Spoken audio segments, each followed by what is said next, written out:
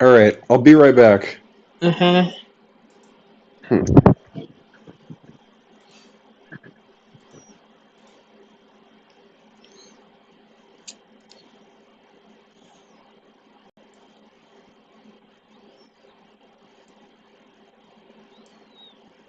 Let's see, what do I have to do here?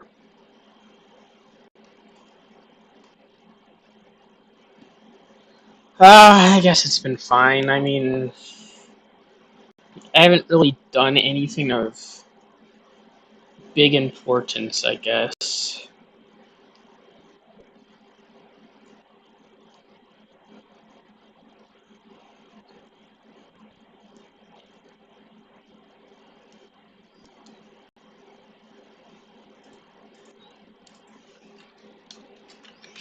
No problem. I don't. Honestly, every time I've making someone's thing in SFM, they strangely go quiet and they stop talking, and it always makes me upset when that happens because I kind of see the writing on the wall.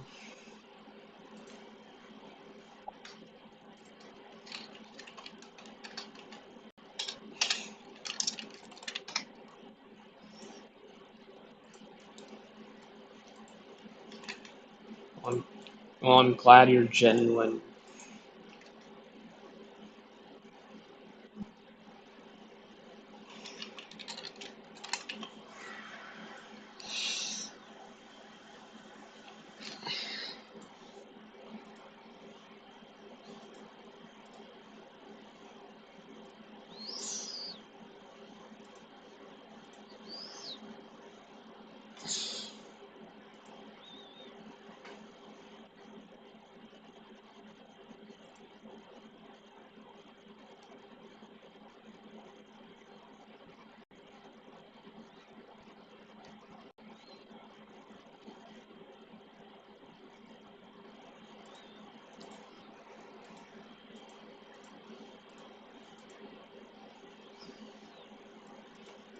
The story of a man trading in his hobby for a profession, of giving up the security of the everyday and the ordinary in pursuit of the unknown.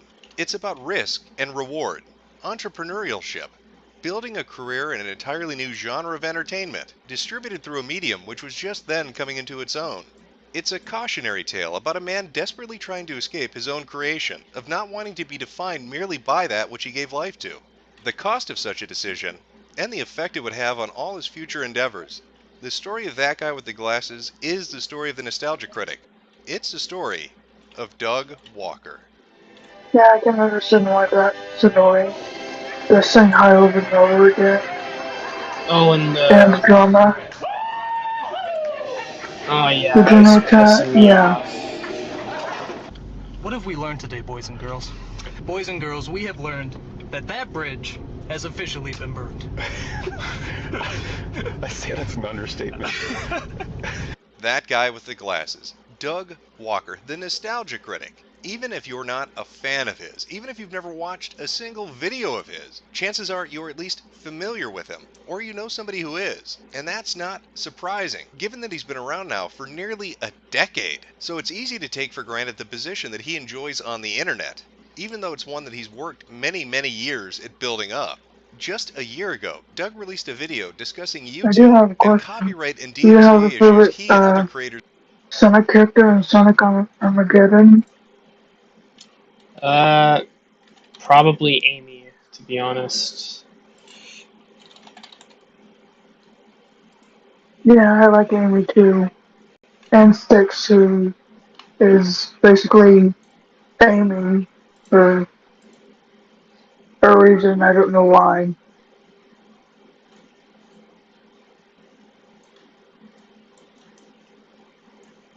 Yeah, Yeah, it was in that one video I saw. because yes, it's the lore. Because when she vores people, it gives her the powers of that person.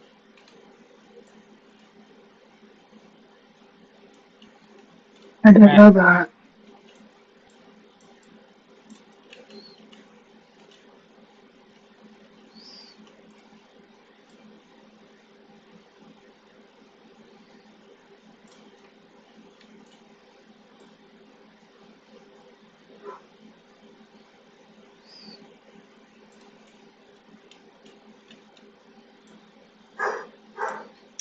Oh god, freaking weight paint screwed up. Okay.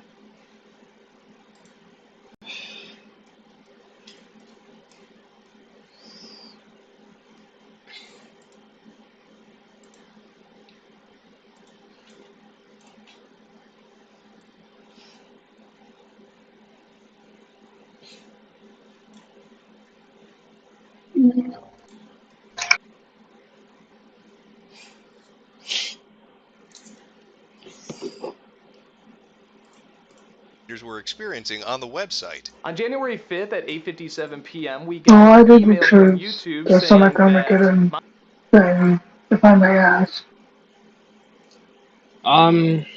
Why did I choose it? Yeah, Um, I'm just curious, that's all. because that was the original title of the Ken Penders, Sonic thing he wanted to do. And I wanted to make like this small joke thing that kind of turned into something bigger, um, over time. That's cool.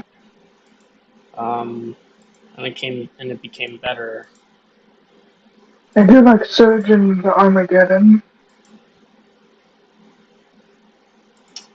Oh yeah, she's Yeah, she's my favorite character. Surge is, since she's basically the rival of Sonic. she doesn't really appear that often, that much inside. She like gets kicked in the balls or something by Amy, and then she Like, she screws doesn't off. even have balls. Yeah, yeah, but she's a vagina, so. Yeah.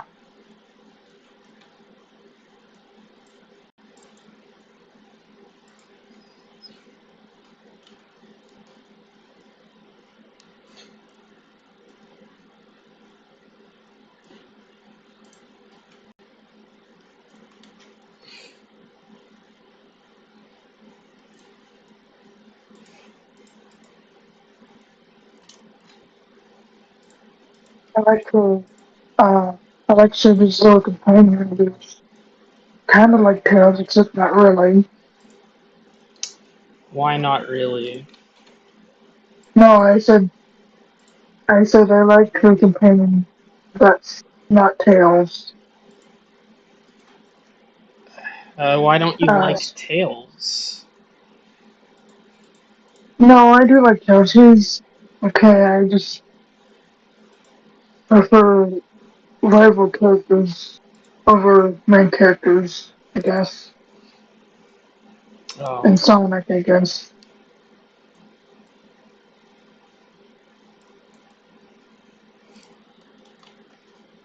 Since I know that Surge came from like one of the Sonic comics. I haven't read a single one of them, so I don't know what it's all about. It's okay.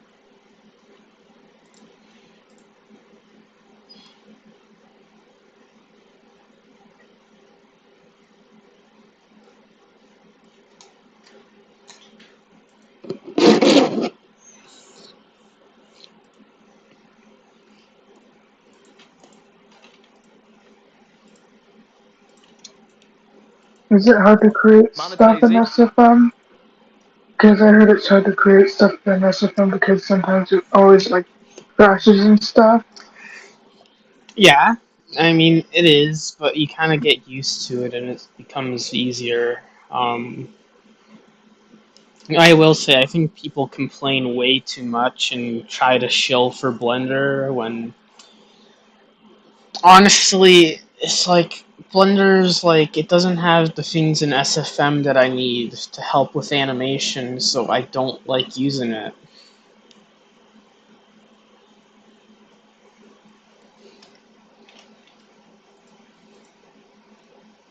Okay.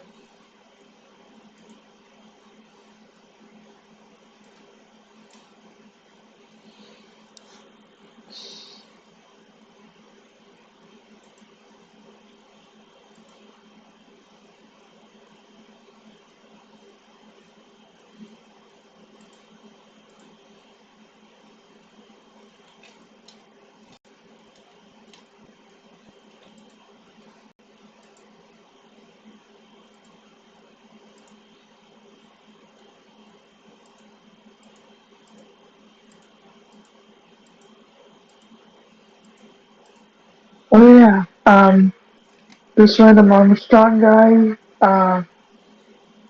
asked why I left Kingster, and I told him I don't know, and I didn't screenshot it because, I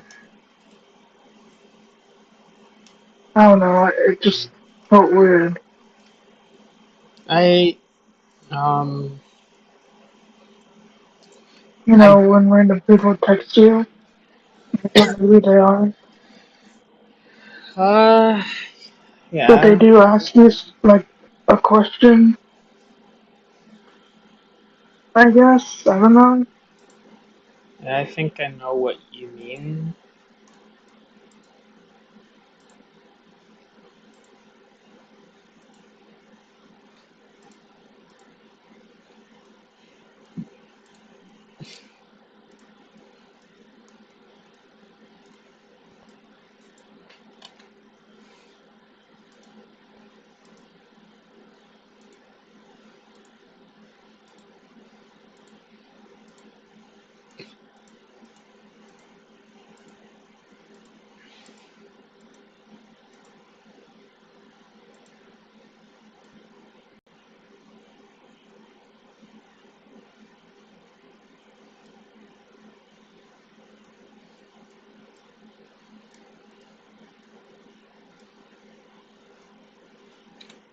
Hmm.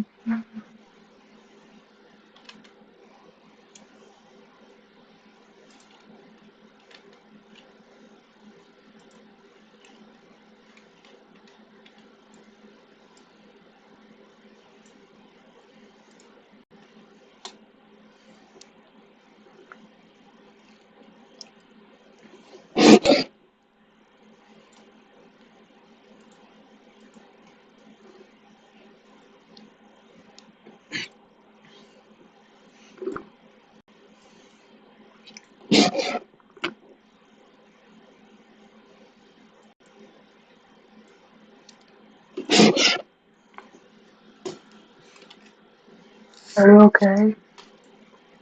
Yeah, I'm just focused. That's why I'm not talking.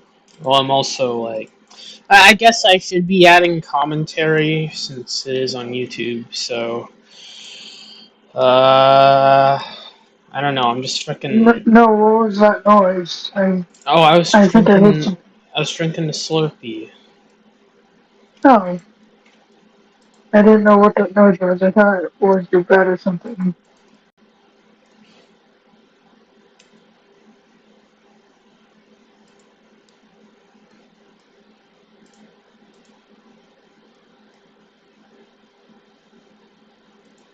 Yeah, that's why I thought I heard it was your bed or something.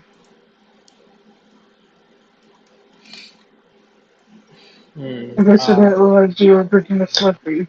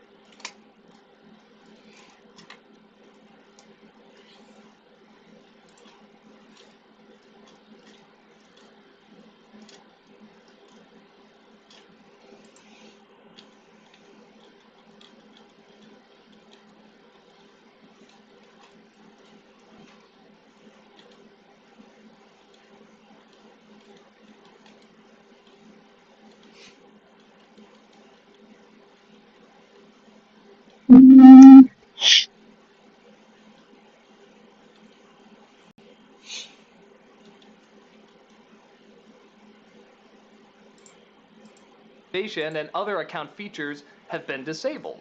2 hours later, we were finally able to get into our account to see what apparently affected us. And we found out that we had a strike from Studio Ghibli, the Japanese company, not the American Disney part of it, Japan. against My Neighbor Totoro, the Disney-Sember review of My Neighbor Totoro, which is completely in fair use. And it's fitting, it's a full circle from where he began, because back in 2007, it's a similar situation he found himself in, where every single video he would put up was pulled down via copyright. Even his attempts at circumventing this, by creating multiple channels to host each video individually, failed. And so that was the germ of the idea, it was the impetus for him going forward and creating his own website. It was around this time that he encountered Mike Michaud and others who were working on Channel Awesome, and the combination of that guy with the glasses, through Doug Walker, and Channel Awesome through Mike Michaud would lead to what the website has become, and the recognition that the Nostalgia Critic has.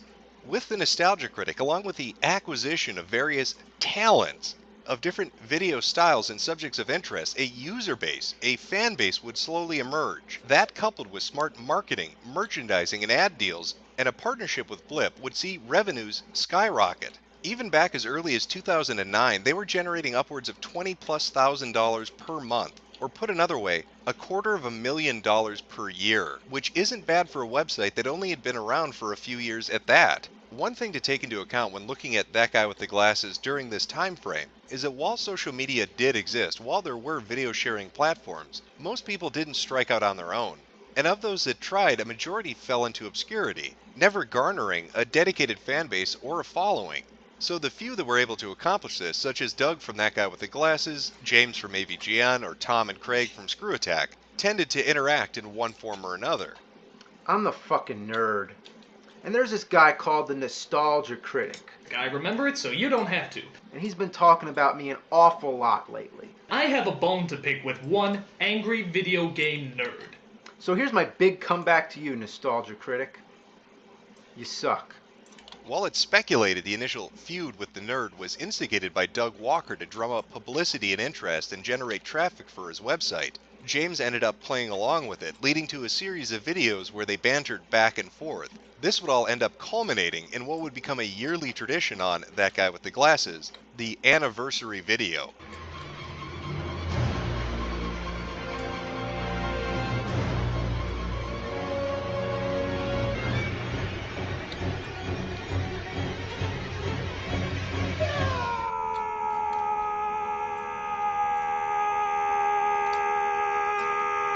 The first anniversary video, The Big Brawl, was a low-budget affair. People showed up at a hotel and filmed it over the course of a few days. AVGN, Doug Walker, and assorted personalities from the website all took part. And its atmosphere and mood is very indicative of the early content you would find on the website. In fact, the majority of the anniversary videos begins to show a shift in format. And by looking at these anniversary videos, this first one and the 3 subsequent ones that followed, you begin to see a transition take place. A shift in Doug's mindset about what he wants for the website and what he wants for himself going forward.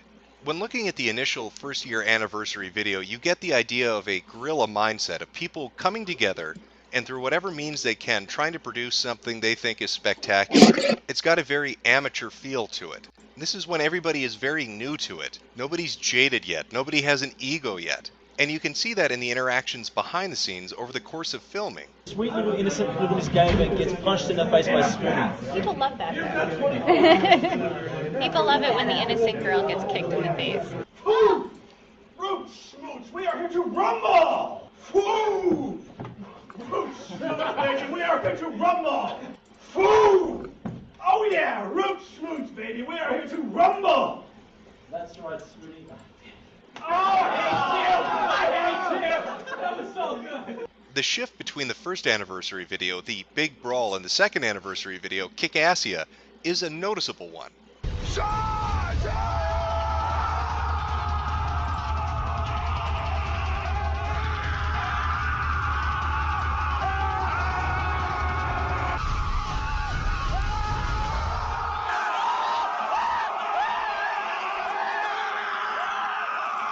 And it's with Kickassia that the problems begin to manifest themselves, because it's indicative of what's going on with the Nostalgia Critics videos and those of the assorted personalities on the website. While it's true that production values are higher, they are beginning to lose the plot on what appeals to the viewership and the user base of the website. And this transition continues onward into Suburban Nights, with each video being less and less focused on the content creator and more focused on absurd plots, skit comedy, and secondary characters.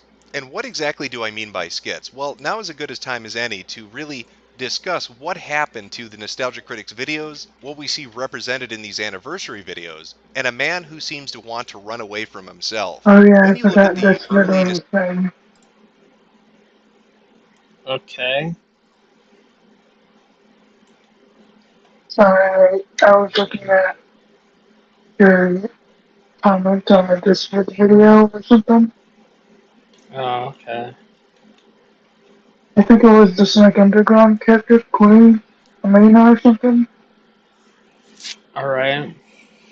Yeah, I never watched it yet, but I might watch it later, I don't know. Or not. Who knows?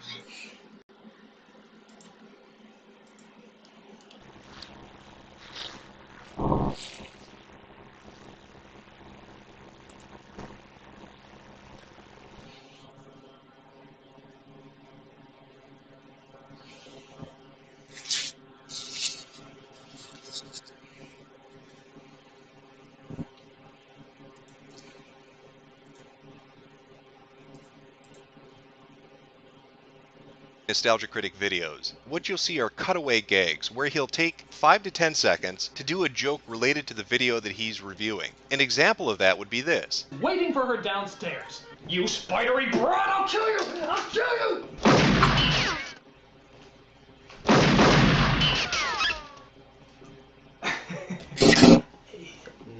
No hard feelings. And while you may not find it funny, while it may not appeal to you, it was short in duration. It didn't interrupt the flow of the video itself. However, as time goes on, we begin to see less and less cutaways and more skits. And the difference is a cutaway would last 5 to 10 seconds, whereas a skit could last upwards of 2 to 3 minutes. Oh, shitty CGI one. Christ, is this what people think of when they hear the Chipmunks movie? Yes. Shut up! With the emergence of skits, it became less and less focused on making fun of the video itself, on mocking the movie, or about the Nostalgia Critic character, and more focused on Doug trying his hand at writing comedy. For fans of the videos, this was annoying because you went from a 5 to 10 second interruption that fit in the context of the video review itself to multiple 2 to 3 minute interruptions that completely ruined the flow of the video.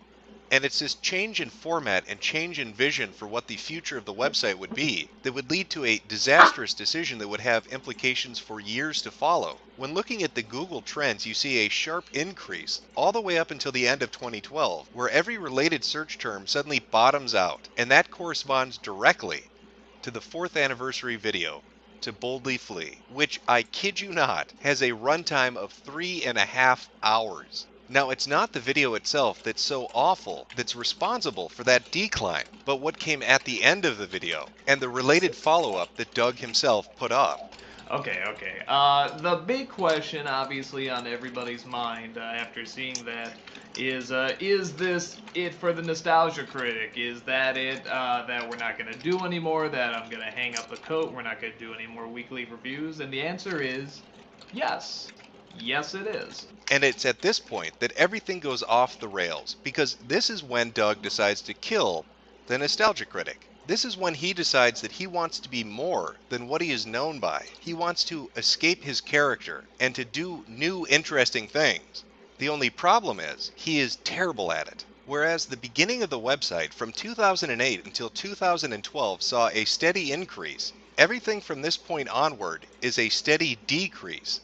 And that marked change is directly related to Doug wanting to be a comedy writer. What is demo reel? Well, how do I put it? You got movies, old and new, low budget and big budget, appealing to all sorts of different audiences. And as great as all these movies are, in all humbleness, we can do it better. Now, try to envision yourself as a fan of the Nostalgia Critic. You religiously watch his videos week after week, but over the course of years, you notice that it becomes less focused on mocking a video, less focused on the Nostalgia Critic character, and more focused on these skits. Until one day, all of a sudden, on the 4th anniversary of the website, he tells you he's going to kill the character and instead make a skit comedy show, not at all related to the Nostalgia Critic, not at all related to the character that you had been watching for almost half a decade. And this was something that Doug was very enthusiastic about. He was going to put more effort and time into it. He was going to use his studio to film it. Hey guys, Doug Walker here. Welcome to the premiere of Demo Reel. Just wanted to give you a little information about the show and how it's going to work. Unlike Nostalgia Critic that was every 1 week, this is going to be every 2 weeks because it takes a little bit more time because it's more than just a guy in front of a white wall. So what was the end result of all that effort? How did this new vision turn out? I'm the ghost with the most, baby. Hey, Casper! I'm the friendliest ghost to ever! It was bad.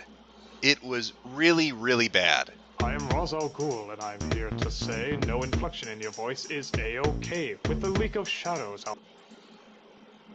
Oh boy.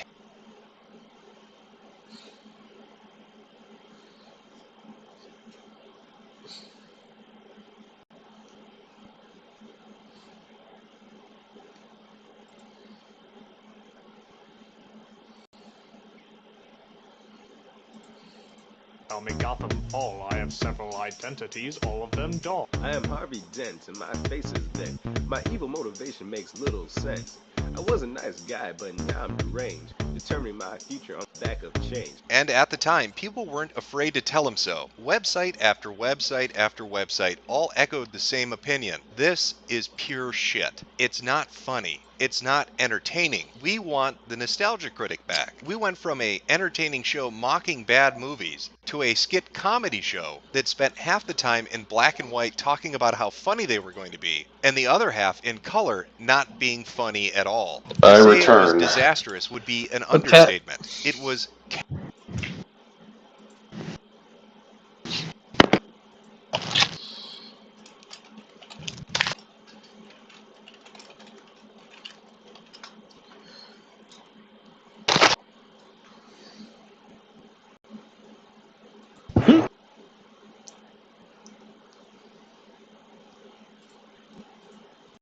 catastrophic for the website. If you recall from earlier the figures I'd quoted about taking in $250,000 per year back in 2009, and Jordan. then the Google figures which showed Yeah. a massive drop. Okay, are you streaming right now? Like, to a wider audience?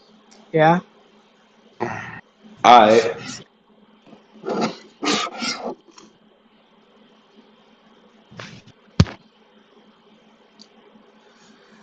No one's joined yet. Well, maybe they have. They just haven't commented anything. Point is that I am frickin' lonely. I'm so and I'm sorry. upset because the numbers have been dropping. I'm losing frickin'... There's not many charge stickers anymore. There's not many views on YouTube. Everything has fallen off. Have you It's uploaded my over. animation yet? No, I haven't, because I've been so busy with this stuff, and I'm so dumb I can't do anything right. No, you're not. That's my job. Well, thank you for helping me feel better. Yay. Frickin' do my vid. Like, drop everything you're doing right now, do it. Like, get it over with, get done. See what that does to your numbers, because, like, that's a new video. Oh, I was... Okay, sure. I was trying... And also fucking losing money on Subscribestar. It's just sad, okay? I'm just sad, you know? Everything's fallen off. Had to deal with that unnecessary drama on Tuesday night, and it bothered me for the majority of Wednesday.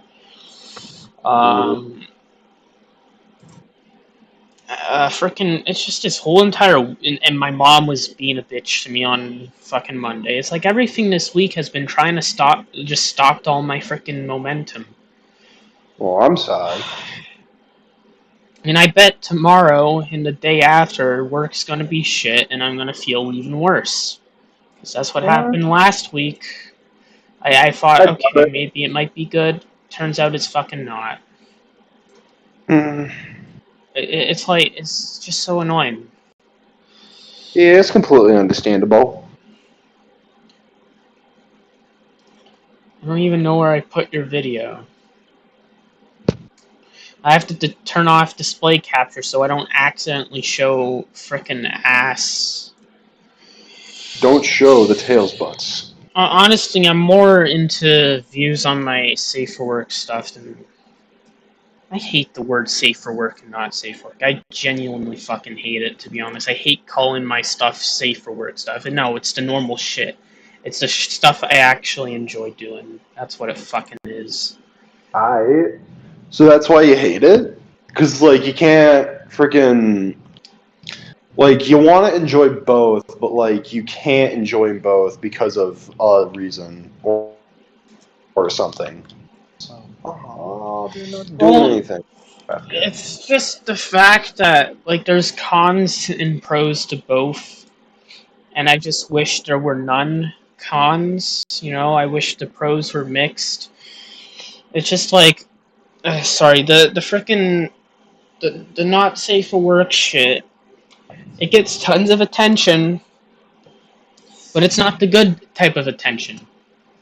And it also doesn't make a lot of money compared to the ARK stuff I do, right? But it makes a good passive revenue compared to the normal stuff. So in the normal stuff, you can actually have genuine people there, not degenerates who only see you as a fucking tool. Because let's be honest, a lot of people in the freaking community don't actually care about you, and you can tell really well that that's just the sad truth. So, yeah. You know what? I definitely see you on that. I definitely see why you might feel that way. Because I'm not like every other artist doesn't show as much emotion as I do. I'm gonna say that right now. You will not see any other artist in the frickin' not safe for work community show as much interaction and emotion as I do. Everyone else is just frickin' corporate as shit, or don't really frickin'. You know, they all have the same personality. You know. So I just feel like a lot of. I don't know, it's just like. It makes me mad. Because I just like. I don't know. I don't know what I was trying to get at there, but. I think I understand what you're trying to get at. I think I do. I forgot what I was trying to get at. I was about to say something that I thought was a good point, and I was like, oh crap, I forgot what I was going to say. Oh my god, me too. Fucking, zero IQ moment just happened. I am so sorry.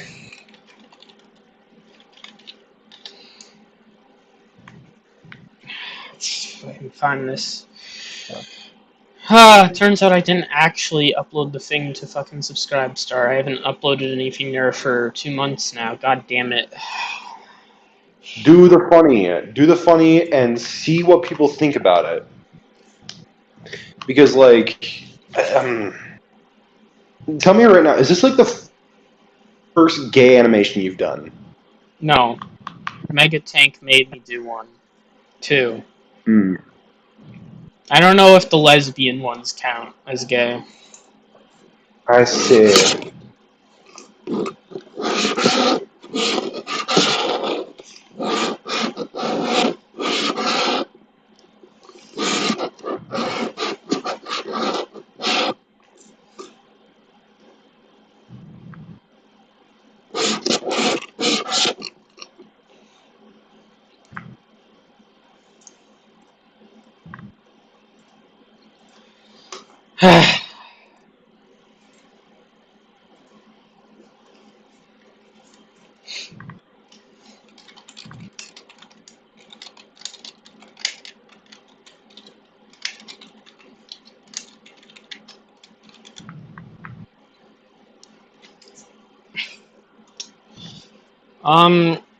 Do I put your character's name in the title? I don't know your character's name. Is it just Hunter? It's basically just on it, yeah. Okay. I mean, you could do that, or you could say, like, give it a genuine title like Tails' Gassy Surprise or something. I think it's a good idea. Tails' Gassy Surprise.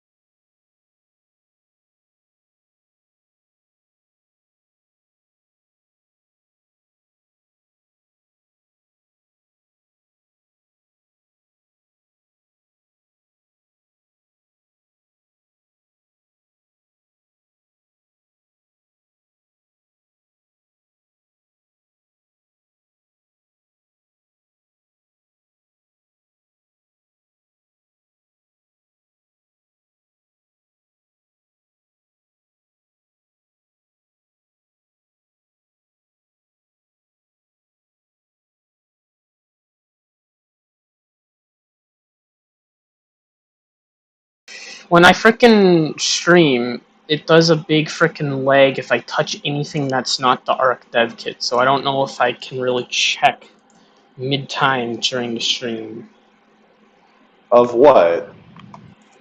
To see if it's uploaded or not. It's processing right now. Alright. Okay. Okay, did this wholesome frickin' person... can you tell me what... Okay, they say I have to think about it. Haven't played ARK in... Oh god. Okay, so now we have to wait. Well, I guess in the meantime I can give it frickin' animations. Oh, actually, I want to see what its fly is like. You know, just to see if I didn't fuck it up.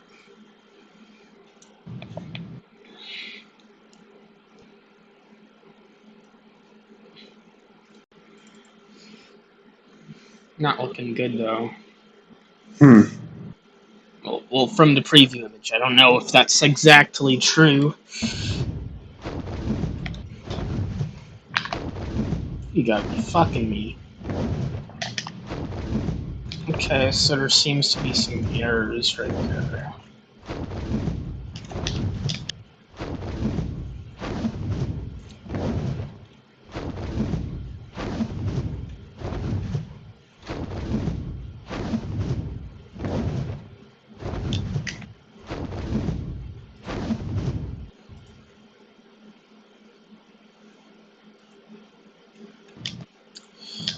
Well, I can fix those when I see fit. So I'm pretty sure it doesn't fucking change a lot. I think I can use the same skeleton.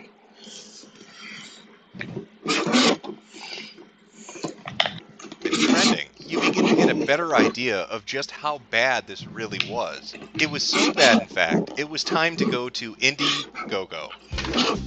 Oh, hello. I'm Doug Walker. You might know me as star, editor, writer, and director of such shows as The Nostalgia Critic. And I work for Channel 1, who also put me in shows like Sibling Rivalry, Bum Review, Video Game Confessions, and of course our anniversary films. We've also Scrounging at the bottom. other producers come Scrounging at the together bottom and of form their the own barrel. shows. And while What?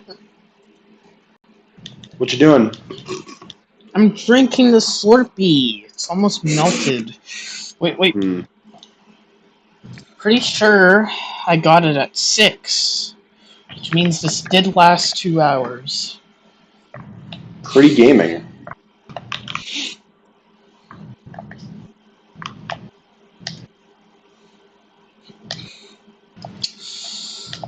Well, I can't believe it, but May is almost here. Yeah, May is almost here, and I'm almost done with school! There's literally 2 weeks left. God damn, it's like, I can't believe it. It's so fast! And when I was in school, it felt forever waiting for a frickin' spring to be over to get to May, but now, I don't know what happened, but it just feels so fast.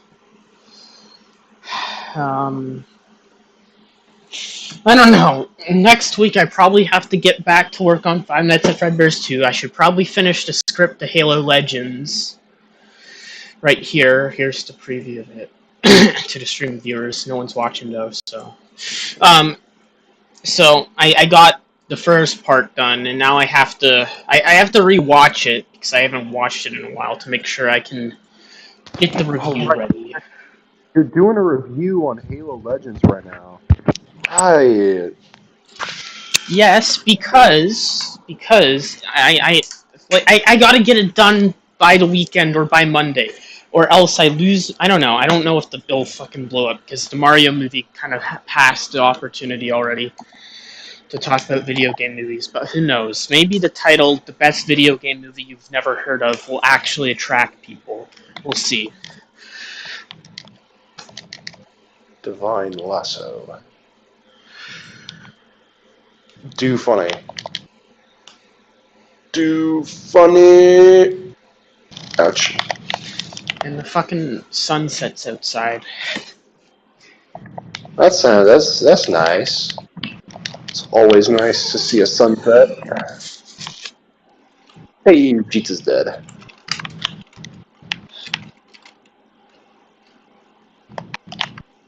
Everyone, gang up on this bastard.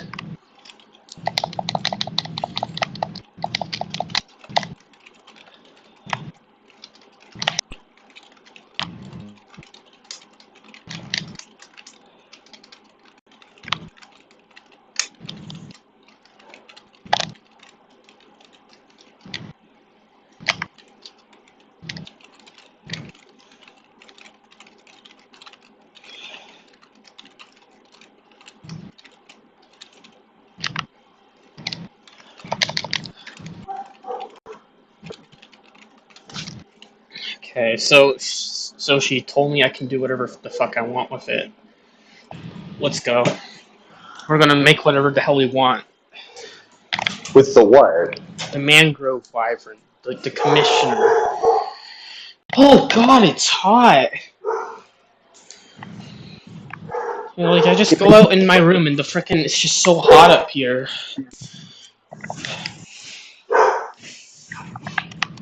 Let's see. What are these two barking about? Can you two calm down? We'll go outside.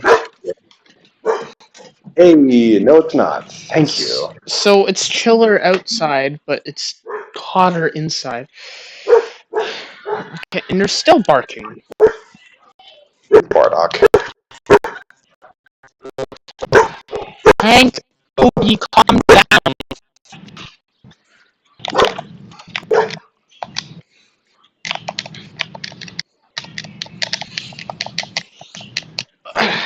I didn't realize how nice it was to sit outside until now.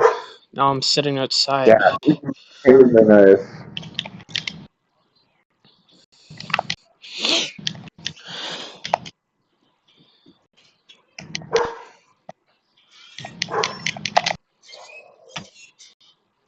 Oh, yes.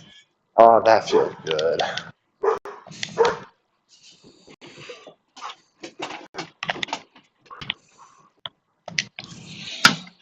I saw that. It didn't.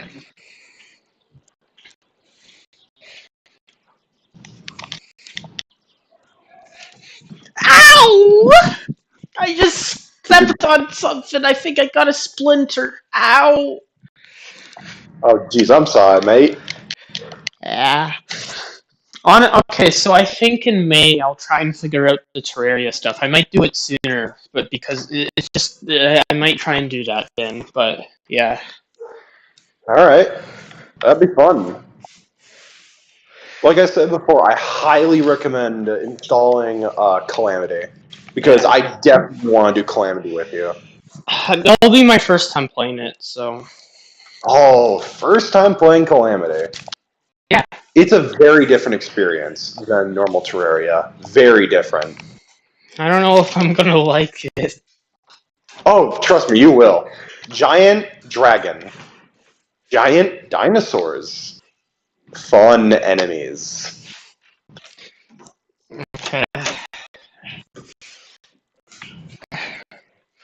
I guess everyone else who wants to join has to install the mod too, Yeah. which will be a big barrier of entry for, I don't know, Nathan and Tomo, because I don't know, I'll ask them if they want in. Why is this They might. ruined? Yo, Obi, come in! There you go. Dogs are weird like that. Yeah, Oh, dang. I may be able to get the e-bike back soon too, which will be cool if that's possible. Yeah, definitely. So I looked at the prices, and it turns out I probably, at the cheapest, it'd be $3,200. But the thing is I don't understand the difference between the models, because it says, oh, you can buy it for this amount, or, I don't understand it.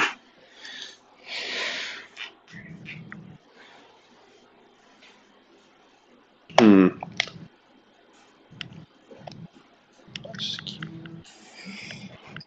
What do I do instead of that?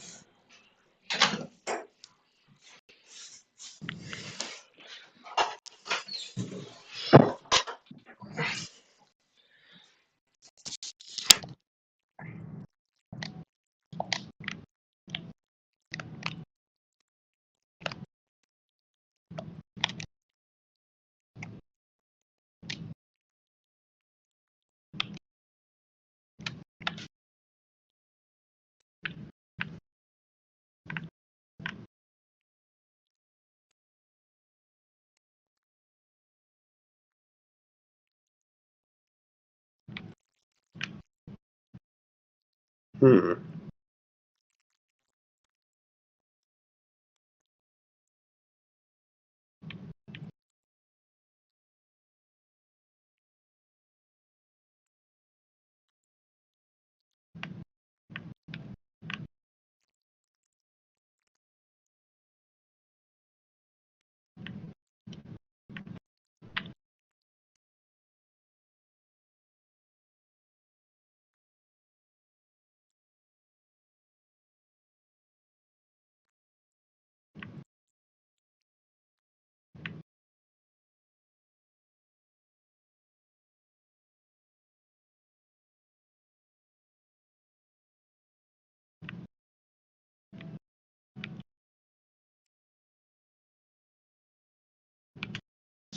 Actually, I'm curious of what this is. Never fully completed it.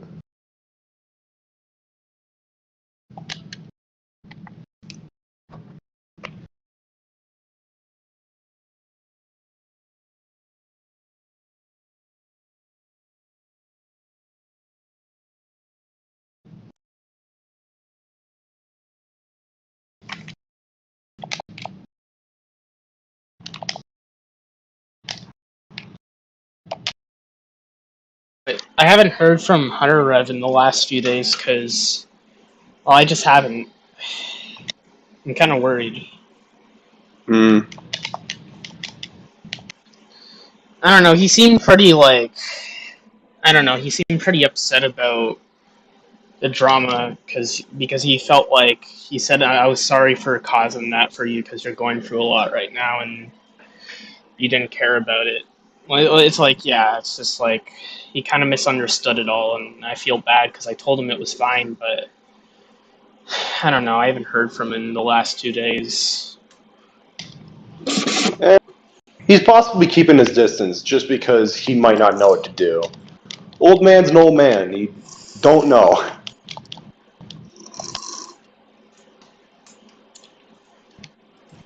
Oh, what if I just beat up him first and then fought him?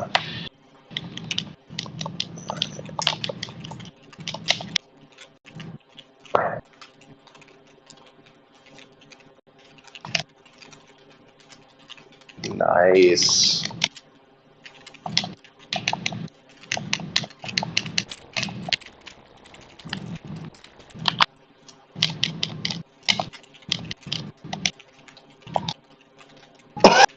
My God!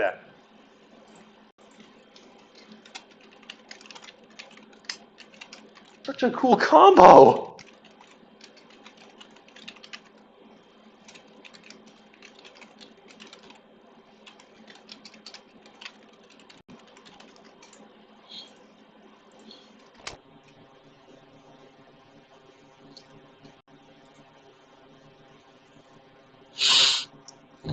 What is a cool combo? I don't know, I just did something cool and I just didn't know how I did it. Ugh.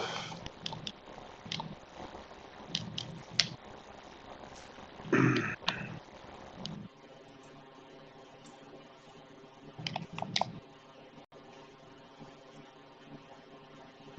gonna see what happens.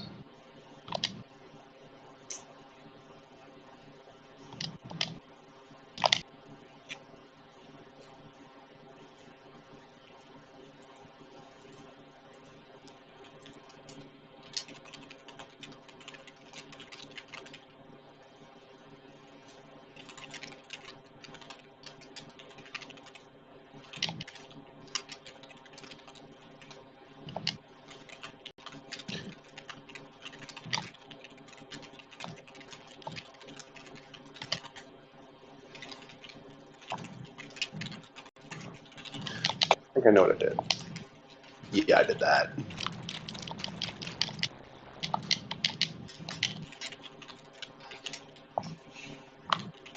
Yeah, I did that.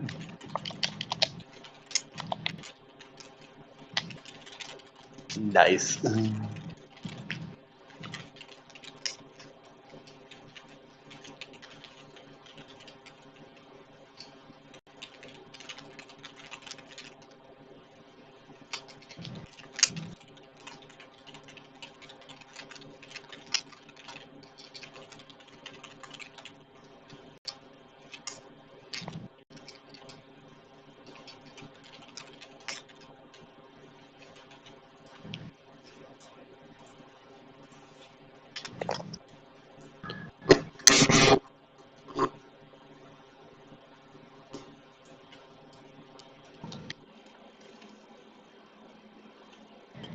This thing is insanely powerful, but I don't know.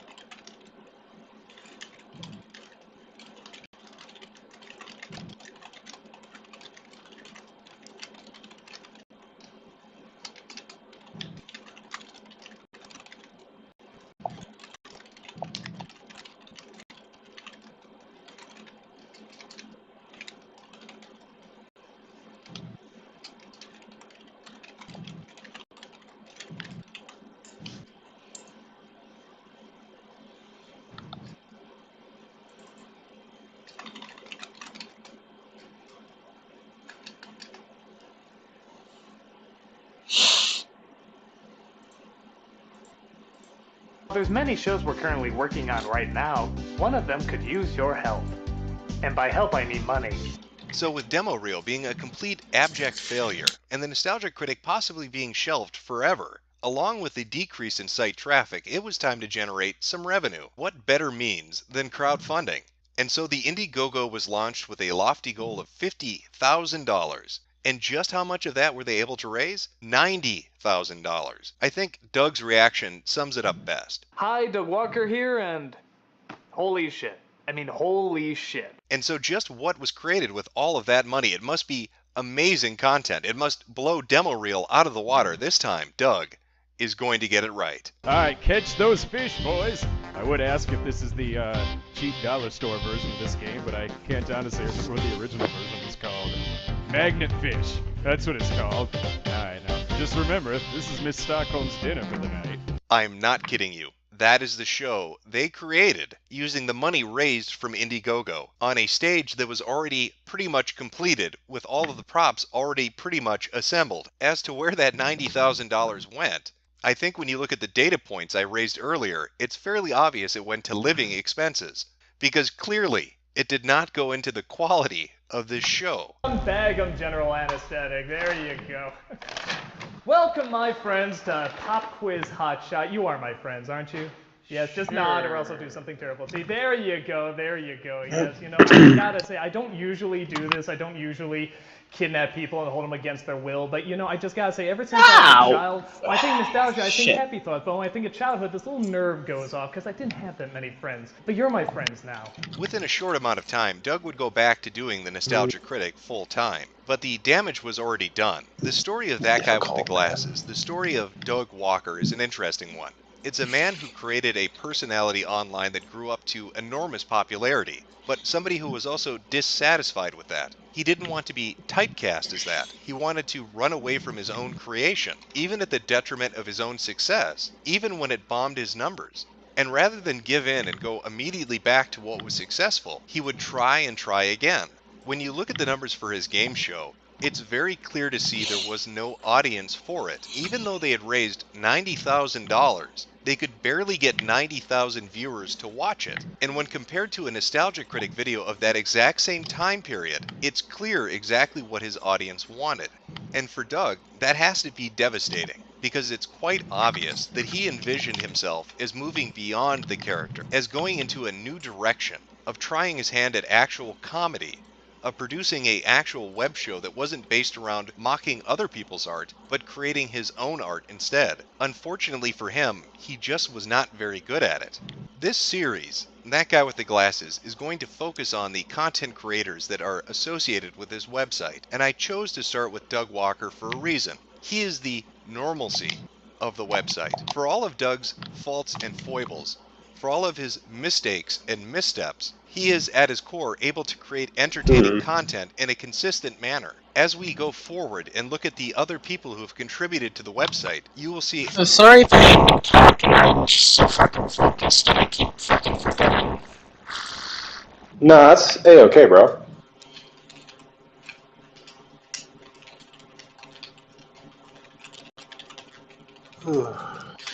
Honestly, I'll just frickin' add the frickin' voice chat role, because I want to see if Surge joins or anyone else, because I want to frickin' ask them a few questions about games, because I want to ask them if they want to join on the Terraria stuff. Yeah, that'd be Discussing with you. fun. See what you think.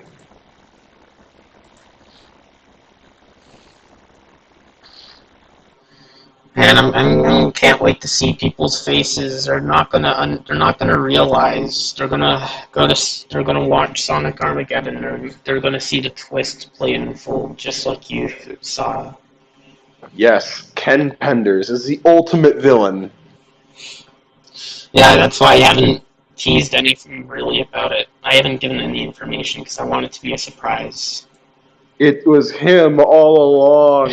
He was Darth Vader. Yeah. Hey, it's a fun secret. It's a fun little build-up.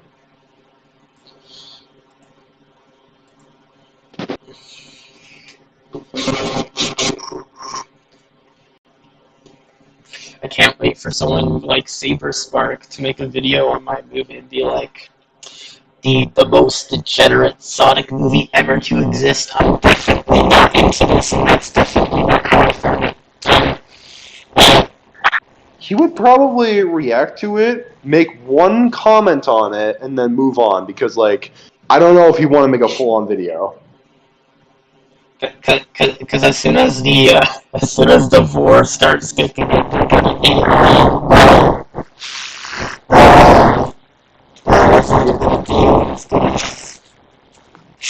it's gonna be a fever dream. I remember I shared it with other artists, and they were saying, "Oh God, this is such a trip."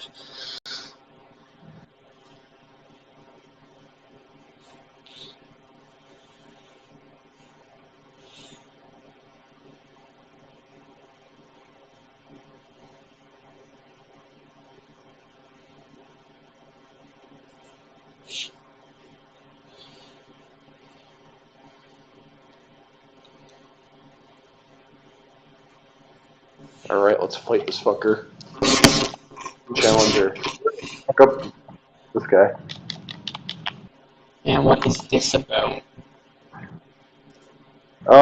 We're fucking up time for the I purpose know a of way funny. you can pay the rest. Follow me. We're gonna do the funny and fuck up time. What the hell? Oh god, man, I gotta freaking know. What happened? Don't you hate it when you follow an artist and then you find out they make Pretty bad stuff. Yeah. Oof, who is this guy?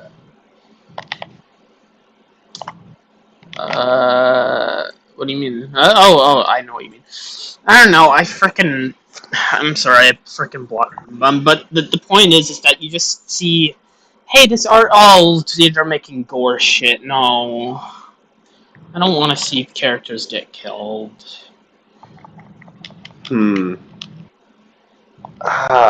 Wait a minute. What do you mean? Are you talking about like a certain type of art style that they are making that's kind of stupid? No, it's just like out of the blue they start posting. Here's this character crushing each other. It's like, what the? Oh, why? Why does this have to happen?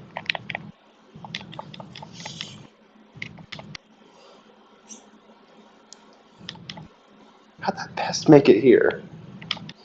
Did he follow us all this way? You two know each other?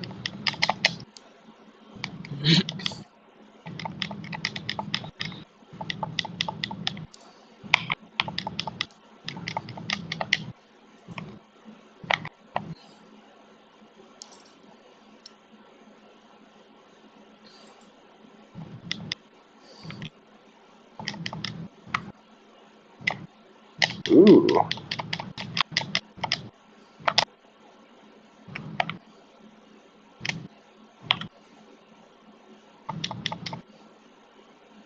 Pow.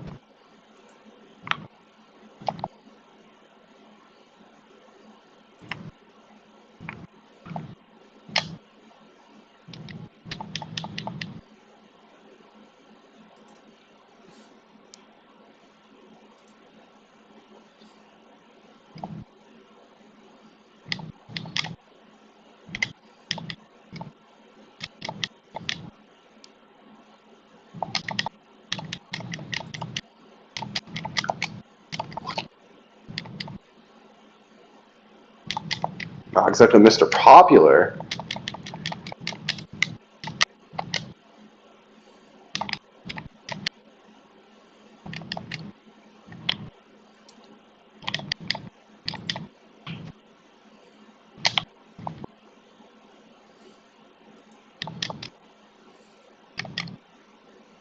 Oh my god, that does a lot of damage.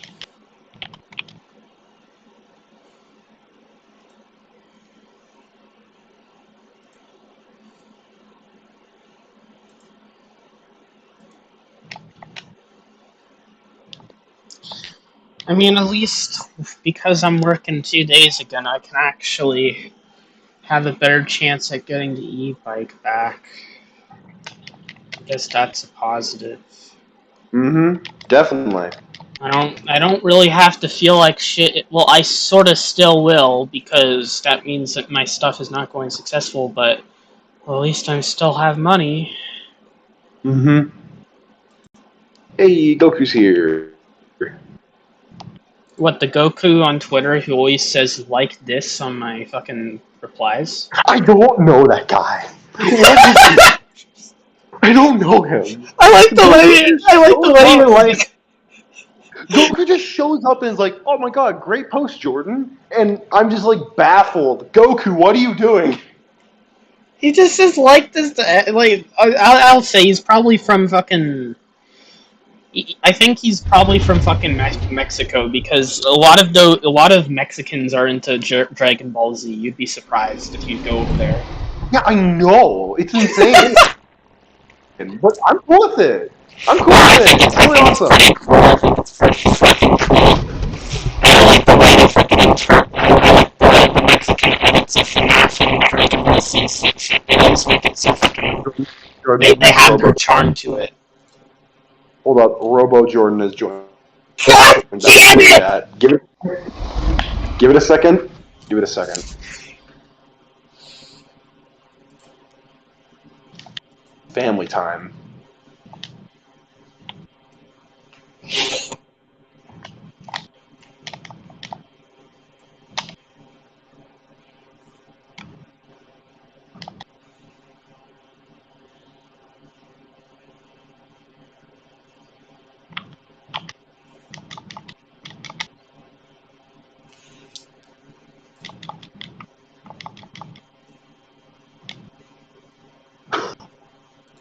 Oh my god.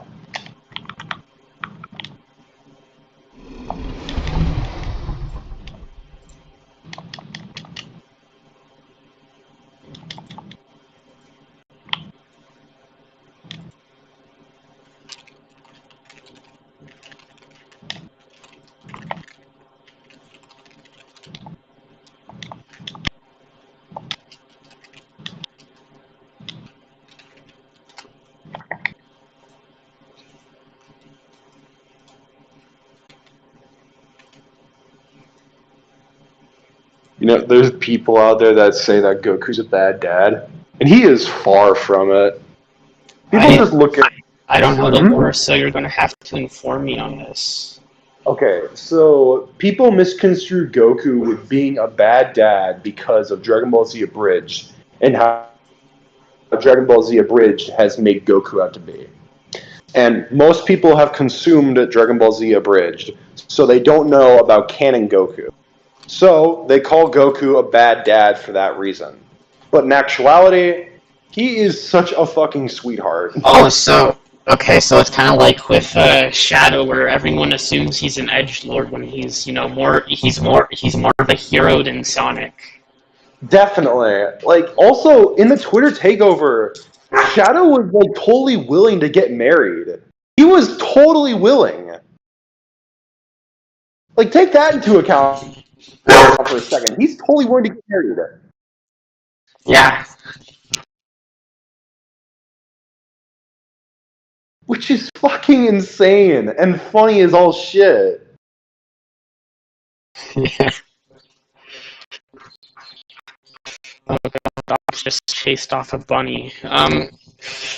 Well, yeah, it's just like, it's kind of like the thing with Sonic is that he's not actually, like, he only stops Eggman if Eggman interferes with his lifestyle. So that's why you don't see, like, Sonic going after Eggman, and he kind of just lets him build up because he's doing his own stuff. Well, Shadow would probably want to, like, crush his whole entire thing because he sees him as a threat. Yeah, I see you.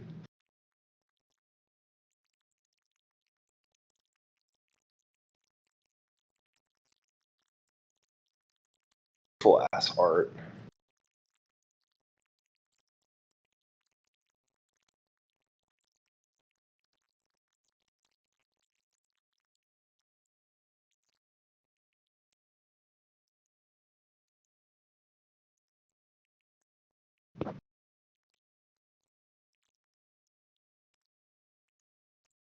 Okay, this might be interesting.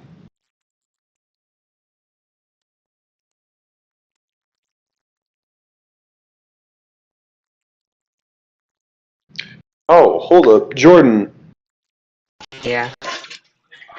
What type of model do you think you want to use for Oh, hold on. mod things and stuff?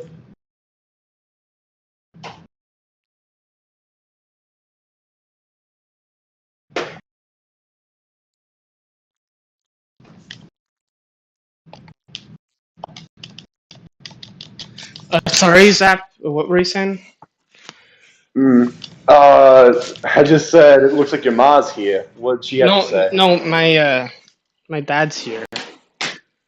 Oh, I see. He came in and he said George, and I said, oh, okay. You said, oh, okay, just to your name being called? Well, no, he just said what I was doing, and I said I was talking to you. Hey.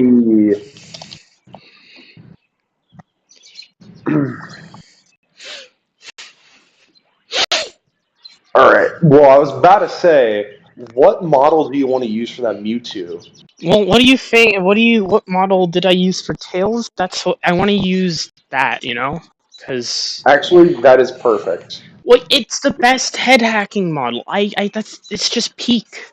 It's peak. It is. It has the right texture. It has the right shape. It has the right everything compared to everything else.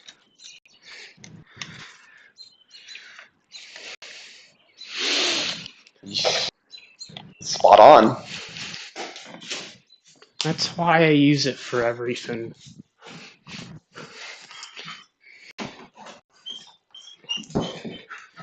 Obi, calm down. I don't know, I'm kind of like making sure these dogs are okay before I go back upstairs. The commissioner just told me to take it easy with the commissions, so I'm kind of just, I don't know, I'm just kind of trying to take care of the animals. Enjoy your time. Take care of the animals. Focus on your life, my brother. Oh, Obi, calm down. He's not here right now. He's going to the store. I actually have some people who say, oh, you do realize you can't understand what you say. Yeah, I'm aware. I like to say stuff like that to create conversation because I like to talk. Yeah, that's A-okay, bro. I like to talk too. Yeah. My dad gets annoyed at how much I talk to myself. He really gets annoyed, like, holy crap. I only talk to myself when I'm streaming. That's the only time I do it, really. Or when no one's That's home. really understandable. Well, it's just like I have to narrate everything, so there's actual conversation. Like I got from YouTubers. I voice chat with you and others, so I can actually create conversation. Because in recent years, I've kind of been bad at talking. Yeah, I see that. Alright, I did the funny.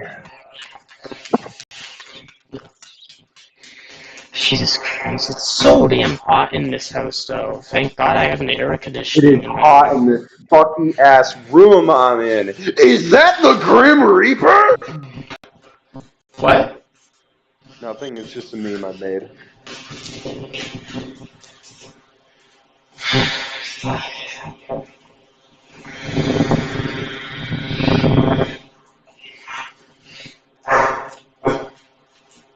Honestly, you know what? You should probably get an air conditioning in your room.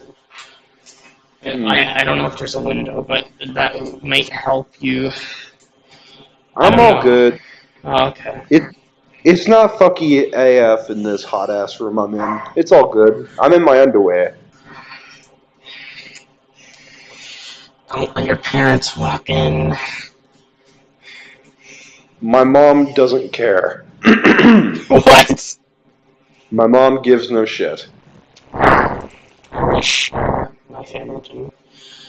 I mean, I've showered with my family before. I've taken a bath with my sister before. I mean, I've done some things that really should attest to how little I care about it. I better move. I don't know, I'm just very solitary, so I don't know if I'd be comfortable with that. I'm a very solitary person. No, I completely understand that. Yeah, it's nothing against me. I just like to be by myself at times.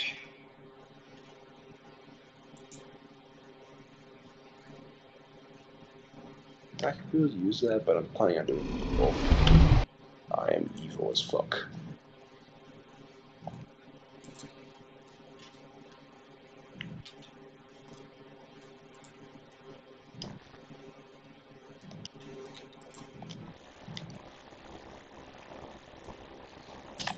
Yeah. Oh my god, Bun Buns! I don't know what those animals were that just jumped through my frickin' yard. I don't know, but like that was cute. Aminals. Animals moving.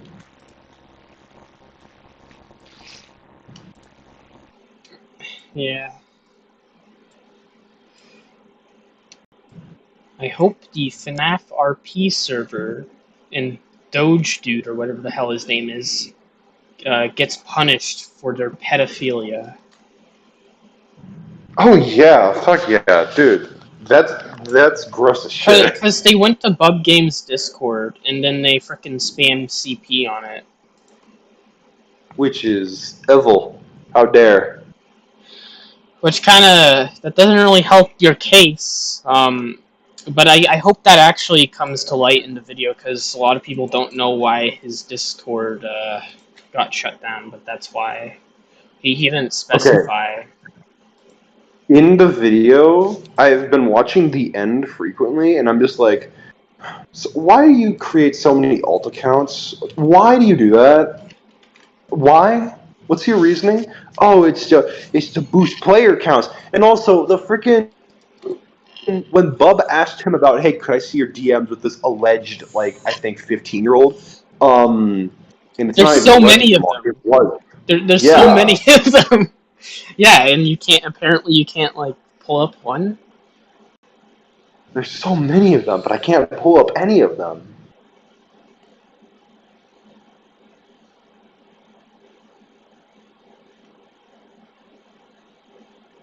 It's Foo the fucker.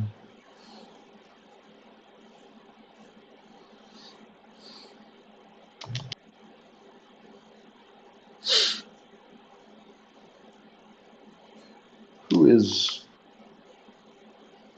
pretty cool.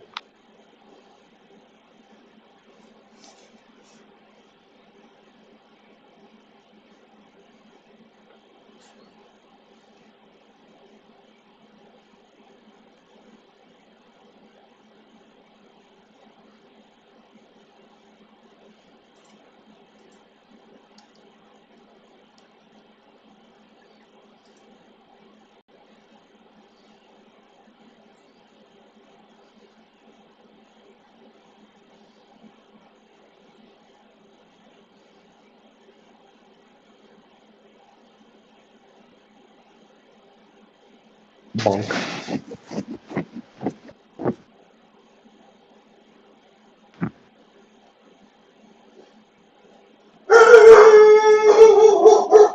No crap.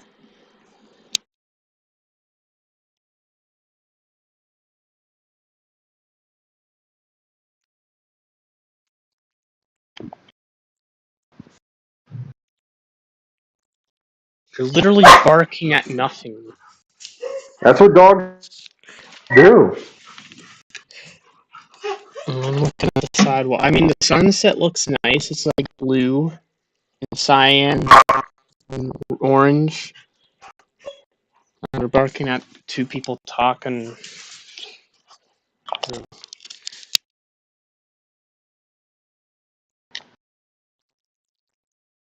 Oh, jeez. Uh-uh.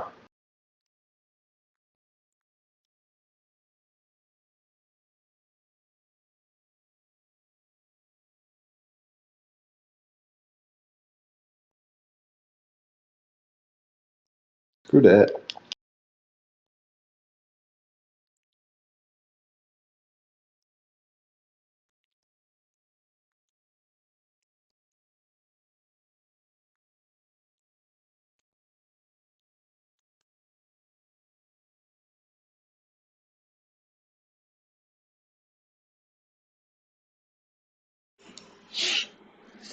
Frick you, bonk. Weight paint. I don't know. Looks. Ha! Beam remains.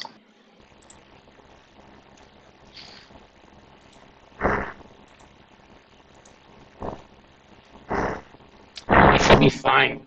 I don't know why it's having an issue.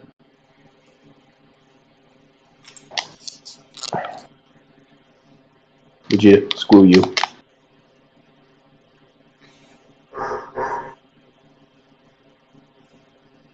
Bitch.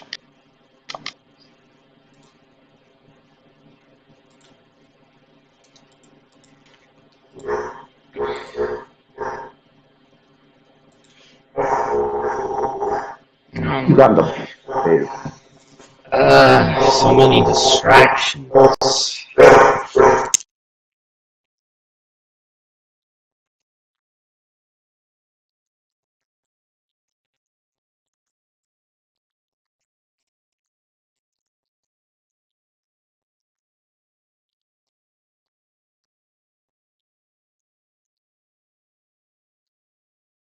Turn into Super Saiyan 4s.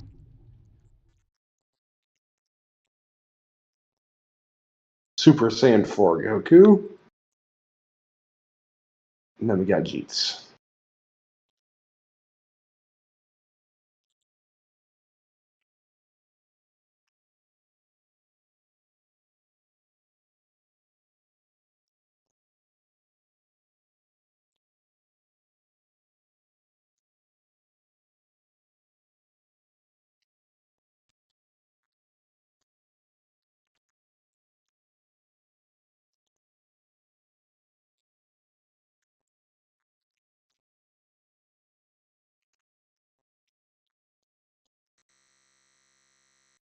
There we go.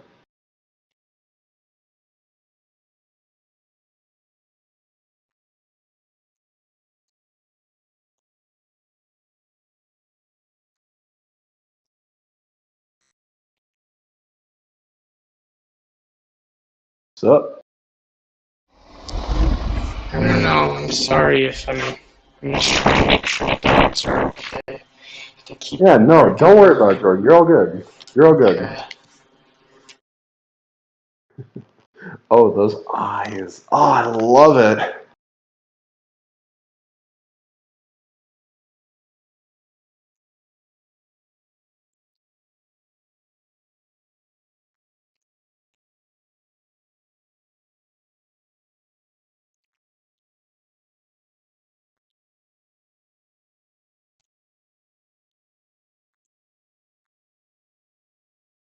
Right, what's his ability?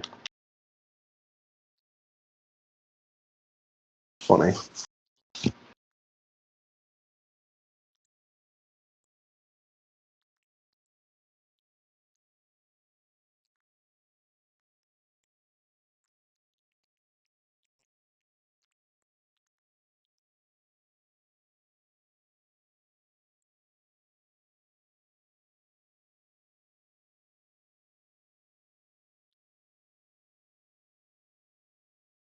It is kind of funny that there's just these characters that literally just leave. And they don't do anything other than just leave.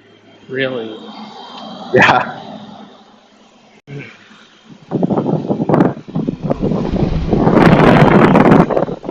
Sounds like you're outside right now. What you doing? Wait, what? Sounds like you're outside right now. What Oh you no, doing? I was putting my face in the air conditioner because I like the smell of it and it feels nice. Oh my god, bro, Sam! Yeah, it gives me a nostalgic feeling, sort of. That's why I do it. No, hold up. I understand exactly what you mean. It reminds me of the days, the good days, and Good also days. Five Nights at Fredbear's. That's an interesting feeling to get from it. What, are you saying that Five Nights at Fredbear's has got this Bun Bun! Five Nights at Bun Bun Fredbear's is a big outside! history. Oh, okay. There's a Bun Bun outside my window! Really? Holy crap! I'm gonna take a picture of it. I'm gonna see if I can. There's a Bun Bun outside my window! Got him. There's a Bun out my window. Give me a sec. Let me post it. Let me send it to you. Bun. Mm-hmm. Let's check.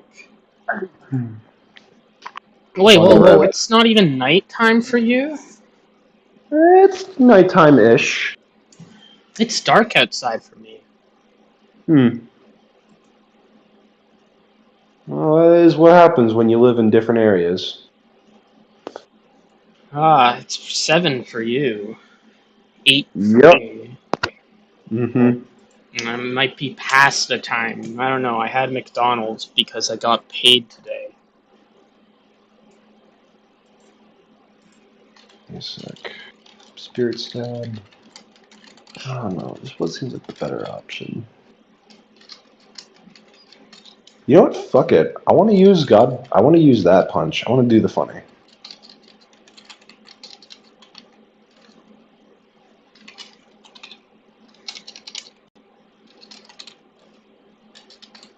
The most basic ass move, but like it's still super powerful.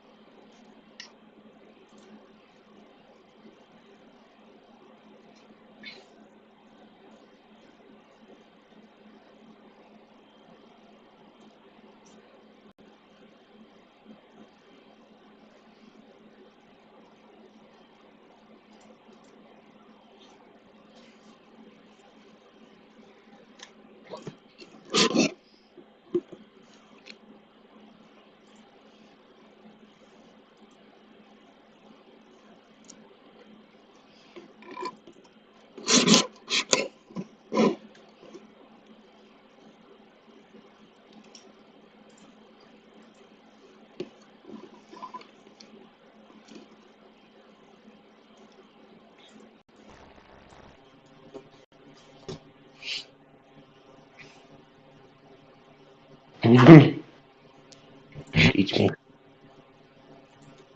Alright, it's time to do a funny. Ouch.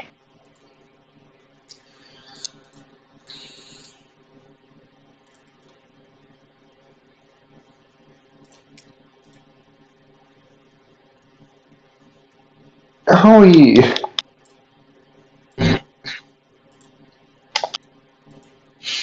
Oh crap, I'm probably going to get back into Grand Theft Auto 5 soon so I can finish working on the movie the series I was recording in it. Because I realized I have to still do... I want to fly the attack helicopters, because I realized I haven't done an episode where I fly it and use it for something.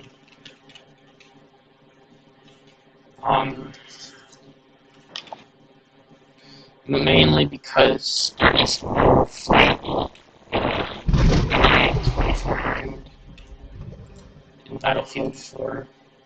It's just a havoc. What the fuck? What's going on? Just the shit is sticking out where I don't want it to stick. So, that's not good. And no bueno.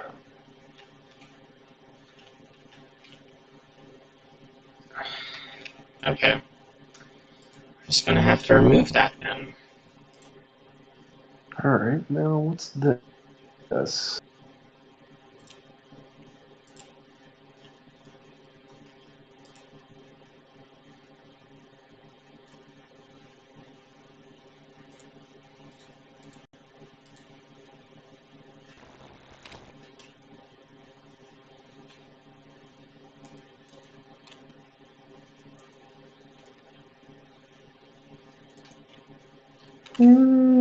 Okay, this is interesting. Oh, yeah, there we go.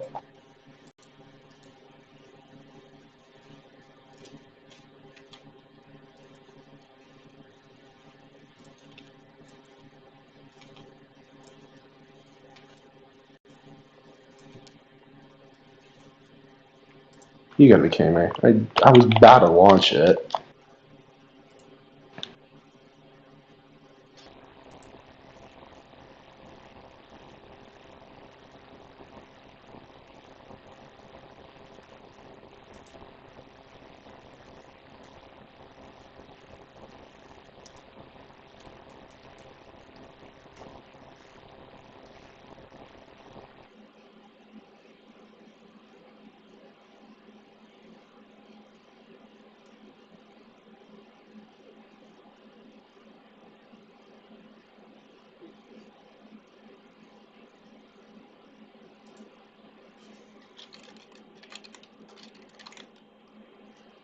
Funny.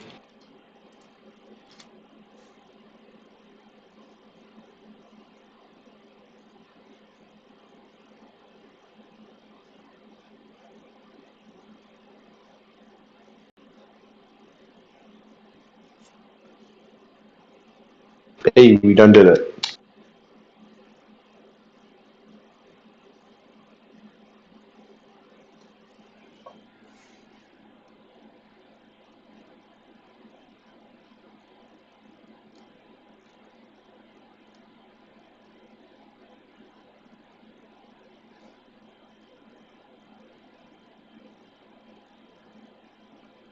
It'd be rude to interrupt them, but, you know, I'm kind of forced to. Also, this is the fight! Right!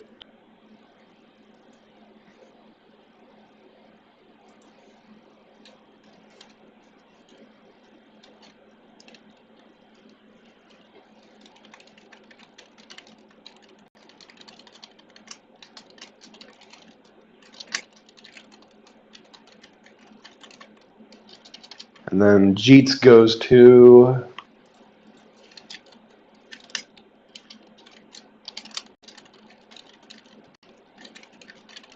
And then 3...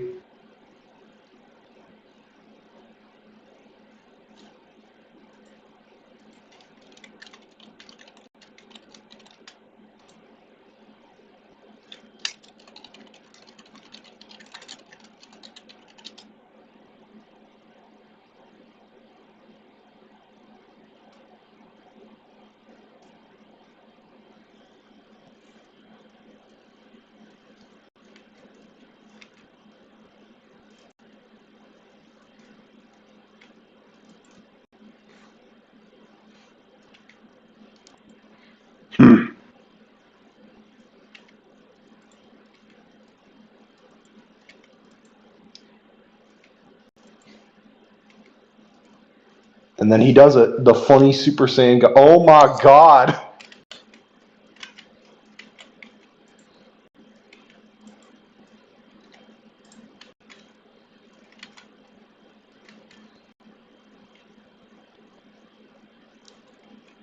feel like he's then going to even the odds with blue.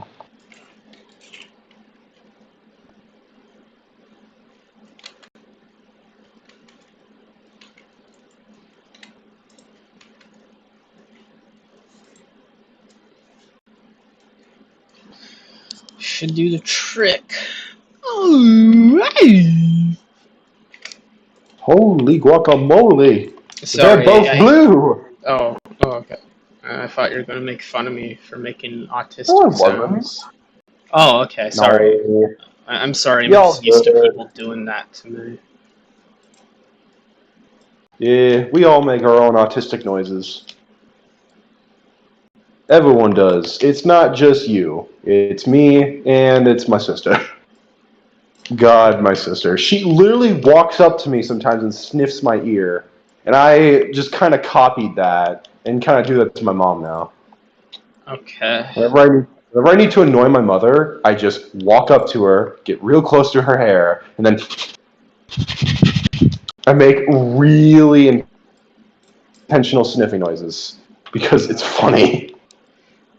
Yeah, it's like I don't know, that reminds me of a dog, I guess.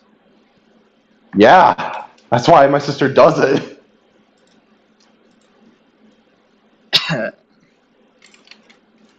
Yeah.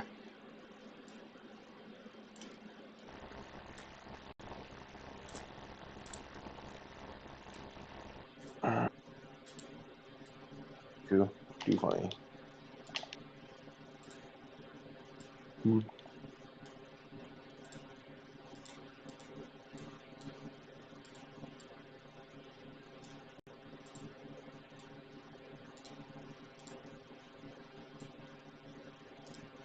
Man, I was trying real hard to do that. That's pathetic.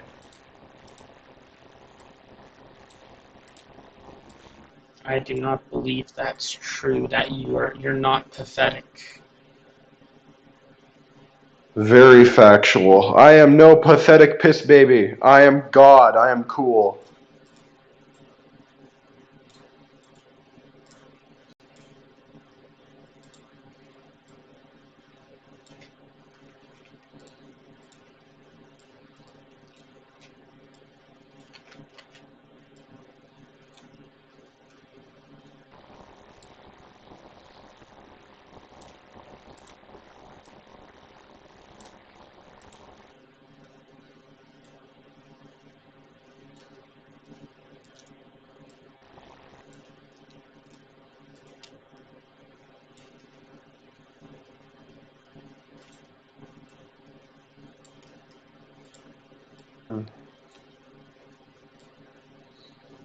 So I want to go see.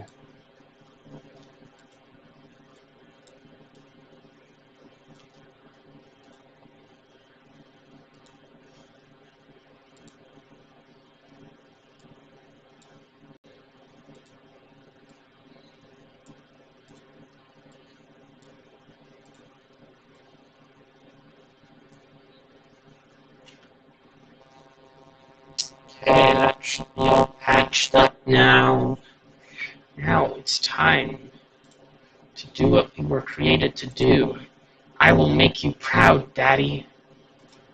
Oh my God, baby lines. What are you doing? Yes, because I know the quotes of the FNAF characters, so you had to listen to them all the time in 2018.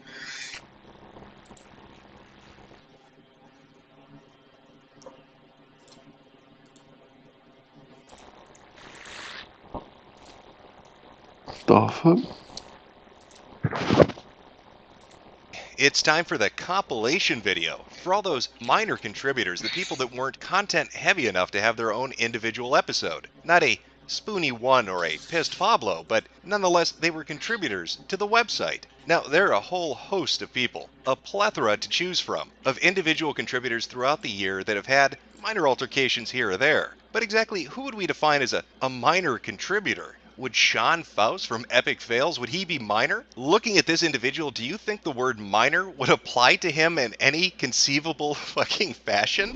This Nutella-eating butterball could be described by almost any other word than minor. Minor, well, you know what? I guess there's the minor heart attack.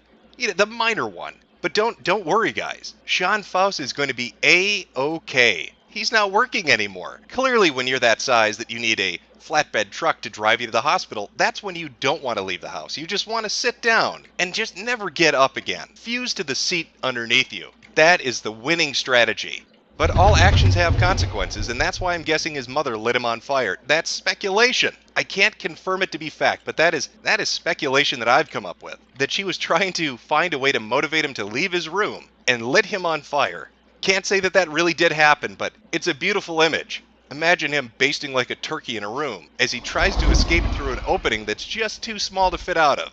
How about Brad Jones? Boy, a lot of people have wanted me to talk about Brad. Talk about the cinema snob. You need to bring up the cinema snob. He had a few things happen in his personal life and we want to hear about it. Well, you know what? Brad is a saint. Look at that face. I'm not going to talk shit about Brad Jones. I like the cinema snob. I like an individual that lets it all hang out there. And I do mean all of it.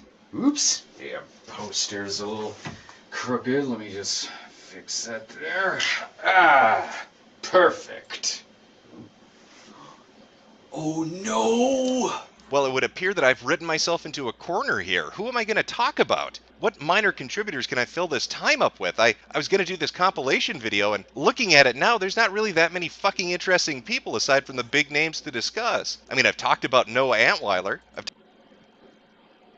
The story of that guy with I just gotta say, ever since I was a child, when I think nostalgia, I think happy thoughts, but when I think of childhood, this little nerve goes off because I didn't have that many friends. But you're my friends now. Within a short amount of time, Doug would go back to doing the Nostalgia Critic full time, but the damage was already done. The story of that guy with the glasses, the story of Doug Walker, is an interesting one.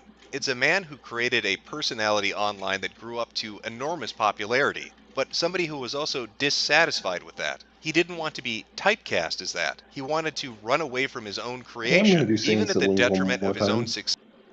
Wait, what? It's just a mission in the game I'm playing right now. I just really like some of these missions. They're really fun. Hmm.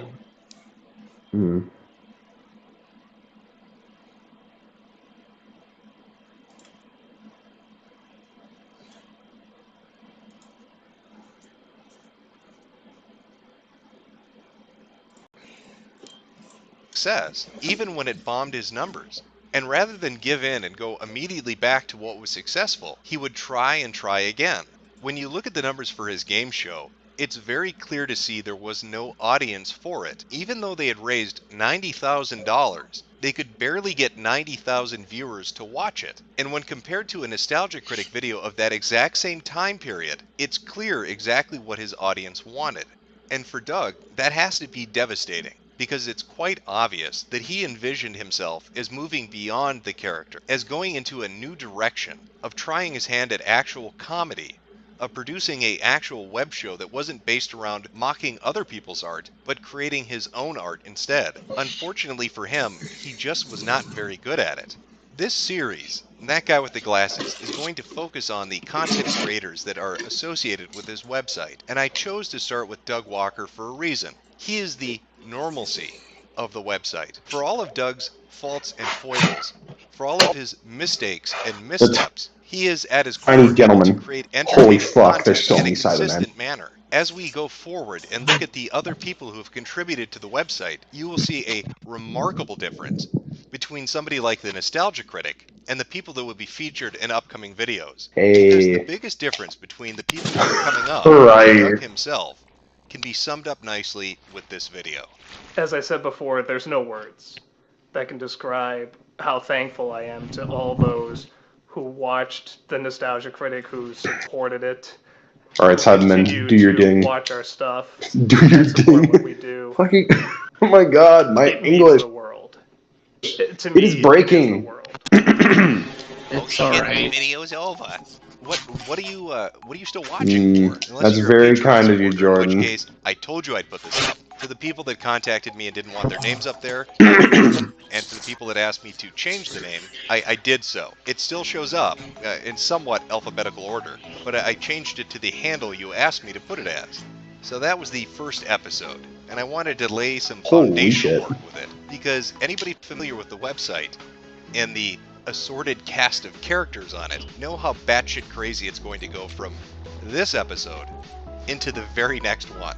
Doug has a lot of things about him. He's made some mistakes. He's had some fuck ups, but it is nothing compared to what's coming up. The individuals that are going to be featured later on have done some They're all astonishingly powered up by the stupid time shit, crystals just around them. mind-blowingly So now they're fucking uber shit. charged And it's going to be a continued Cybermen, fight which is just between this totally video unfair. and the ones to come. So you can expect one of these videos at the end of each month. There'll be about My 8 god, of them. it's That's so about powerful. the framework I have for 8, including this one. I might make it a little bit more, depending on if I want to focus on, I guess, minor contributors, and maybe have an episode that's just dedicated to 10 different contributors or something like that. Thanks again to everyone on Patreon who supported me. Hopefully the video series will be entertaining for you and you'll enjoy it. I know it was the choice for the poll that you guys wanted for the award, so we'll see how it turns out once all the episodes are done, and you can kind of sit back and look at it. But again, I really am thankful for your support, and hope you...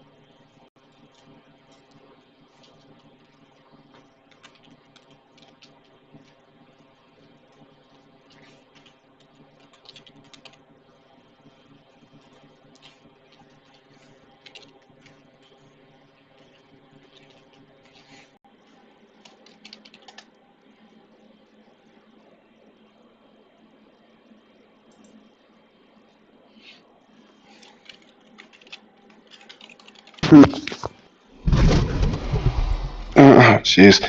There's a lot of folks joining Mysterion's server. Really? Yeah.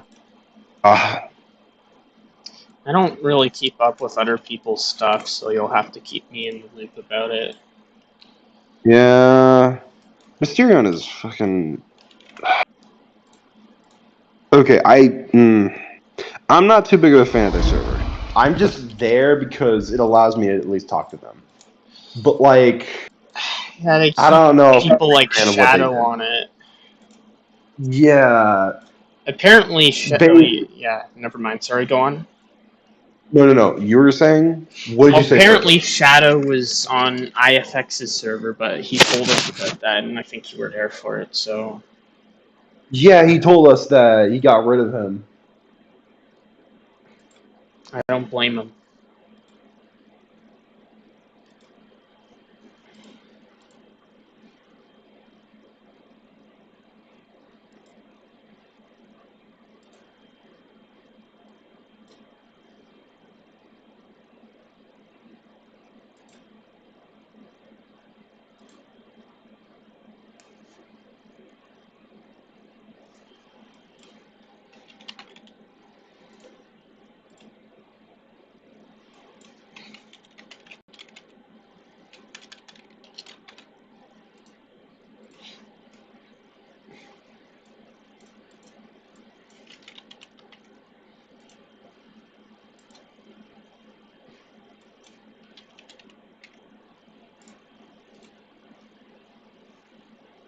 The A pose, my god.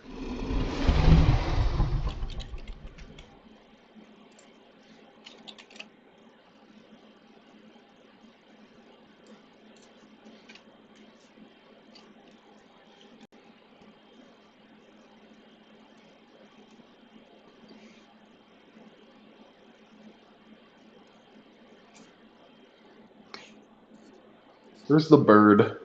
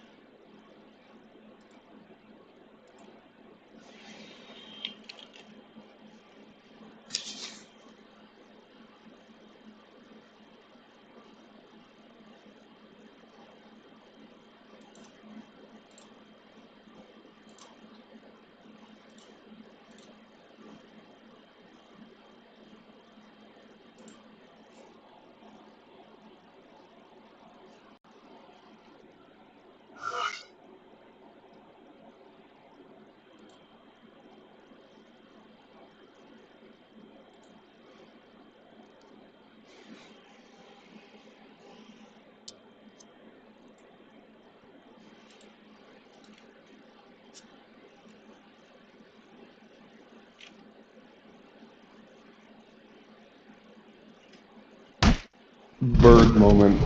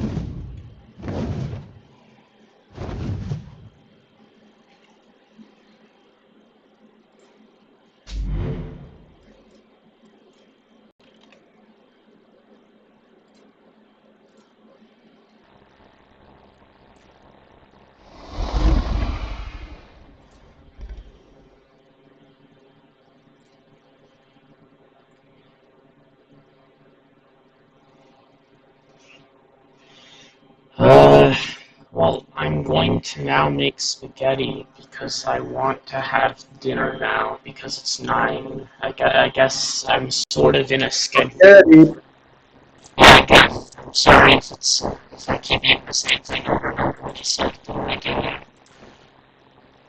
Nah, don't worry about it. I mean, I'd appreciate it.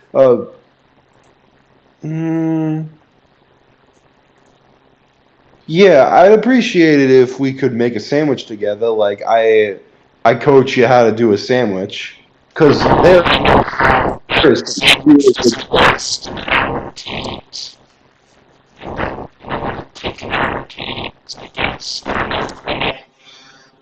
How the hell is Sprite Bun's name so... Oh wait, this is on...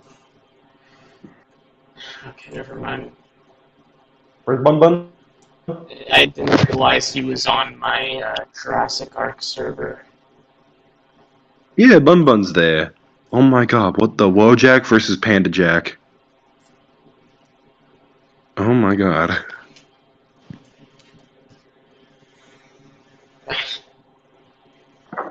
What the fuck is that creature? I don't know. Hmm.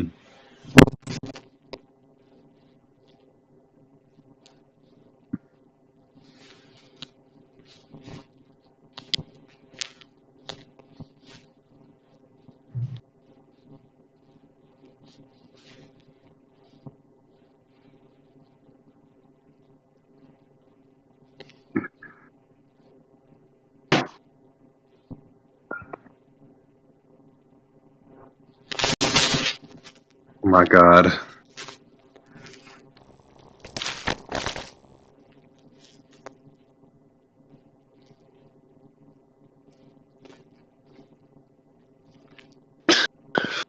You mega tank. Ugh. Creature. What is he doing? Nothing. It's just a fucking meme he posted in the memes chat.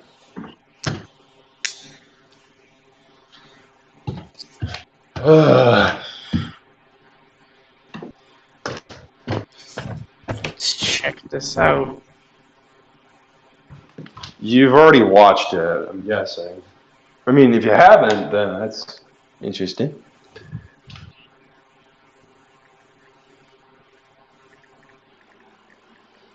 I haven't seen it. You haven't? Okay. Because I'm... Well, if I try to view it on my phone, it's going to crash. Oh no. You got too much storage right now? What's going on? On my phone, yes. Oh wait, the Sonic Forces scene hits different. Yeah, that one. I'm more interested if it got popular. Let's see. Well, the reply only has like 2 likes, so I'm assuming not. Hmm.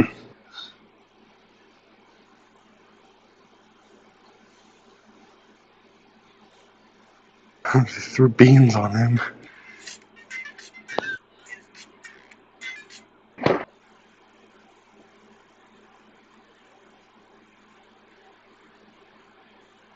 They threw beans on him.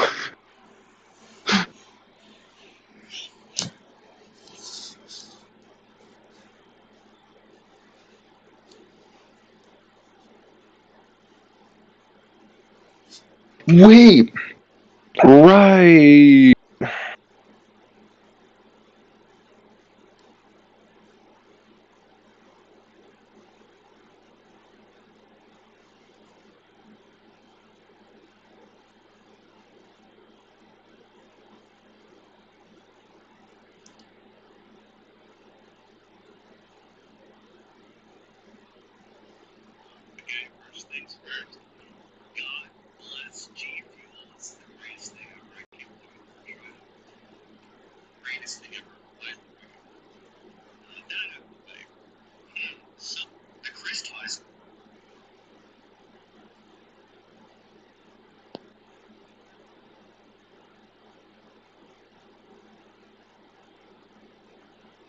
Both LRs are able to be summoned.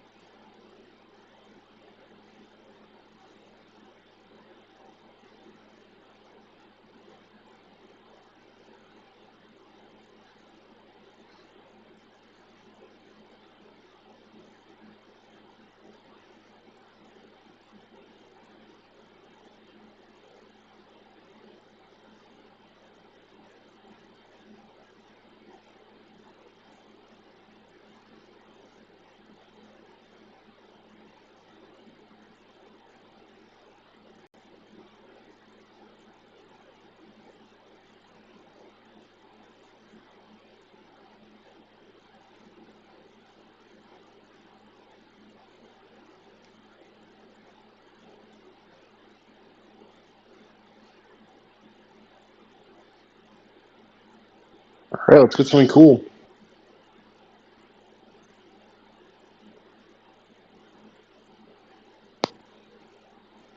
Aw. A Kamaham and a Momini coming in.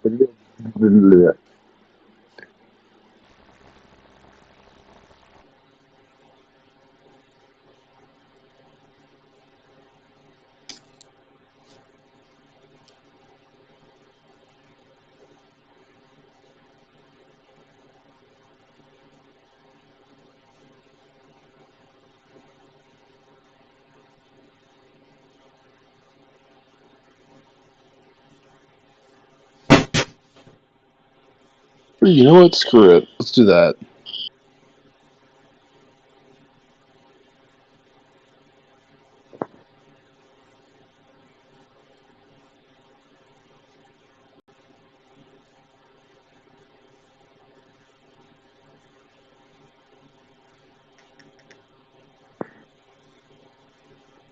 Can you hear this audio that's playing? Jordan. The audio that was playing? No. Oh, alright.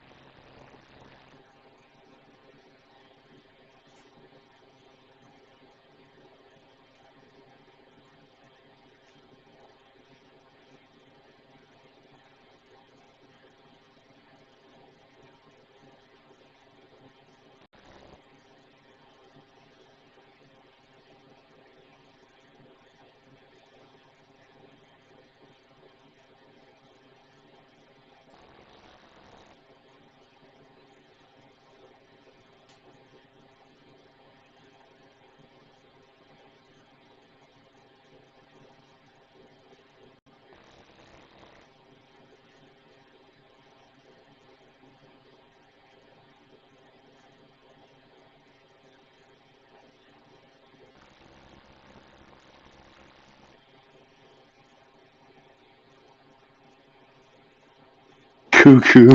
Oh my god.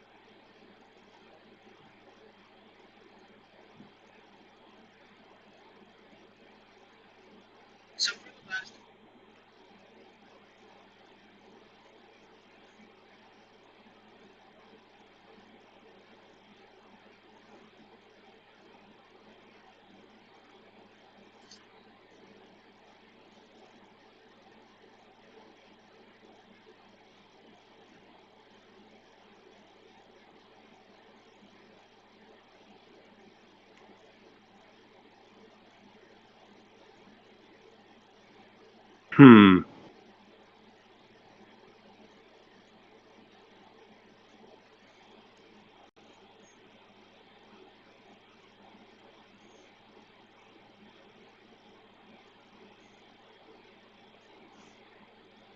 Right. Freaking. What was her name again? I think her name was Rosie. Or Roxy? Was that her name? No. Jordan. What? Okay, what is the red Mobian fox in, I believe, the Archie dubs? Or in Archie Sonic?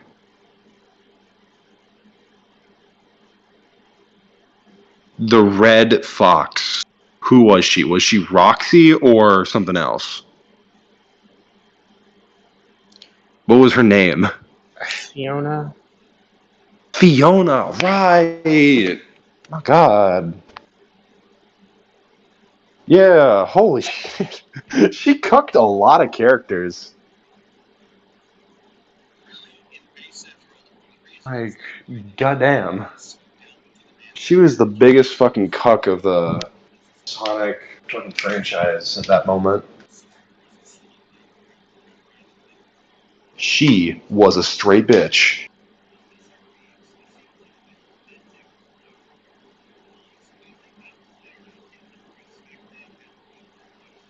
Straight up a bitch.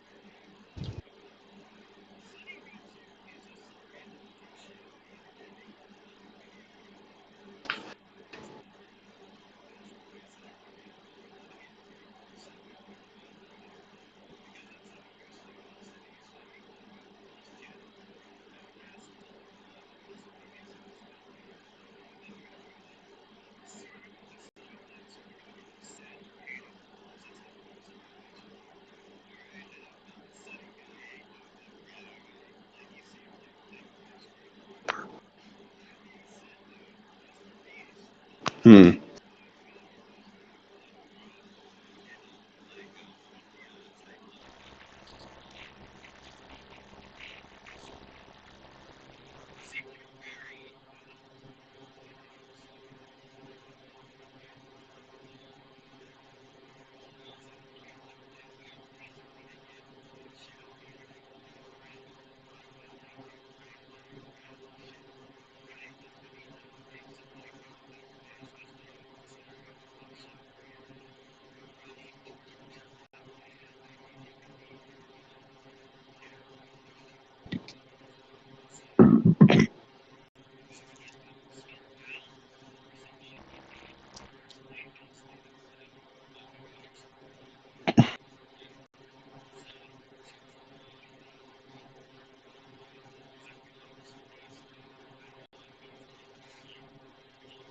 What the fuck is that picture?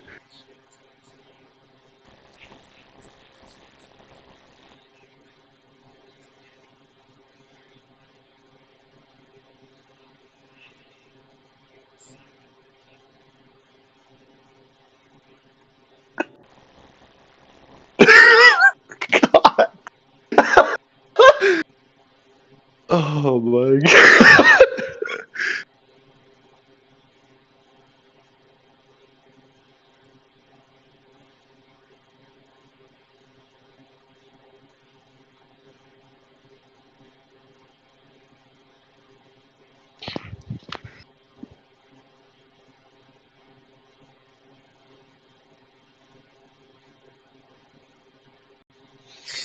I'll be back in an hour.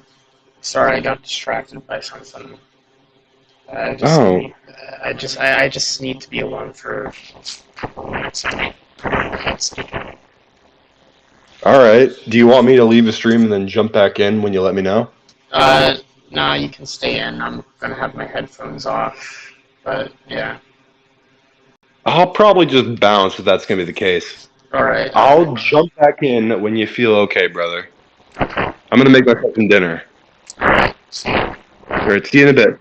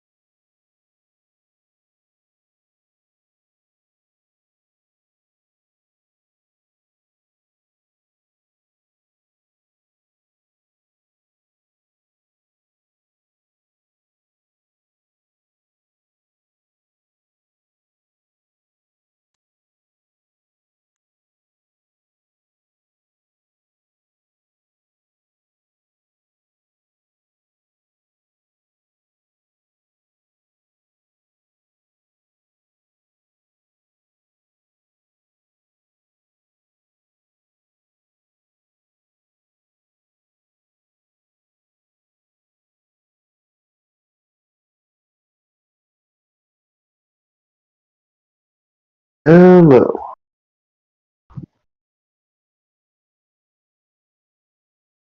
Hello?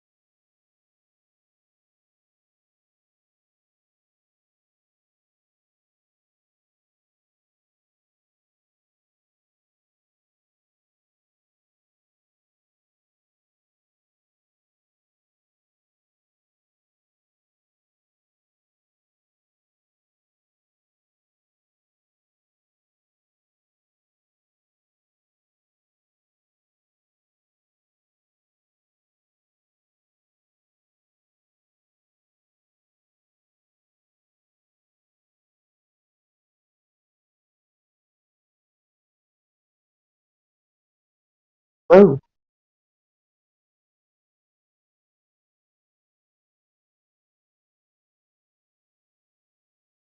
Hello? Oh, there you go. Hello. Yeah, Okay. hi. There we go. Sorry about yesterday. My voice was completely fucked. Oh, I didn't Yeah. know that. Yeah, the problem is because I talk at work all day from like 7 in the morning all the way to like 6 in the evening. That there are days where my voice just completely gives out and I just can't speak anymore. Today wasn't that case. That's why I'm here now. Though I did fall asleep a while after work, which was hilarious because my boss actually had to call me and say, "Rev, you're still on the clock. Please clock out." Yeah. Yeah, I'm so sorry that about was that. no, it's fine, it's fine. You didn't pause it that I know of. Oh, that's... Anyway, but yeah, I do know some show moments and things that I can give to you. Let me pull up the proofs I've got, and I'll send them to you. I actually need to go on my main computer and look that up. Oof. Oh boy. So specifically when it comes to show culture, what proof are you looking specifically? Are you looking for articles, videos, what exactly? I was looking for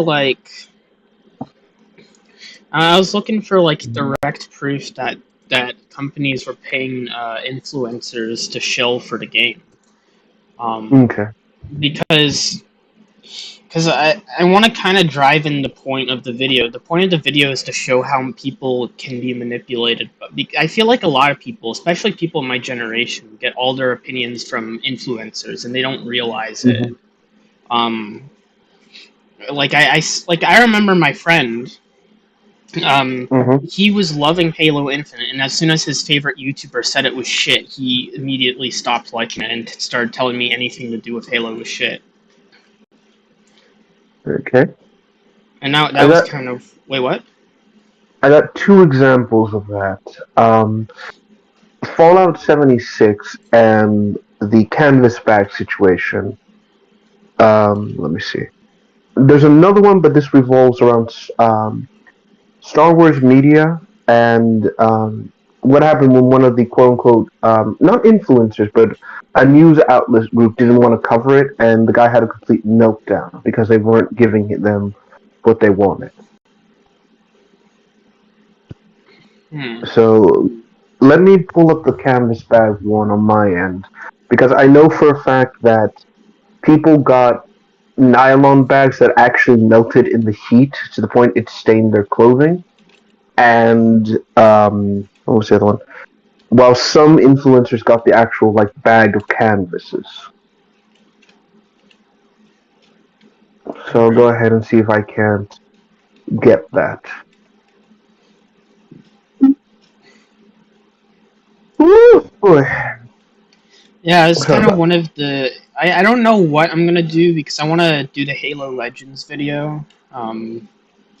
And then I want to frickin' I don't know. It's either I'm gonna make the Modern Warfare 2 rant, the new one, not the good one. And then I want to make this video about this because I don't know. Because if the Halo Legends video does well, then I could have an audience to talk to. Wait, what? What is the goal of the Halo Legends video? Well, you know, with the last year, I was really, really depressed because of the fact. Well, not. I'm saying it more as a metaphor. I was very upset about the fact that the Halo TV show came and everyone was saying, "Oh God, why can't we have a good Halo TV show?" And I'm like, God damn, you have Halo Legends. Like, no one would mention it. Like, I'd rarely see anyone mention it or like as a good example as a video game adaptation. And my goal is to like my thing is this: I don't need to point out how bad the new Halo TV show is. I can just show everything Halo Legends does right to show how bad the TV show is. You know, like I just wanted more positivity with the Halo community and for people to pay attention to another, like, you know, put their attention to something good. Like, oh shit, your audio.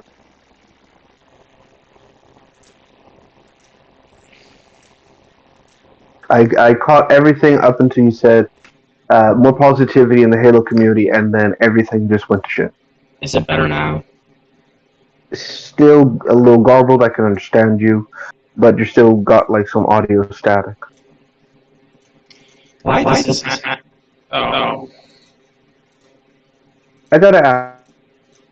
Okay. Phones specifically, what kind of brand headphones would you need to replace for this audio problem? I'm not sure. Oops, still staticky. Alright, here, I'll make you a deal.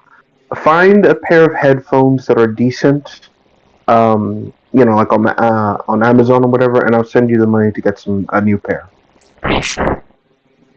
Yeah, I don't mind it, because frankly, this is obnoxious now, and again, money isn't a problem to me. Just make sure hundreds of dollars, please. It's what? Just please not like, make sure they're not like hundreds and hundreds of dollars, please. I don't want anything special. I just want something that's not Bluetooth. Oh.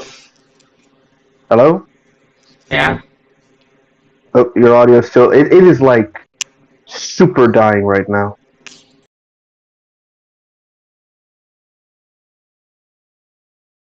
Wow. Oh, and there's Zap there. Meow.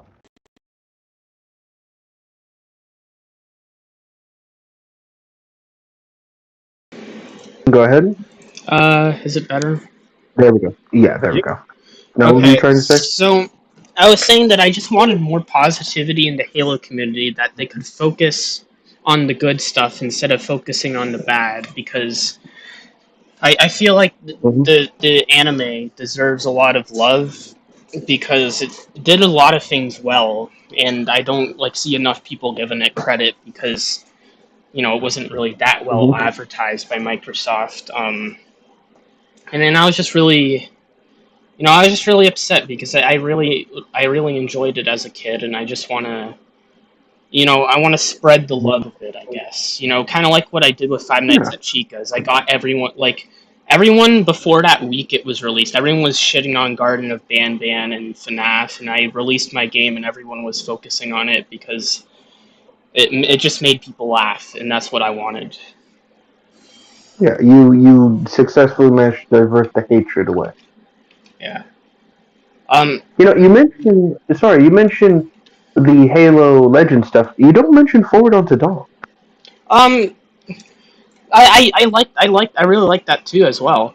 Yeah, I just if you think want to, you can kind of make a comparison between the two, saying like people keep saying, "Oh, we didn't get a good live action Halo," but it's like, has everyone forgotten Forward Unto Dawn and what that live action series did? How it kind of gave us a pretty impressive Master Chief. It gave us characters that weren't just incredibly obnoxious, "Ooh, look at me, I'm perfect," legitimate people, and kind of gave us a good idea of what the Covenant could do in terms of regular ass people.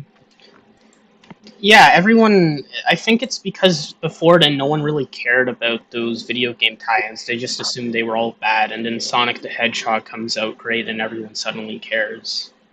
Mm-hmm. No one cared about the Sonic OVA or Sonic X before the Sonic movie came out. I cared.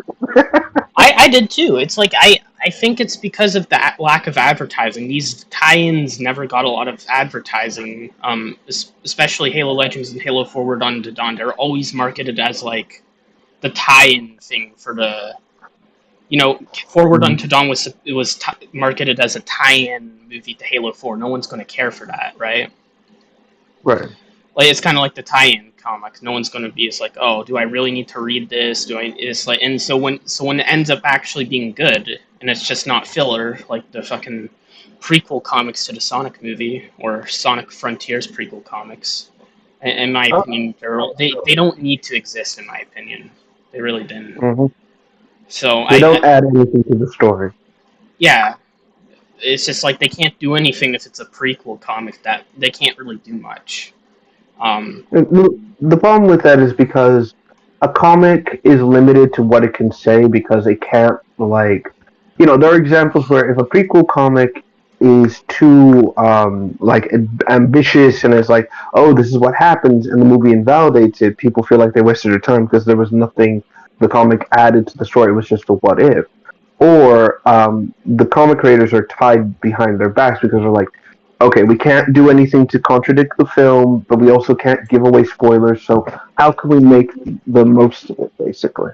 And that's kind of the problem with the Halo comic, is that it was a Halo escalation, and that was kind of the issue, where it was a series of mini stories to kind of flesh out the Halo universe in 4, but nothing of major importance happened, and world pushing, there was no major shakeups outside of I want to say Jul Mdama's Covenant splitting down the middle because of Celine Neon, Halsey losing the Janus key because she basically tried to do things her way and it wound up pissing off the Super Monitor.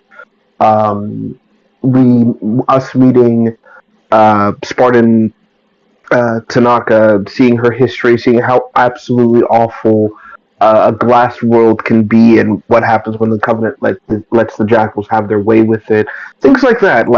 It's a decent comment for these things, but the world feels like it's in a kind of static situation. Nothing too ambitious can occur, but at the same time, nothing too boring happens either.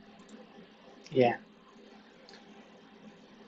Yeah. I think this is a great concept. If you would like, I wouldn't mind ghostwriting for some of the scripting and stuff like that. Yeah, I actually have a script open on Notepad++ here. I've kind of I'm trying to like not like be. I don't want to be like every other YouTuber because I hate the modern YouTube editing style of flashy visuals everywhere, constantly shaking screens. You know, I hate it so much, and I hate how condescending it is. Mm-hmm. So I don't I don't want to have that because I think like modern YouTube videos are garbage. I've kind of based it off of Shredded Nerds stuff because he makes pretty Right. good discussion videos. I'll share it with you soon. I just gotta add the Mm-hmm. projectile sockets to Wyvern here. No, it's fine. Um, but no, I can see your point. A good idea would also be kind of like comparisons between both properties that you're kind of speaking about. Like, for example, Halo Forward Unto Dawn versus Halo the animated, the TV series as well, kind of pointing out how um, both handled its subject matter of like death and destruction in different ways. Where the Halo animated TV series goes full out like crazy gore with the intent of mistaking like gore and death for maturity, whereas the Forward Unto Dawn handles it in a shocking but mature manner. For example, people falling from the space elevator down to the ground. You don't. It doesn't hang on that. It just shows you people falling, bodies hitting the thing. It's like, oh god, people are falling from the sky essentially. And the one, I think she was an admiral. I can't remember what lady this was, but the chick who was fighting against the Covenant and gets like impaled with needle rounds, where we see her fall, and then we see like blood and like blood shoot up from where she fell and the explosion. We don't need to see her body erupt into like gory bits. We just get to see. We let our imaginations fill in the blanks for that without it again leaning on it. Whereas with actually, you could compare that scene with the one scene of that Marine getting shot with the needlers and exploding on the Warthog, and how one chooses to be more stylistic and kind of like, oh, look at what we're doing, aren't we impressive? Where the other one is more focused on, please understand that the war with the Covenant is a very brutal thing, and their weapons aren't a joke. Well, for Halo Legends, I'm willing to give a pass on that because they had anime studios doing it, and they like to over exaggerate a lot of things. Like a lot of the scaling is off. Like you have phantoms having wraiths inside them, and then they drop them off in prototype. And that's because Mhm. they let them have a lot of artistic freedom, and that's why they. Exactly. It's artistic expression. And in that case, like, for example, the duel. A good example is the final bit where Haka slashes open Fel Chavami, and, as soon as they do the whole final samurai strike thing, Fel's body erupts in blood. We see, like, a huge spray of it flying out, while, by comparison, Haka gets, like, impaled, realizes, oh god, I'm dying, and then just falls over dead. The idea is to kind of basically show the differences not only between their fighting styles but how their weapons act. Where Haka's blade is specifically designed to maximize cutting and just being absolutely agonizing by being hit by it, Fel's energy blade is designed for a clean, precise strike that hits its target and takes them out relatively painlessly.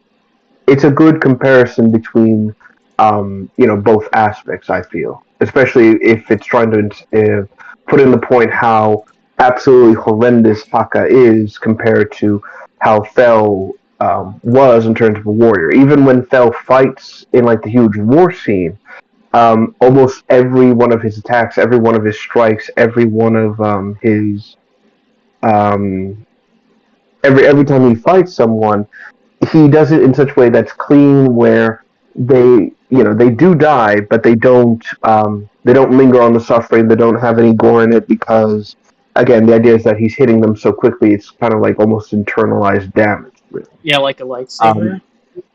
Kind of, yes. It's like cauterizing the wound, but there are also instances where he uses like a normal elite sword, and we don't see much in terms of blood and gore, but it's still implied that he has a handle on his blade and a handle on how he fights, that he can make precision cuts on someone without it being over the top. Again, whereas with Haka, the blade is so large, it's like a giant slab of metal coming down, and because it's serrated, it's never a clean strike. It's just slicing, slicing, slicing, causing more damage to a person. And again, the final battle kind of exemplifies that because just of how cool Haka is as a as an elite.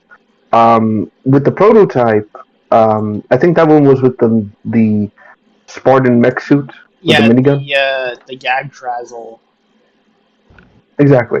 Where with the prototype, the idea is that this is a machine that is it's a heavy weapon platform. It is not like your typical UNSC battle rifle, assault rifle. It's nothing like that. This thing fires like heavy projectiles, and it's to amplify how absolutely how far humanity has to go just to even get a leg up on enemies that they cannot fight themselves. You know, it's to show that with enough artillery and heavy fire, the this weapon platform, elites and Covenant warriors can be taken out with relative ease. But again, it requires a lot of effort and a lot of power just to keep going. And even then, at the end, it couldn't even last that long against the elite against the Covenant because it is.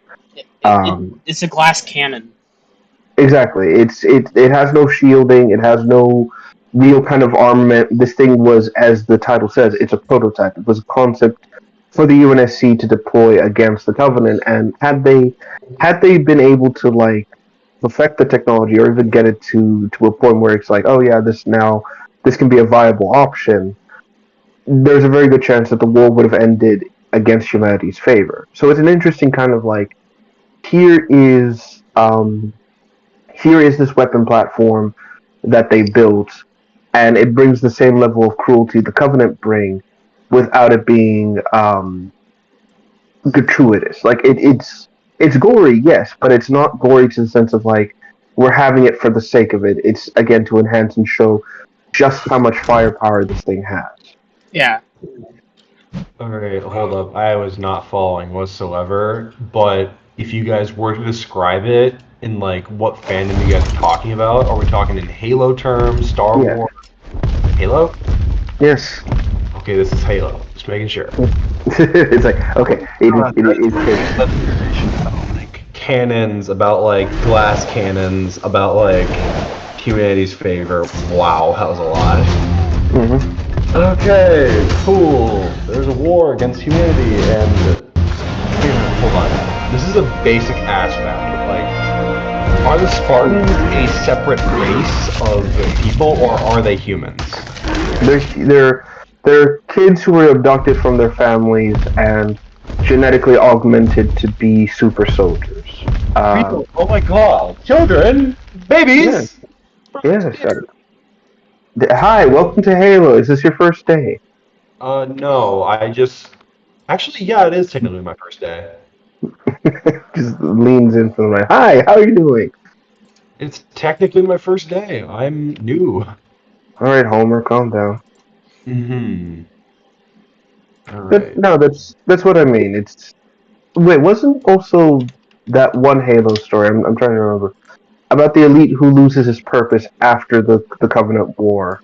Was that also in Halo Legends, or was that in like its own promotional thing? I don't think. No, I don't think that's in Halo Legends at all. Okay. Which is it's a shame because you can mention that and bring kind of a good contrast of how this story specifically shows the fallout of of the Covenant, what happens to the elites, what happens to the elites, the brutes, like exactly what happened in the fallout and the direct end of the prophets and everything, and how the story could have gone from what's the word, from that point of view forward. You know, we could have seen an actual interesting a true schism between the elites and the brutes, what happened to the elites, and kind of give an idea of like how how things basically went with, instead of this whole here's Joel M. Dama because reason. Yeah. Which again is another good point to bring up is that Julian Dama has like he has potential as like a interesting villain, but I feel like they never wanted to give him that potential. They always kind of like walked around that aspect whenever possible.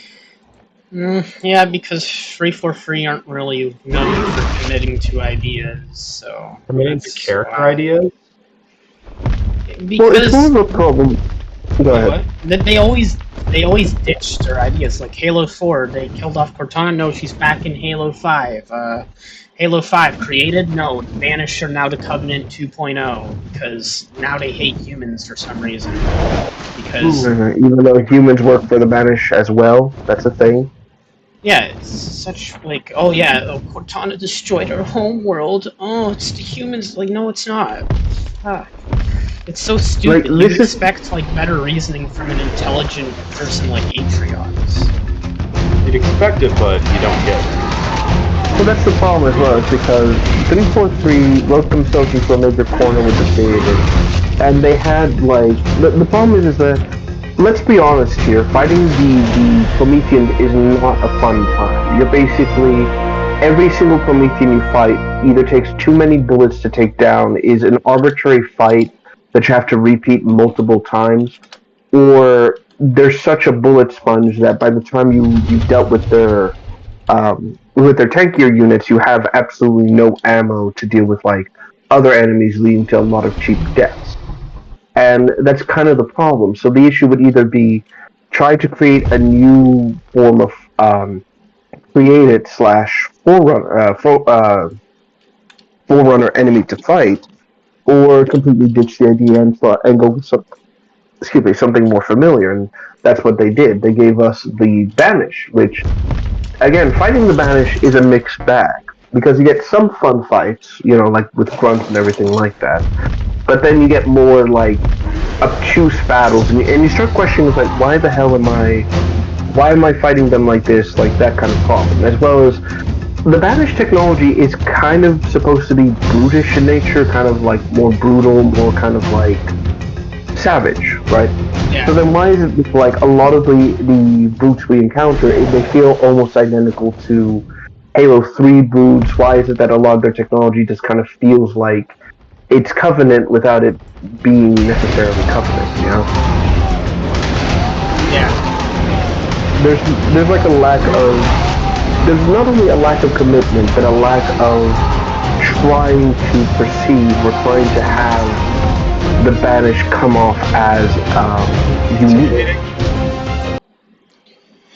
Yeah, it's like they ruined the Banished in Infinite. They turned them into Covenant 2.0. They use like they're Red Covenant now, and they like even further adding to my point. All of their vehicles are just remodeled Halo 5 vehicles. There's not a single original Banished vehicle. Well, actually, that's not true. There's about like 3 or 4, and you can't even pilot any of them, and they don't affect the gameplay at all. Which is sad because they already had these new weapons vehicles in Halo Wars 2. You had the Blister back, for example. You had the Shroud. You have the Yap Yap's methane wagons. You have a solid baseline for a lot of these vehicles.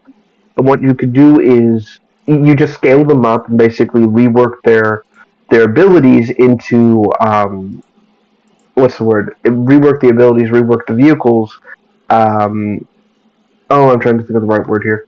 Into a traditional Halo game. Like, it'll be difficult, sure, but it's not impossible for you to actually make a Banish vehicle not only fun but play differently. Like, for example, imagine if you like for the Ghosts, for example. Imagine if they weren't just retextured and remodeled Ghost vehicles. What if they were actually like faster? You could actually deploy like a forward spike ram that could actually damage enemies and add to the splatter. Like things like that could actually make the Banished vehicles and general like aggressive nature much more fun to play as. Like maybe their weapons and technology encourages the player to be as aggressive as hell as they can. Like always kind of be like, don't fall back. Kind of like don't stop fighting. Don't fall back. Don't do any of this.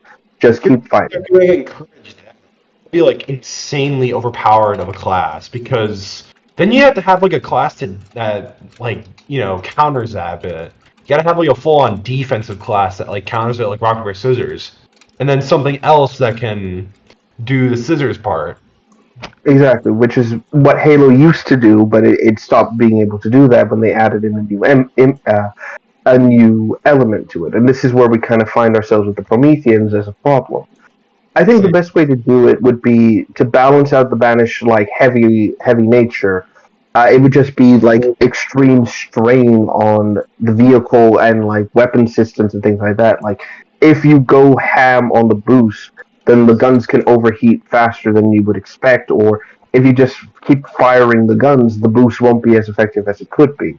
Again, the idea is that the Banish technology is it emphasizes pure aggressive styles, and oftentimes they have to like scramble to keep the system up and running. They like a lot of their technology is supposed to be kind of like, I don't want to say ramshackled, but the engineering is questionable at best. It's kind of like someone who wanted to build a thermonuclear reactor and decided to use a toaster oven as the basis. Toaster oven as the base. Ah, what exactly. A perfect idea. I think that's the best way to describe the Banish. Is like they reinvent the wheel, but they reinvent it in a way that makes it both powerful and less stable. Oh, jeez. Sounds like fun. Yeah, exactly. Like that. That's what I keep saying. It's like the Banish could have been this really fun, more super aggressive Covenant to fight against, and maybe to kind of like counter that, you can have what's it called? I know for a fact that in Halo Infinite we have the elites now are not like the typical warrior elites; they're mercenaries, right? Yeah, they're called mercenaries. Right. So then, why not have the idea that that they actually have the Covenant technology? Like they actually make extreme use of like Covenant tech to a point where it is what's the word?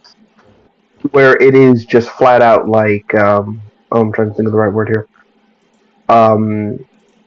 They keep it up to date. They're like very skilled, very capable warriors, but their numbers are just way too small. There isn't enough Covenant mercenaries to actually keep up with the Banish. So even though they could like theoretically take out Banish vehicles and use traditional Halo guns that are really good at taking out armor and things like that, they just lack the numbers and the overall firepower to really affect change in terms of any sort of conflict they're in. It's like, again, they're just mercenaries. They're like additional troops you hire in. No. There are additional troops you hire to fight for you, to bolster your troops. They are not here to be a opposing army. They're not here to fight against you. They're not even here to take over. They're just there to, what's the word? They're just there to help you out and give you like new tactical assistance when things start breaking down. Yeah, that was kind of the idea I had for them in my Halo campaign mod, because the main villains of that mod are actually the insurrectionists, since it takes place after Halo 4. Oh, that'd be cool. Yeah, so pretty much just they get help from that. I just thought that'd be something cool to do. And it makes sense. Again, the elites post Halo 3, post 4, they really are like the Japanese Ronin. They're people who do not have a master, don't have a war banner, and so are kind of selling themselves off to anyone and everyone who's willing to give them an opportunity.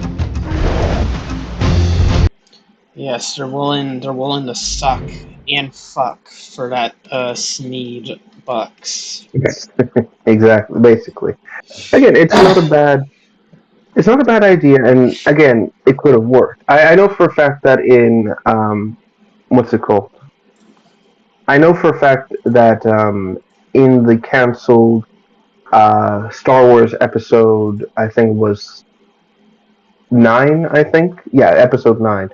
There was going to be this huge thing where Finn manages to get all the Imperial troopers to turn against the First Order because he's like, we're not slaves, we're our own people. And to counteract this, the Empire basically says, okay, fuck this, and starts hiring what are called brute troopers, which are like extremely brutal mercenaries that they've been like using to slowly phase out regular ass stormtroopers, and they're kind of like described as Mandalorians who traded their honor for military prowess, and they're described as like bigger, bulkier, generally a lot more aggressive.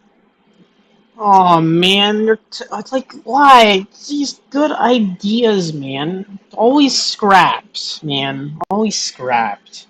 It sucks. So I think this is one of the cut like concept arts for the original here. Hold on, I forgot I don't have Discord on my computer open, so I was like, oh okay, let me see that. Wait a minute.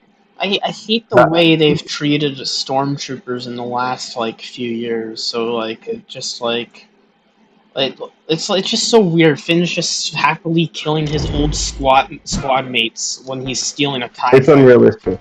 Yeah, it's completely unrealistic. It's like, I was raised to be one of them, and I was stolen as a child, and blah blah blah blah blah. Immediately starts just blowing them away. It's like, my dude, what the fuck? Yeah. What we do? My brother in Christ. Exactly, and it's like it's obnoxious is what it is. And I think, like I said, I've been on and off on the idea of creating a retelling of all three of the sequel movies. And one of the earliest ideas I had was the fact of Finn taking his blaster and just sticking it on stun the whole time. Like, he flat out does not want to kill anyone within the First Order, and that's a source of conflict between our protagonists and Finn himself, where it's like, you keep sparing our enemies. It's like, I'm not going to kill people I considered family at one point. I don't want to kill them. And here would be something really funny that is kind of my inner fandom talking, but I feel like the stormtroopers, like one of them that they spare would be like, huh, holy shit, thank you so much. And then they might start joining their side. It's the chain of kindness, as it's referred to. Yeah, that would be sick. And it's something I've been on and off about. It's been a kind of a project I've been having on the back burner, just haven't done it because fuck me, my job loves to run me into the ground. But it's something I want to do. And what's funny is the Mandalorian series, the one by Dave Filoni, Pedro Pascal. They brought in Mandalorian stormtroopers now, which. Let me see if I can find Mando. Yeah, it's how to put it. Oh dear, hold on. Bear with me. I'm trying to type and speak at the same time.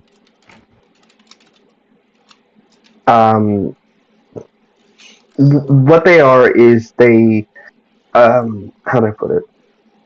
I'm trying to find the right name. Basically, they are stormtroopers that have the standard, like, Mandalorian armor design. They're basically the same sort of, like, covering, but not super covering, basically. But it still has that plastic look to it. But what makes them different is, I'm just trying to think of the right word here. It's actually, I'm trying to think of the right word.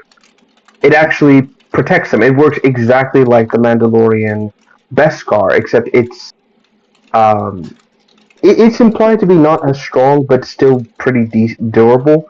So in this recent episode where they're all fighting, these stormtroopers actually don't go down by one hit, and they keep shooting back. And it turns out the armor is designed to, it's supposed to be fucking armor. And so what a lot of them have to do is actually find the gaps in the armor to take them out, like shooting at the exposed bits. but these guys are also doing the same thing to the Mandalorians. So for once, the fighting is not just one-sided, we're kicking the bad guys' asses. It's we need to think and we need to make sure we don't get ourselves killed. Yeah. Fun. Which also, I want to say this. I fucking hate the idea that they make Beskar this, like, mega ultra, we can't die armor. Because it essentially turns your entire, like, if you get your hands on it, you basically get the I win armor. And it's so frustrating because, for one, they don't, like, how do I put it? In, like, the Clone Wars, for example, we have Mandalorians in Beskar, and yet they die to, like, Clone Trooper blast bolts. And you're like, okay, so they can die. But now in The Mandalorian, when Din wears it, he's like a walking tank. And it's obnoxious because it's like, okay, what is it then? And then you got more, like, it deflates the stakes to no end. And I think one of the best options should have been flat out them explaining, actually, I might need to reset my computer, bear with me a moment.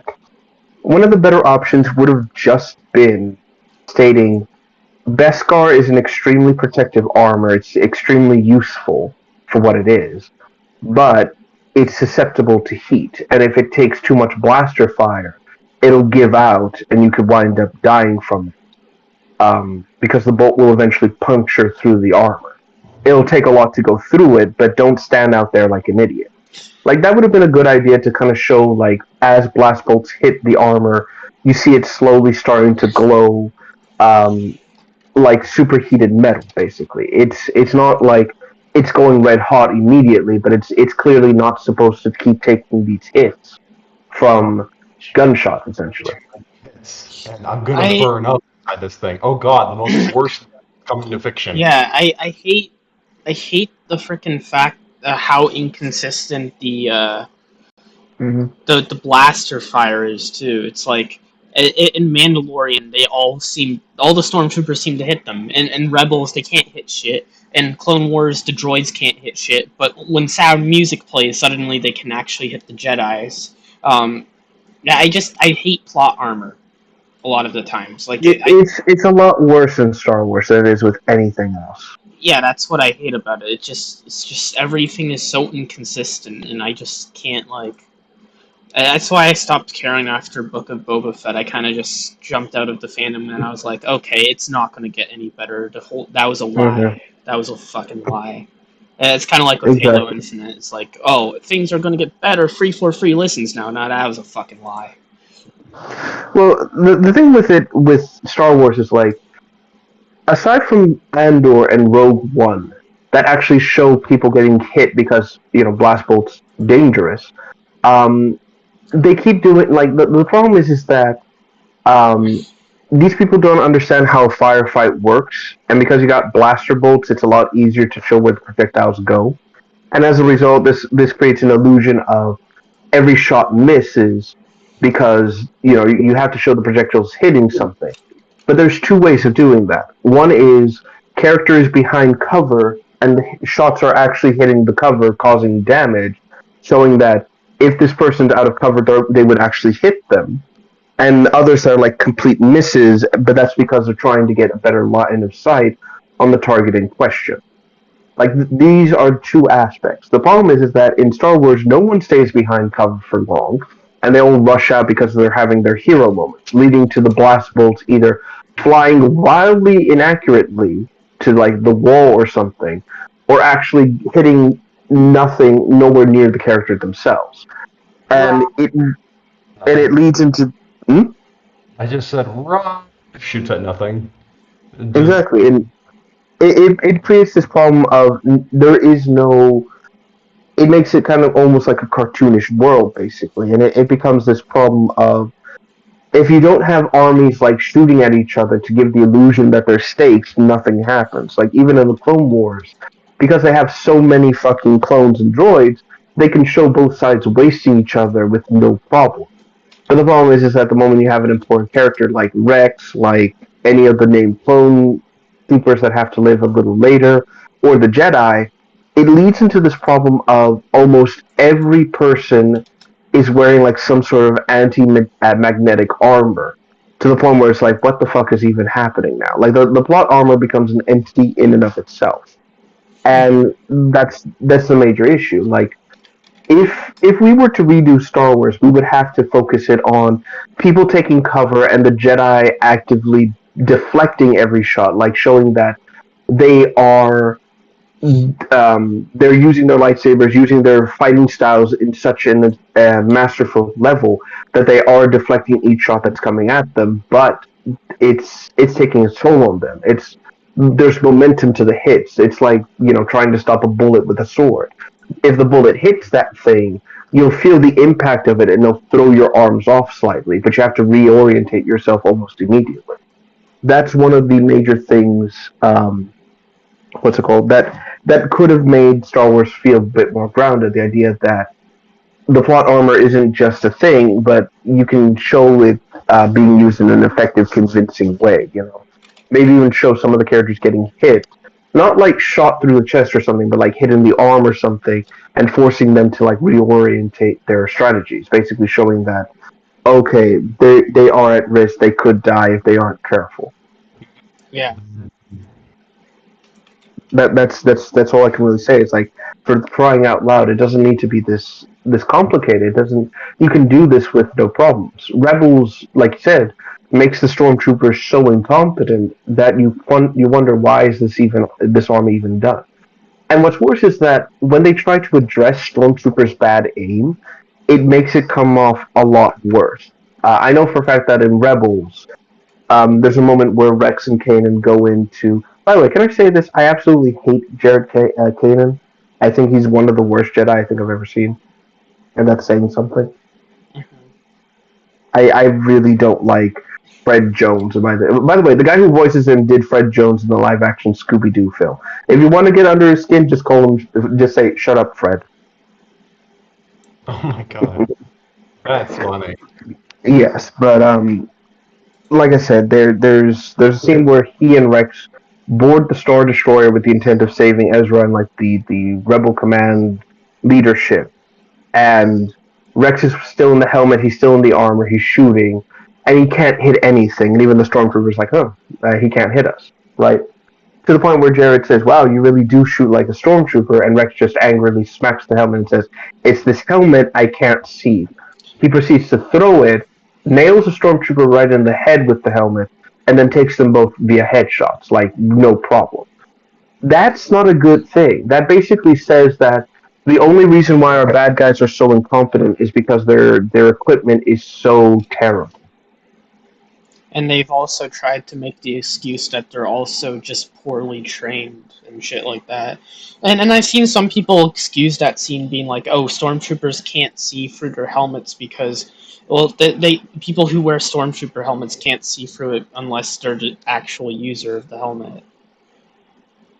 That's an excuse I've seen. Well, you know what's even worse? In universe, that doesn't even work because I remember before George sold the series that they've actually made like a series of movie Bibles that would actually like go into details of the technology, the equipment, the armor, things like that. And one of them was a C-section on a stormtrooper's helmet. Like they cut it down the middle and showed us what's there. The eye sockets actually have, when you put the helmet on, it actually has adjustable eye. Oh god, it's kind of like when you look out a door's peephole. It's the same thing, suggesting that you can actually adjust how the vision on your helmet is by individual preference. Meaning that that excuse of, they can't see through their helmets is absolute BS. Especially because of this book. Now, of course, they say, but the new canon, but I don't accept the new canon. I view this all as, like, fan fiction. I refuse to accept it.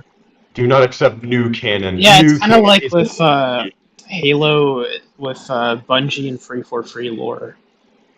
Exactly, it's like, except for Halo, everyone, since Free for Free never has came out and said they retconned anything, everyone just says they make excuses up for it.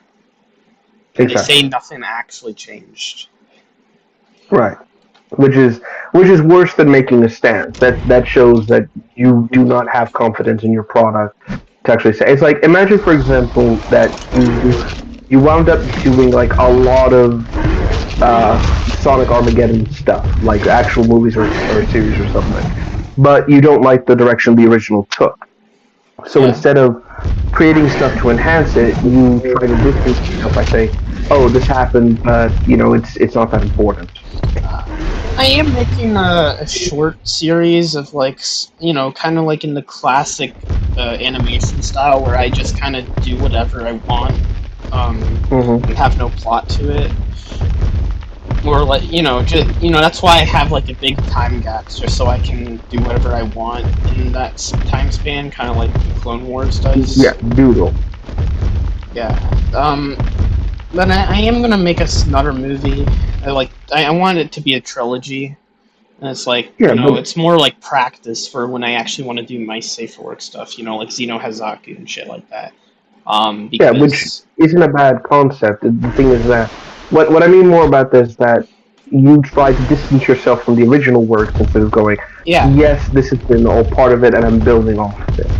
Which is exactly what canon is supposed to be. Canon is supposed to be the building stone for the rest of the series. It helps build the lore, flesh out the world, and you can build on what came before. But the problem is that a lot of creatives nowadays don't want to do that.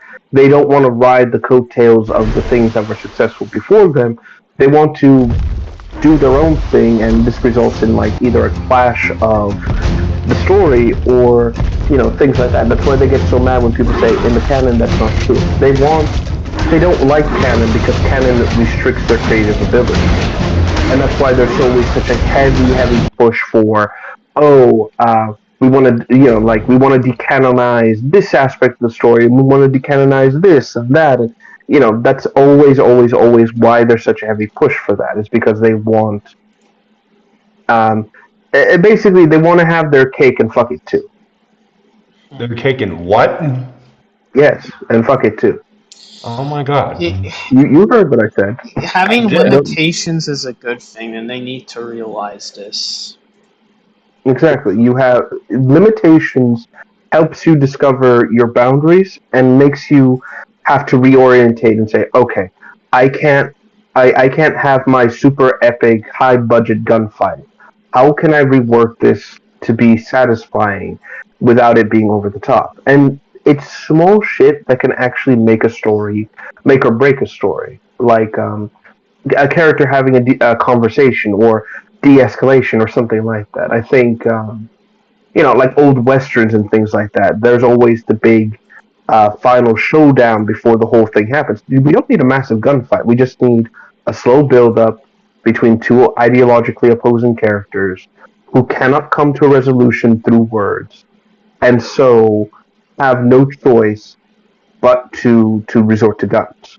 And so when they fight each other, when they eventually shoot one another, it's the ultimate expression of that character's ideology put into practice. The whole I disagree with you and we couldn't resolve this, so now I will fight and kill for my ideals.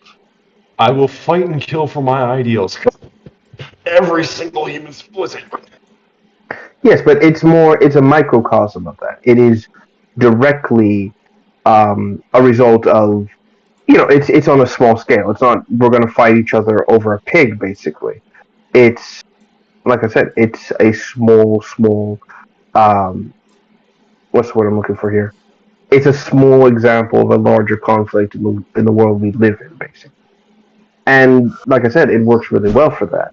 The problem is that people nowadays think bigger means better, when in reality, bigger just means more bloated.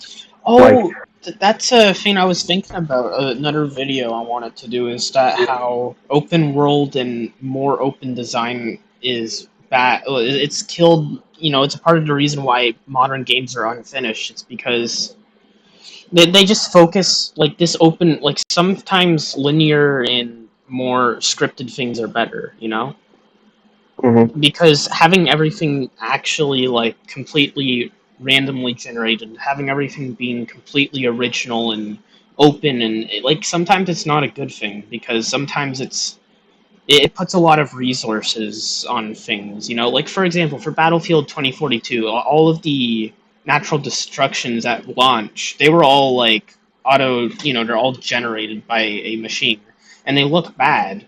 And then you have the ones in Battlefield 4, the you can see like they're scripted and they look so much better and they're so much impactful, and that's kind of what made me think. Um, Part of the reason why modern games and stuff are so like unfinished and shit is because there's so much expectations with things to be so open and big that they don't, they just focus all their efforts on it, and it just ends up not being as good as something that would be scripted. Exactly. Linearity is not always a bad thing. It gives you um, a guidepost, a sort of guide map for where a story can be. It keeps you focused on the important aspects of your story instead of going, okay, so this will randomly be generated, so we'll put in the resources to account for that, but not really the resources for the story. Um, oh, the world's so big, so we can skimp out on a bit of it and use environmental storytelling. Like, it's a constant situation of almost every what's the word? Almost every open world results in kind of um, a lack of depth and a lack of confidence in the product as well. You're basically saying we can't rely on our narrative to save us, so we're just going to have the story be told in the world, and good luck with that, I, guys. I think I mentioned this too. It's just like I feel like a lot of people, especially a lot of people in my generation, they just assume they have to do the opposite of what was done before. To not Yeah, like that is true. yeah, be like they're like sometimes cliches and tropes are good things, and because we've ditched all of that, now we can't like what's supposed to be the opposite of it. You can't really create anything new, can you? It's like Oh, but we can. And a lot of media has like been operating under that, which sucks. It's been like making some parts of media absolutely dog shit. Yeah, and it's difficult not to disagree with that. And the main reason for that is because um, people are now being treated like crap because they expect something, and when the creatives can't deliver because we never thought of that, or hey, we just wanted to tell the story, you made it into a bigger thing. Instead of embracing and saying like I wish we had done that, and the fans are right, they lionize and they demonize the fans because how dare you put more expectation on me? How very much dare you? And it leads into this. I don't want to say it leads into this like series of impossible standards, but it leads into this issue of people become very, very irritated with people because they're not being respected anymore. That's basically the main point of this whole problem. Mm-hmm. I see that. And it's even worse like that. Like if you want a good example of like how a linear game does it well versus an open world, I would have to suggest Hi-Fi Rush versus Forspoken. Both of those games came out at the same time. Both of those games were a completely new IP. Both of those games had an idea they wanted to tell, but they went about it in different directions. Hi-Fi Rush is a very linear game to the point where you can't backtrack until you finish the game. But it's Really? You can't backtrack till you finish the game? exactly like the levels are very linear, and there you can see areas where it's like you are clearly meant to come back to this place later, but there's no level select option to come back to it. It's all one continuous story. You only get to do that later when the story is basically finished. You can replay the levels, but there's a narrative reason for it. It turns out there's weird messages and signals. What's the word? There's weird messages and signals buried like in encoded in some places where it's like, where the hell is this, right? And then you quickly find out it's like, hold the phone. Oh, I see. This is part of the evil villain's plot. Oh shit, how are we gonna do this? I get that. Jeez Louise.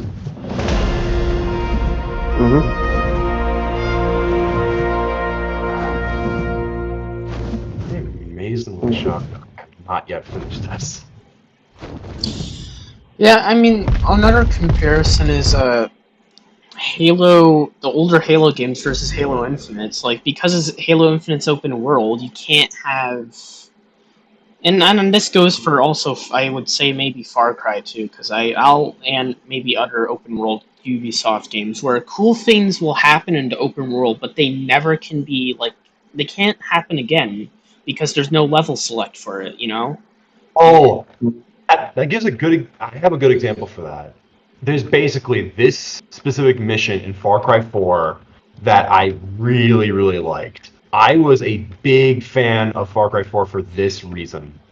Basically, there's an Easter egg that you can do, a very specific Easter egg that you can do to unlock a very interesting area. And God damn it, I'm prefacing this way too much. But there's history that happens in this area. You get a bow and arrow, you get a lion compatriot or a lion compadre or whatever, and you basically go into ancient history. And then later on, after doing all that, you get rewarded with a boss fight against a giant wyvern. I forgot what the beast was. I think it was a giant bird. It was a bird-like creature that you have to fight. And I was like shocked because I thought it was so cool that it was hidden in the base game like that. Yeah, these are examples of like when open worlds can actually be what's the word? That's an example of when open worlds can actually not only produce a what's it called? A an impressive set piece, but it also can do like what's the word? Not only an impressive set piece, but it can also like create a truly memorable experience. But this isn't the default state. This is a once in a blue moon event that never changes, never improves, never really adapts. And compared that to like a set piece where it's like, holy shit, this is amazing, it doesn't really work. Again, to use High Five Russian as an example, there is moments where you can find an Easter egg to Tango Game's other game, which is The Evil Within. Basically, they recreated the main character and his sidekick as robots, and it's a joke where he's basically an HR claims investigator, and he's just making fun of his own game. But it's not like in a source of mail, it's like, ha ha ha, wasn't this so cringe? Please laugh at us, boomer millennials. It's more of, yeah, we know that game was like way too serious for what it was, so we're having a bit of fun at our own expense. Yeah, that's kind of how I feel every time Sonic, like the Sonic official accounts make fun of the older games. It doesn't feel sincere. It just feels like, haha, remember how we screwed up? Haha, laugh. Jeez. Exactly. It feels like it feels mean spirited. Where here it feels more genuine. Like, yes, we screwed up, or it's more like, oh yeah, we know our character was so edgy he could like be used as a razor, but we're taking the piss out of it now, and this is like an optional thing, so it really won't piss people off.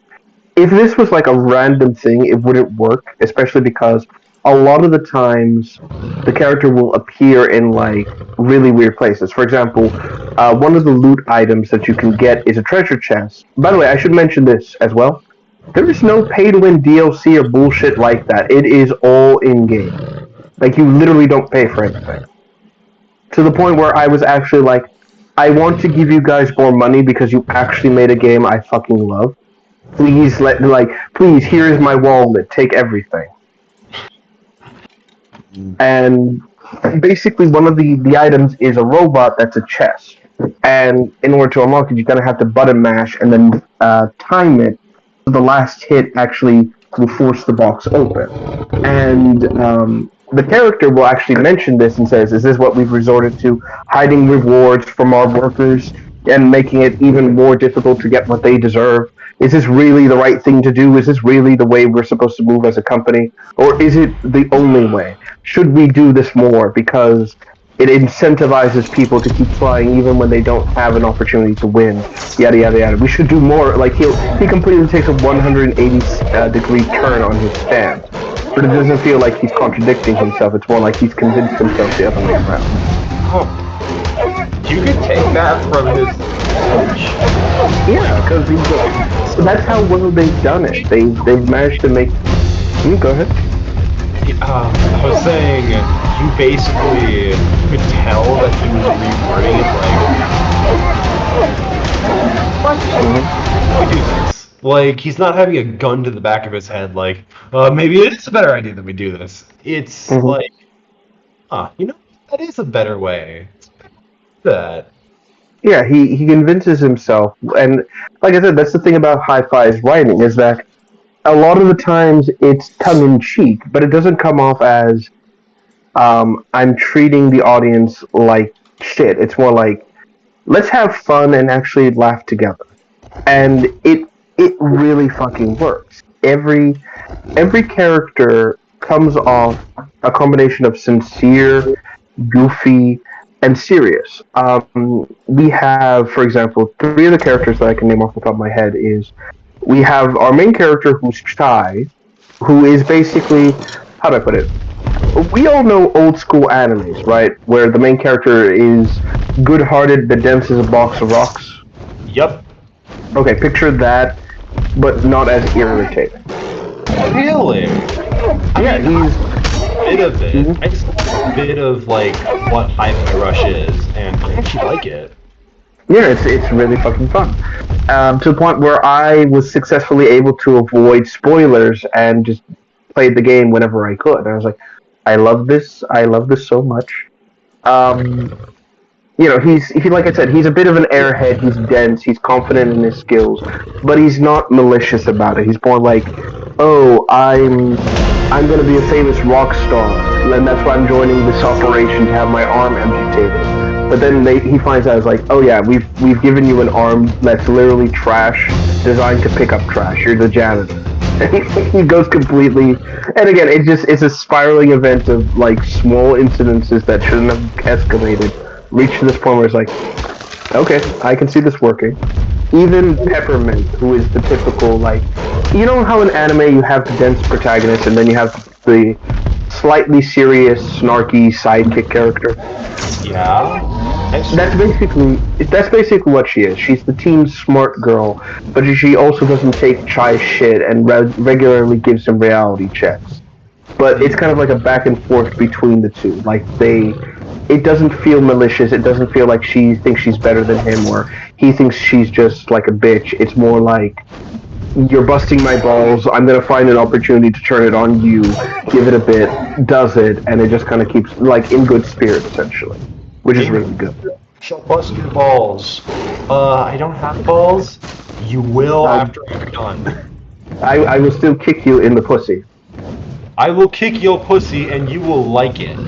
Basically. Then you got Mangroove, who is like the most unexpected combination I've ever seen. He is a humongous like powerhouse, right? But he is such a weenie to the point where it's like, oh, you are too precious for this world. Really? He is.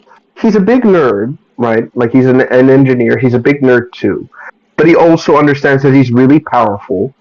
But he doesn't want to use that power. He's not like, I want to punch people for fun. It's more like, I have anger problems every so often, and I'm working on it, right?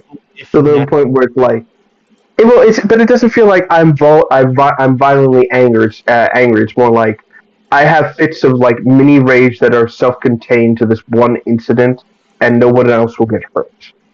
For example, he loses his job to the living embodiment of a JoJo meme. No, I'm not kidding. One of the bosses literally does JoJo poses, like literally from the comic and anime. What's his name? I feel like I might. Gonzo. Name. Is he buff or is he like slim and very egotistical? Slim, egotistical, has green hair, wears a lab coat, has weird tentacles in his head. Oh, yep, I know him. I like him. Yeah, exactly. He's the living embodiment of a JoJo meme, and it works. because it's not cringe. It does work. I like him. Yeah, exactly. And yeah, he's a great aspect, but again, Macaroon loses his job to him, and as a result, he's kind of like angry because the guy's taken his entire department and run it into the ground essentially. So he's trying to work on his anger problems and basically like, oh, I'm not trying to be so angry all the time. I'm not trying to hurt people. But when they say, look, we need you to be on our team because Zonzo's created machines that we can't destroy, only you can. He's like, oh, like he literally kicks something like a disappointed child. And when we start like using him and fighting him, he says, I guess we're not doing the pacifist run anymore. Oh my god, he says Exactly. that. Yes, it's quite amazing. And there's even a moment where he has a companion, a robot called Cinnamon. It's an acronym. It's like SMNN, something like that. It is a robot that has no emotional expression. So in order to avoid coming off as creepy, he draws on the faceplate and draws faces for himself, like an angry face, a happy face, a confident face, a I am disappointed in you face, and so on and so forth. Which, Oh my god, he's got the U face. He's got yeah, the U face on her. kind of, but he also puts it like he uses a marker to actually draw it on, and you can see him like speed drawing it for himself. Like, hello, it is. I am now happy. I am now disappointed. I am now this. It's really good, and the problem is that he's a psychological analyst robot, so he'll analyze you and then like say what the result is, leading into like awkward situations like, I have analyzed that you are very angry and may have explosive fits of anger. It's like, I am not. Take that back. It's a wonderful combination of things because every character comes off as endearing, as sincere. No one character comes off as an unrelenting, and like literally almost every character in this game is likable to a point where you just kind of sit there and it's like, I really wish we didn't have to fight these bosses. I would like to just like talk with them and convince them otherwise like there's a better way to do things. Even the big villain's entire motivation is hilarious. I'm not joking. He creates something called Spectra, which is a mind control device, right? And the intent is that if you have an Armstrong or a Vandalay technology, that's what they're called, by the way, Vandalay tech, integrated into you, they have a direct access to your brain, so they can make you do things you would never say or do, right? There's even a moment where, to prove her point, Peppermint hooks up Chai's arm to her computer, and he's saying, like, I don't believe any of this, and I think, and immediately turns it on, and she gets him to say, I think you're really cool, and I'm a dumb idiot that doesn't know what he's saying half the time.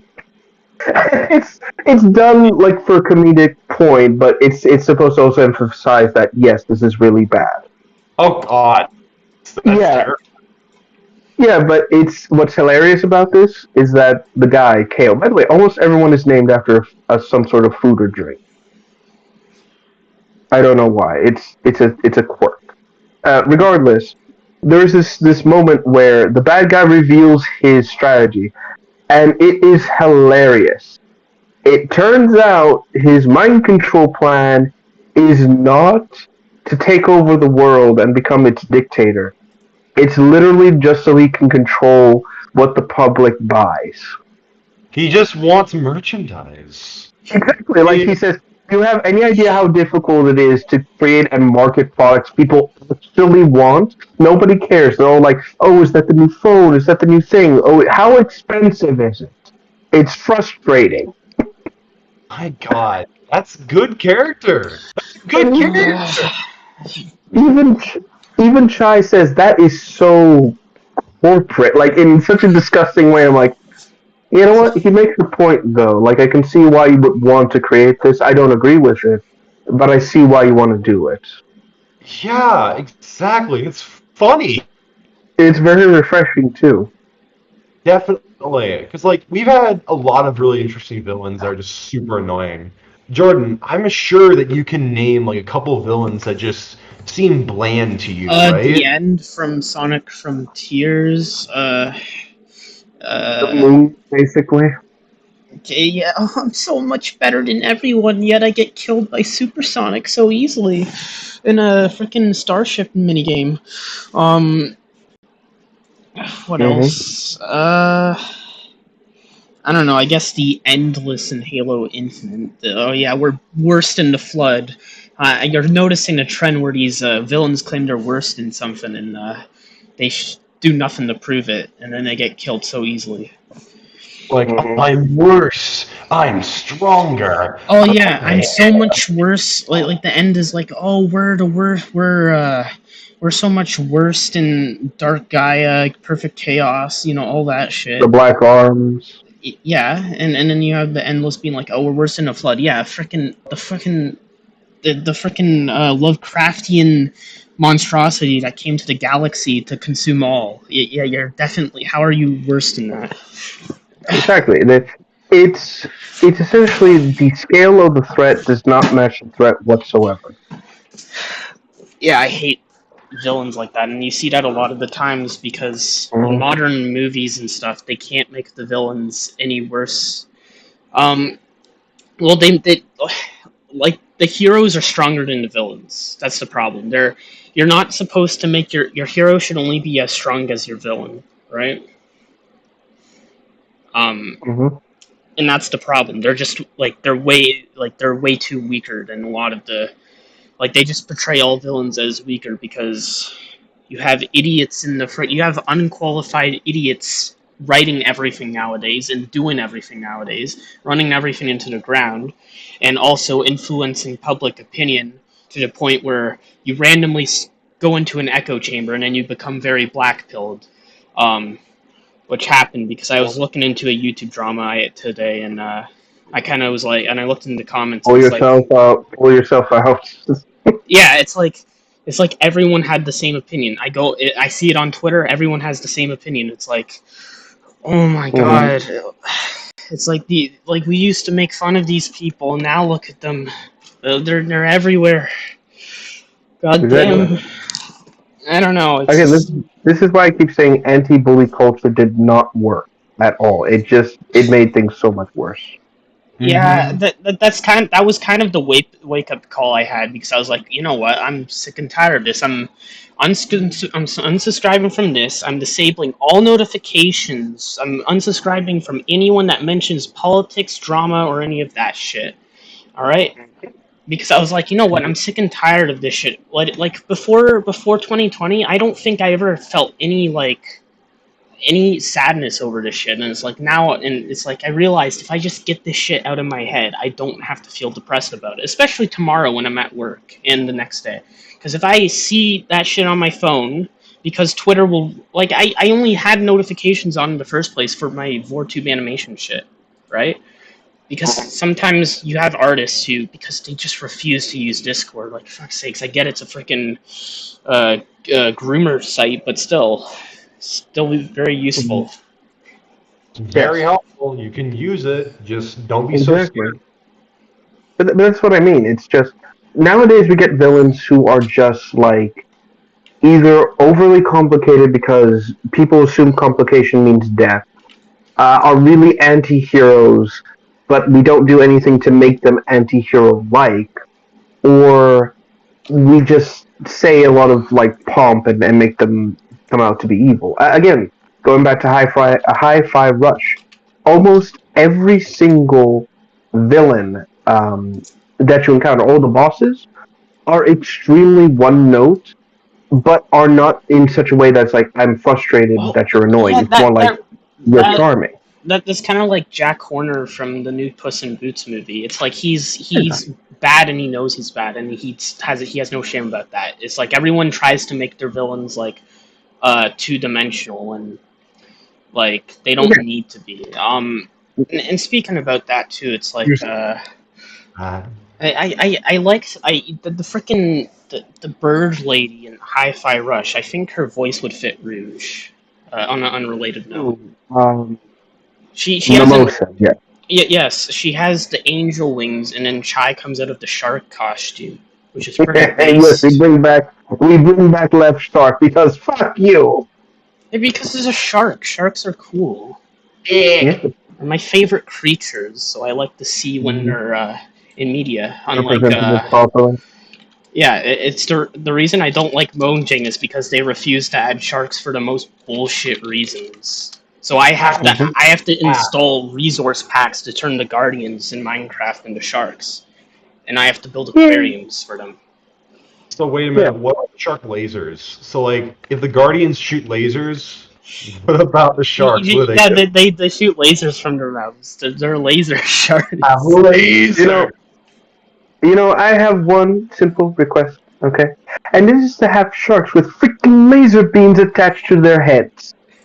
That's already done. That's already done. That's actually an ARK. The Tech Megalodon saddle.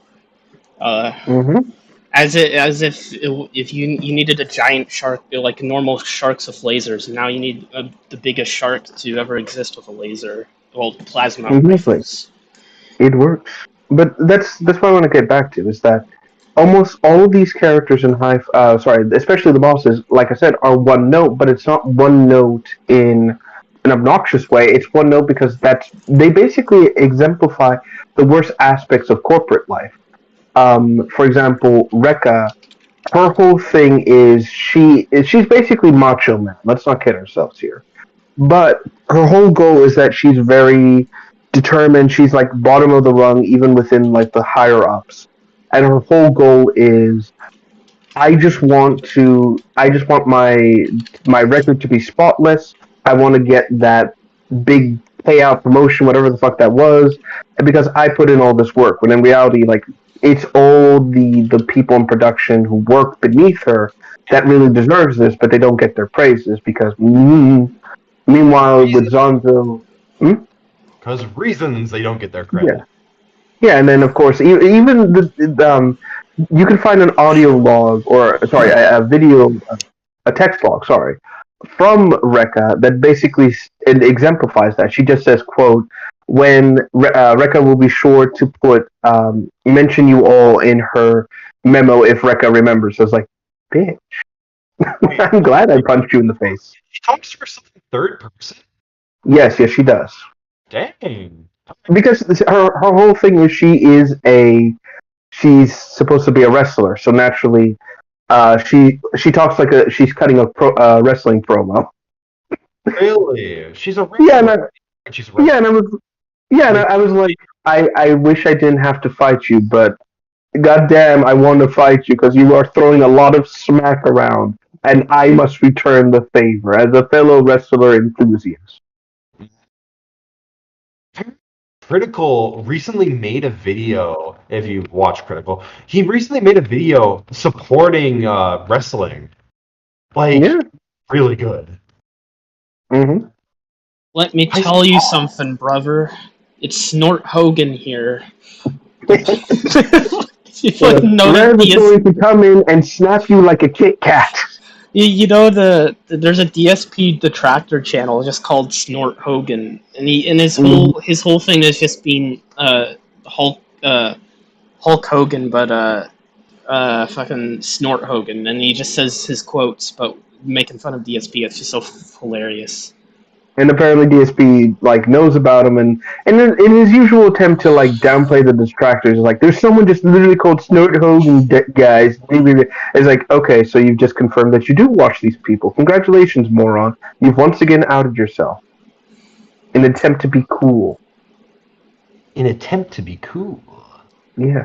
and of course again, getting back to the bosses, you've got Zonzo, who aside from being a living JoJo meme, is what happens when a corporation has no limitations and they just spend and spend and spend on frivolous shit. Like, you literally don't fight the guy. The entire thing is that you are trying to convince him to spend and spend and spend the entire budget of his entire department's budget. And it's hilarious because we can actually see like the millions of dollars he's wasting in real time, to the point where I'm like, my God, I not only are you an idiot, he even's like, okay, fuck it, cancel the employee holiday bonuses. I'm like, you absolute monster. Fuck you, I want to hit you now. I want to deck you in the dick, you bastard. Of course, we don't fight him. He winds up getting defunded. It's a cutscene, kind of like I punch him in the face, he's dead thing, which is great. Again, I was like, I'm disappointed I don't get to fight you, but this is weirdly fitting. Corsica, the other one you fight, she's basically your typical. I'm here to do a job, and I want to do a good job about it. But she's used by everyone else, and she's basically one of the few people that does get recruited. And she adds another typical anime character, the stoic, the stoic warrior type, who is irritated by everybody else's shenanigans, but is slowly warming up to their puns and things like that. That's good. Hey, we always love those types of characters. Yeah, and it also helps that her design's great. She actually, what's interesting is that when we recruit her, in quotations, aside from Chai accidentally smacking her in the head while she's unconscious I saw 3 that. fucking times, which makes me laugh. It's like, my guy, just stop. I'm surprised he doesn't have a brain damage at this point. Exactly, but not only does he save her, there's this whole bit where he gets her off an exploding train, but it's a bit too late. A lot of her body winds up getting like damaged to the point where she needs a synthetic part and other like kind of parts. But she's not bought, but she realizes like these are my enemies, and they bothered saving my life. I'm gonna fight with them. Again, it's that sort of noble character aspect that really has endeared people to Corsica, aside from her just being Scottish, which I found very funny. Scottish. Yes. Mimosa, basically, Mimosa is what you expect from the typical corporate shill. She is someone who will take something and spin it to make it like for her company or against you. Basically, she's exactly what you want to point out, Jordan. She is the typical shill media, shill influencer bullshit. Basically, she's HR to an extent. Yeah, I can. And even her fight amplifies that. Like, it is, the whole goal is that you're trying to outshine her on her own fucking stage.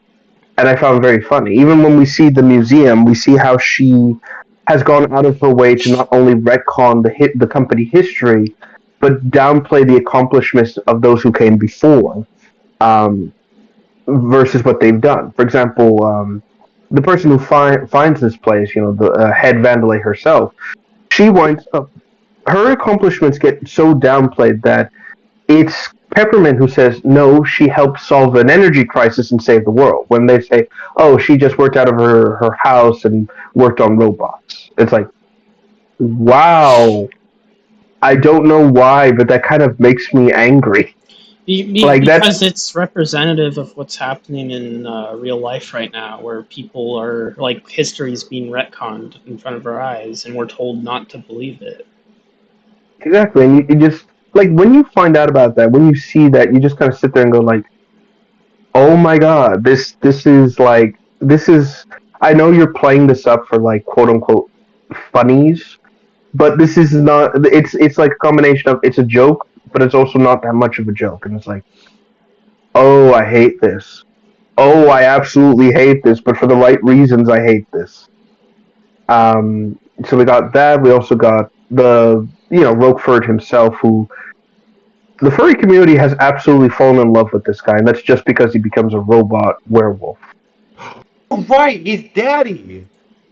Exactly. People are like, oh my god, I love him. And I'm just saying, it's like, what the fuck? I just like him because he's a fun boss fight to play. People love him because daddy.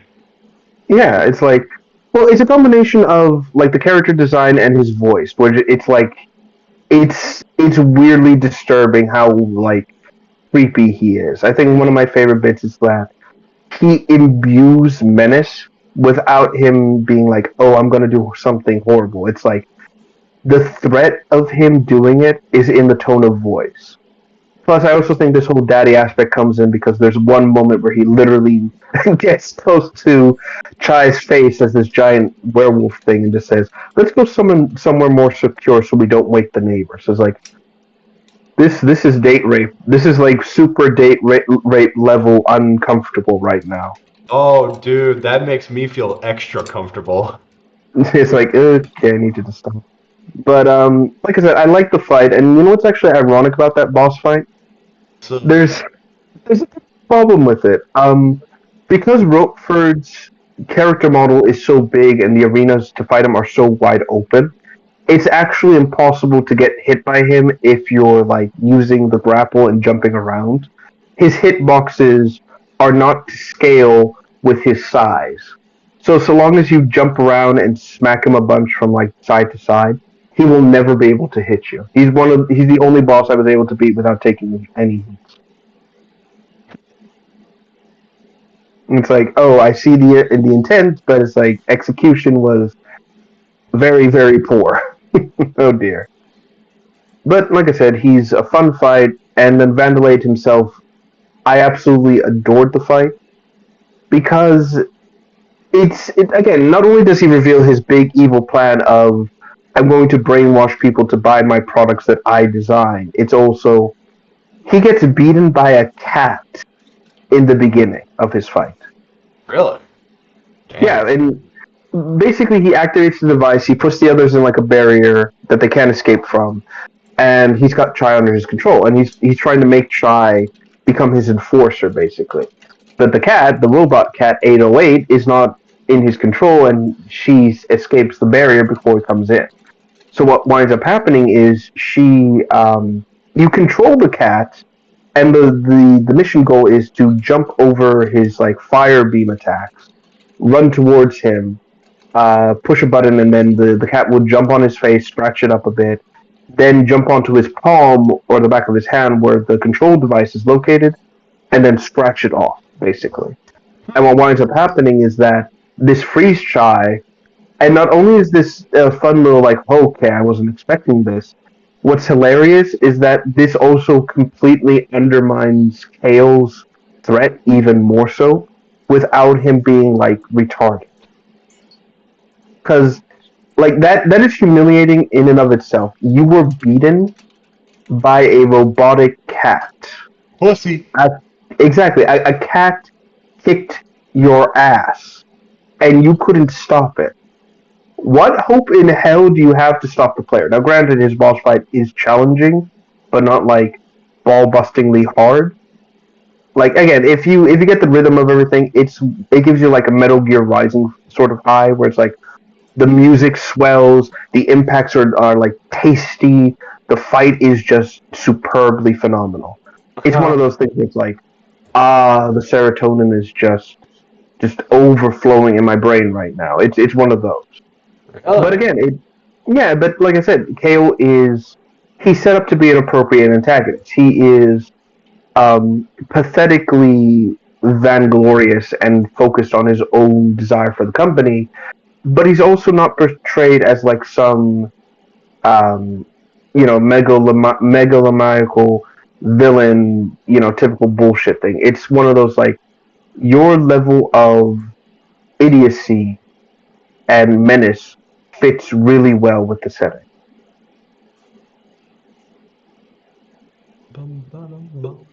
Again, it's an incredible thing, and I can't recommend this game enough to people. It's like if you get an opportunity, buy it. You will not regret it. It is really fucking fun. The characters are endearing. Things are great. People have weird obsessions with the cat and this wolf, but it's nice. It's great. You will not regret it. There's even robot poop. What? I'm not joking. So a lot of the robots apparently they do eat, but they apparently, according to the game and everything like that, this is a case of like excess food on the campus island. So in order to get rid of a lot of like the uneaten food that they produce, they feed it to the robots who compost the food down into like a sludge slash not a sludge, but like a into waste product essentially. The problem is that they actually have to poop it out.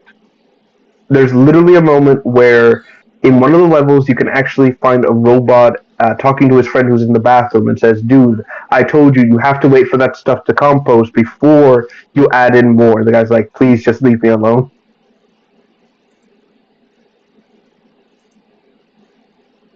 So there you go, robo poop. Robot shit. Holy shit, Jordan, take notes. No, why? No, no. It's possible now. It's possible. I You never can't needed escape it. this. I never needed that as an explanation. Frickin' my Toy Chica animations. I always like people say, "How is that even possible?" It's like I don't know how it's possible. You think I am like frickin' Bungie, where I make lore of how everything works? It's possible. I don't know how it's possible. I just know it fucking is. Well, there you go. Now you can steal the high five rush explanation of it's just extreme composting. Yeah. It's extreme composting. No, they have biological systems inside their animatronic shells. That's why. All right, you can do that too. Yeah. I mean, it doesn't make that much sense, but hey, the option's there. Oh, hey, hold up. Old man, have you heard about Garden of Banban? I know of it. I have not gone into it. Why? I'm just curious if you know about the drama with it. No, and I don't care to. Yeah, it's not worth it. It's very one-sided. I stopped giving a shit about like online drama about like shit like that a while ago. I mean, when are people life gonna is too short. when are people gonna realize that like influencers and celebs are just as bad as what like people who follow YouTube drama? They act like they're so above the frickin' celebrity drama and that stuff. It's like it's the exact same thing. It's just with extra steps. Yes. It's like I don't care what Sneeko said the critical. I don't care about Mr. Beast making his friend. I don't know what it's about. It's him becoming a troon or something. I don't care about Resident Evil remake. Like it's like I look into it a little bit. And it's literally just people saying the same thing over and over. It's like, oh yeah, I love to see one-sided discussions. It's like it's all one-sided. It's like you have to have one opinion and you can't like. It's just like there's no actual coherent debate about it. It's just boring to me. Yeah, because nobody wants to do debates because that runs the risk of people being convinced against the thing they have preconceptions, and people are so afraid of having their opinions challenged. They're like, oh my god, I can't even humor another character or another side of the conversation because it might turn me into a horrible person. I'm just saying, there, like, okay, then you're stupid. There's no what's the word I'm looking for here? There's no more intelligent conversation. It's just what's the word I'm looking for here? Oh, I'm trying to think of the right word. It's just one-sided shit, basically. Yeah. Yeah, that's another reason I want to make the like the frickin' shill culture video, because I want to be like, I don't care if it won't have an impact, but I at least want to at least convince someone that maybe you shouldn't be getting all your opinions from influencers, and that maybe that a lot of them are being like they're here. Actually, I found this. It's kind of it's a 4chan post, but apparently he went into a lot. Apparently, a lot of the influencers, Mr. Beast, Hassan, or frickin' Nico Lol, they're all connected to a network that's ESG funded, and that they're all like they all have talent agencies where they're just paid to say the same thing over and over again, and that's what's like. That's what's going to get me Jeffrey Epstein. They're going to frickin' say Jordan is great, killed himself. They're gonna get the glowies to my house because I'm exposing the fact that they literally are using influencers to fucking manipulate public opinion to like shitty products. Exactly. Oh, here it is. By the way, I got my Discord working here, so I want to show you someone took the concept art from that the Star Wars thing I mentioned and actually touched it up a bit more. So I'm putting it in voice chat text. So these were supposed to be the brute stormtroopers here, by the way. Oh, they're just dark troopers, but white. Yeah, and huge, basically. Like, they're actually a lot larger than a normal stormtrooper and a normal person, basically. The idea was that they're either supposed to be a different species that got recruited by the First Order to fight, or they were supposed to be like heavily augmented people that join the First Order because they want more augmentations, basically. That's why they're a lot larger. That's why they literally are said to carry like cannons designed for vehicles as weapons. Like that was the idea. Okay, so they're just a cabal from Destiny. Or the Space Marines. Space Marines. Yeah, that's what I was gonna say. Which I think it would have been a better idea. It's like, okay, this makes sense. Our enemy is large and dangerous. Yeah, so they just wanted to replace all stormtroopers with that, or were they just supposed to be like hunters, where they're heavy units? It was going to be like replacing stormtroopers with that, where like one brute trooper could actually replace 10 stormtroopers for a battalion, and so on and so forth. God damn, that would be just interesting to see in the movie. It's like instead of having a bunch of cannon fodder, you have all these like big guys. I mean, yeah, you gotta find ways to bring them down, which would have been cool. Here, I need to find this mod for Battlefront 2 that made the First Order into what I thought Wait, no, I put Battlefield. Battlefront 2 First Order mod. One other thing. These are the new Storm Commandos, or whatever the fuck they're called in the Mandalorian. By the way, this is them. So they wear similar armor designs, and it's supposed to be made from like the same material as Best Star, but not as durable. But they're still durable as hell. And I don't know. I really like these designs. They're like a mix of Short Trooper and Clone Trooper. Yeah, and like their armor is sensible.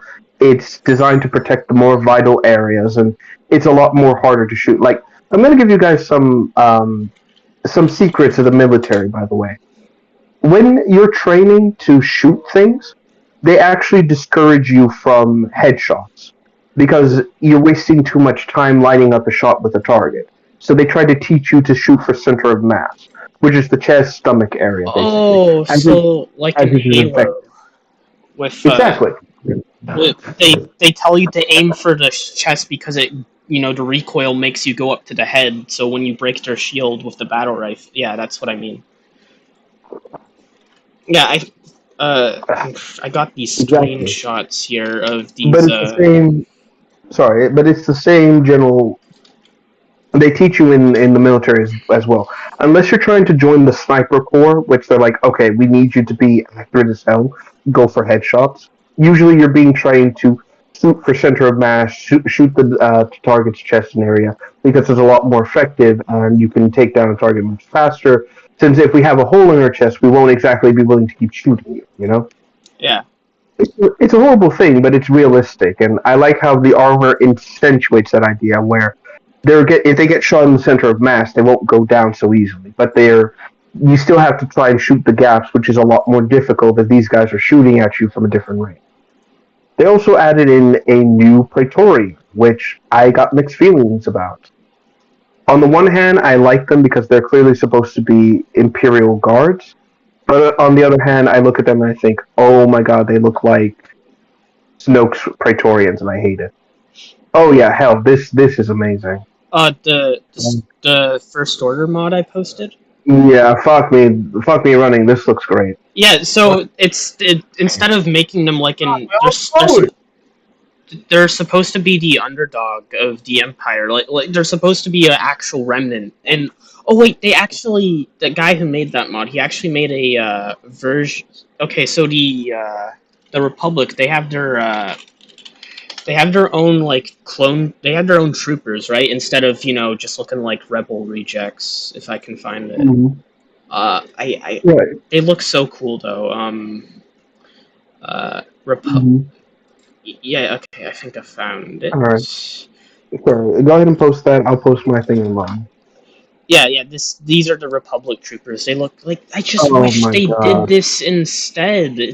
I had this mod installed when I was playing Battlefront. I don't have EA Play anymore, so I can't play it anymore. But I liked using these mods because they were just so like I liked it better where Okay, when I work on my projects again, I need to know these mods so I can get a friend to help me rig these for like source, so I can make this a lot better. Say like these are the ideas I would do instead. You know? Could you do it for my mod? I made my own. I don't know if you'll like it though, but I made my own clone trooper mod. I guess I took the 501st from the Mm-hmm. what are they called? I forget what it was called, but the point is that Force Unleashed. I made my own like custom legion of the transition of the Oh, I know uh, that look. Yeah, yeah. yeah, I made my own fucking mod for that. I spent a month on this. I'm most proud of this the shore trooper design if I can find it. Sure, I'll see if I can talk to a friend who could port this over, and I'll give him a look over. Yeah, these guys. I like the camo I put on them.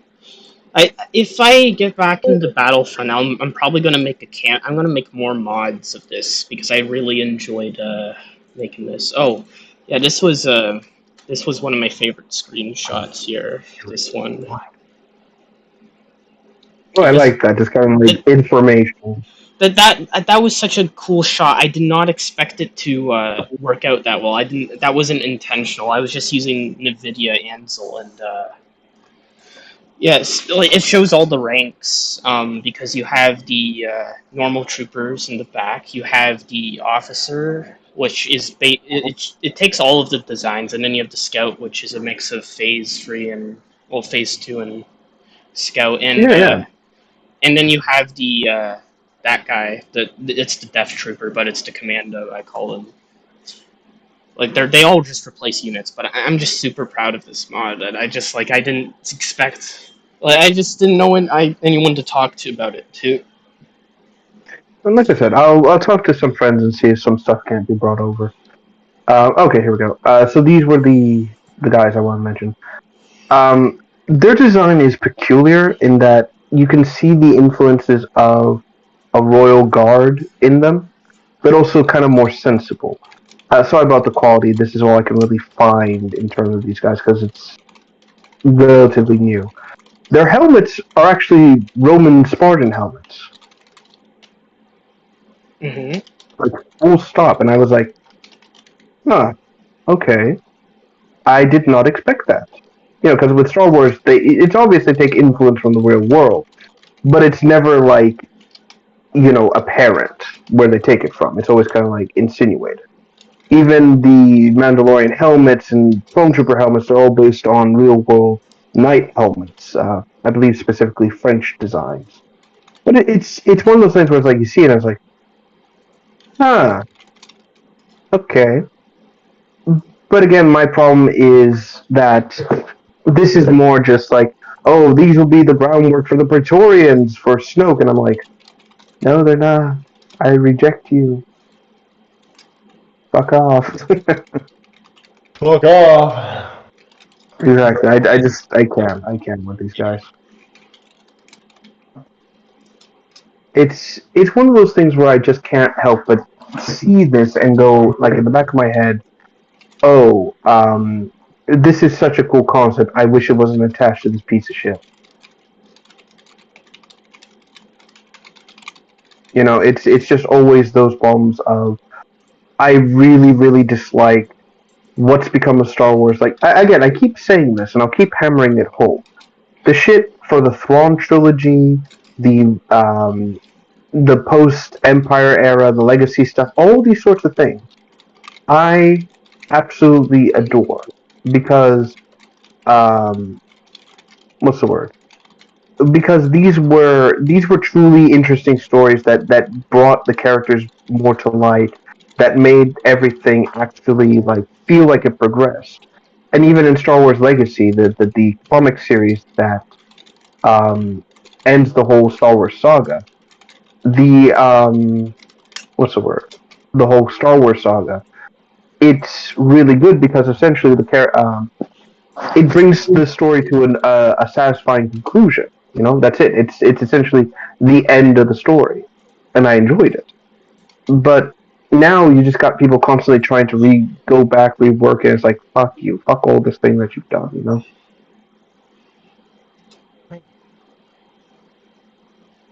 It's frustrating more than anything.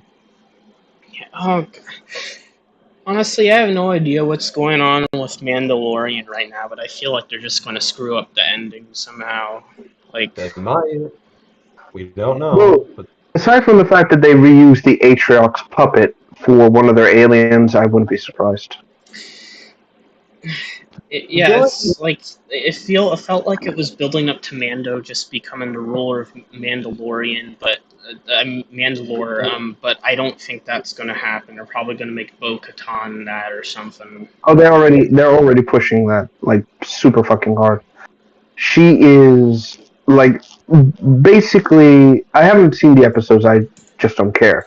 But basically, they Bo what's it called? um, Din gave Bo the Darksaber and is like, wasn't it a whole thing that she couldn't take it? She has to win it off him. What the fuck is going on? So she has it now, and it's becoming clear that the story is now going to stop being about Din Djarin, and now it's going to be about Bo Katan and her attempt to reascend the throne. And basically, it's Dave trying to do the Clone Wars, or sorry, his Clone Wars slash Rebels plot that he didn't get to do because those shows got canceled or wrapped up so quickly he couldn't dwell on it any longer. And now he's trying to do what he's done with it before. Like, originally, before Season 7 was created for the Clone Wars, he couldn't do the whole sacking of Mandalore, so what wound up happening is he had to redo the story in Rebels, and this whole like Mandalorian civil uprising against the Empire, and it would have been this huge thing. But then Rebels got canceled, so he couldn't continue the story. So it kind of was left on this like flat note. Then in The Mandalorian, they bring it up and they reveal, oh, she led them, but it went horribly wrong because the Empire just completely nuked the planet, because fuck you guys in particular. It was just this constant, like, you can tell he wants to do the story desperately, but he can't because every time he's had an opportunity, it just goes by the wayside. So now he's doing it again, where the story is now going to shift firmly away from Din and the adventures of Grogu to now it's going to be all about Bo-Katan and her taking control of Mandalore and becoming its leader. And every time, I'm sorry, I look at Bo and I don't see someone who could ascend the throne to be Mandalore. She is a horrible person. She worked with Pre Vizsla. She's murdered innocent people. She's done a lot of terrible things. And yet, we're supposed to go, oh, she's totally fit for it because. Yeah, I remember. I remember she was saying she was insulting Din or Boba for not being real Mandalorian. While she's done all these shitty things, like Mm-hmm. I don't know, just fucking. She looks like a fucking Karen, man. Fucking Well, fits here's the role. thing. Like, again, when it comes to Mandalorian and Mandalorian culture, there's a heavy emphasis on respecting tradition. And another heavy point about being a Mandalorian is it's not a race, it's not an organization, it's not a creed, it's an idea. That's what it means to be a Mandalorian. Basically, being true to the ways of the Mandalore and being able to not only adapt to the situation but grow stronger from it. Trials and tribulations are viewed as a good thing, basically. But the problem is that when it came to Bo, when Darth Maul, challenges Pre Vizsla to a duel, what's it called? When he challenges Pre Vizsla to a duel and they fight each other, what's the word? I'm trying to think of the right word here. Maul basically, I'm trying to think of the right word here. Maul eventually gets the. I'm trying to think of the right word here. It's coming. Maul beats Pre Vizsla. He decapitates him and he wins the fight fairly. He didn't use any real force tricks or anything like that. He fought him one warrior to another. They fought and they succeed. He won. and even Pre Vizsla accepted it and allowed himself to be killed. He said, he even said, just as you said, only the strongest will rule, and he accepted that. When Pre Vizsla died and Maul claimed the title of Mandalore, as is tradition, some of the Death Watch bowed before him. Again, as is tradition.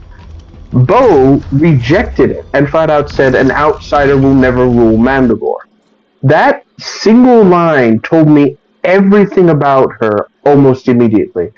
I could look at her and say flat out, "You are not a Mandalorian. You reject tradition that doesn't go your way. You rejected, you don't accept tradition that goes your way because it'll make you weaker. You do not see anyone as a potential Mandalorian to join your ranks. You see the us versus them. You are willing to do atrocities if it's in your name and it's quote unquote right, but if an atrocity is done that you disagree with, suddenly you'll take the moral high ground and condemn it. You are a hypocrite of the highest order. And I cannot look at you and say, yes, Mandalorian. I see a child playing pretend. Just like with Sabine Wren. You two are not Mandalorians. You two are just failures in everything but the word. Wow. And that is what's irritated me. Like, they keep trying to say, "Oh, she's changed. Oh, she's a better person. Her edges have been smoothed out. Blah blah blah blah blah blah blah blah blah. Da, da, da, da, da, da, da, da." That's what they try to do, or that's what they try to say. And I can't sit there and say, "Oh, this is fine. Oh, this is exactly how it should be." No, Bo is not a good person, and she's a terrible ruler. Hell, apparently, according to herself, she tried to lead Mandalore to a better future. She tried to rally the clans behind her, and not only did her plan fail, it's heavily implied that the sacking of Mandalore is her fault because of this failed attack. And she's been trying to rally those forces to her side, and each time it's failed. You have tried to lead a rebellion against the pressures of Mandalore for 3 times now. And each time, the 2 previous times not only failed spectacularly, you nearly brought your culture and people to extinction. Now we're doing it again under the hope that somehow Din will get you to not be a complete fuck-up. And I have no confidence in his ability to stop that. I have more confidence of him being an actual leader than you. And that is saying something. Yeah. That is saying a hell of a lot. Alright. Good, yeah. Yeah, and again, it's all this thing about like, oh, this is the way. It's like, this is a cult of Mandalorians. This isn't even the true Mandalorian aspect. And this is what people are forgetting. It's that they're blinded by the glitz, the glamour, the armor, the jetpacks, and they forget the culture. They forget the Vod-An. They forget all these things. And it irritates me because I feel like I'm the last guard of an old age that is watching this entire thing he's fought and killed for disintegrating in front of him. Disintegrating by the hands that were disintegrating, or disintegrating by, like, people around them? Like, People around them not understanding what it meant to be Mandalorian. So, they're causing their own downfall. Exactly. It's kind of like a sort of like, I know this is an extreme example, but this is like a veteran who fought in a major war and barely survived, and then seeing That's all I need to hear, okay? Here's my thing too. It's like, I just hate the fact that, I don't know, I just hate the fact that people defend this, and the fact that the message the company's trying to make is clear. They're saying, oh, it's like whenever the company makes bad story decisions, it's not because the character's bad, it's because they're trying to tell you, despite, they're trying to tell you that, they're just trying to say, oh, this person, despite being shit, is the ruler of Mandalore, and if you say anything against it, you're wrong. That's what I'm trying to say. Yeah, and I look at that and my immediate thought is this is why I reject you and everything you stand for. It's because you do not speak for what's the word? You don't speak for me. You don't know what this culture means to me and other people. You just see the glitz and glamour and run with it. And that's what irritates me more than anything is the fact that again, I kind of understand why the Japanese hate Western audiences for taking like samurai iconography. You take it without realizing what it means, and I understand that frustration now. But it's still just one of those things where it's like you do not understand a goddamn thing about this culture, and now like you firmly put it further, and it's why I'm like rejected. Remember the spirit of like what it means to be Mandalorian. Remember the creeds that they teach you, the ways that are to be a true Mandalorian, to fight and for your ideals, not just because of a creed or an order, but because of who you are and the clan itself. Those sorts of things. And it's like, oh, but didn't the Mandalorians almost destroy themselves? Yada yada yada. And it's like, yes, and they've also managed to rebuild themselves almost every single time, if not stronger. That's the point. We struggle, we fight, we learn, we adapt, and we move on. It's why you'll never get rid of them. A Mandalorian isn't a race, it isn't a creed, it isn't a people, it's an ideal. And so long as one individual carries that ideal with them, they will never die. But now this has evolved to it's no longer about that. It's no longer about the creeds and the honoring of one's clan. It is now strict adherence to the iconography or strict adherence to the way, which isn't even the way of Mandalorians. It's just an extremist sect that's only gained popularity because people don't understand the differences between the cultures. And now, or sorry, the differences between what each clan holds as individualistic. And now we're in this mess of, I'm Mandalorian because I wear the armor. It's like you don't understand it. You don't know it. In fact, let me see if I can find a specific comic page because I need to pull this up. Let me see.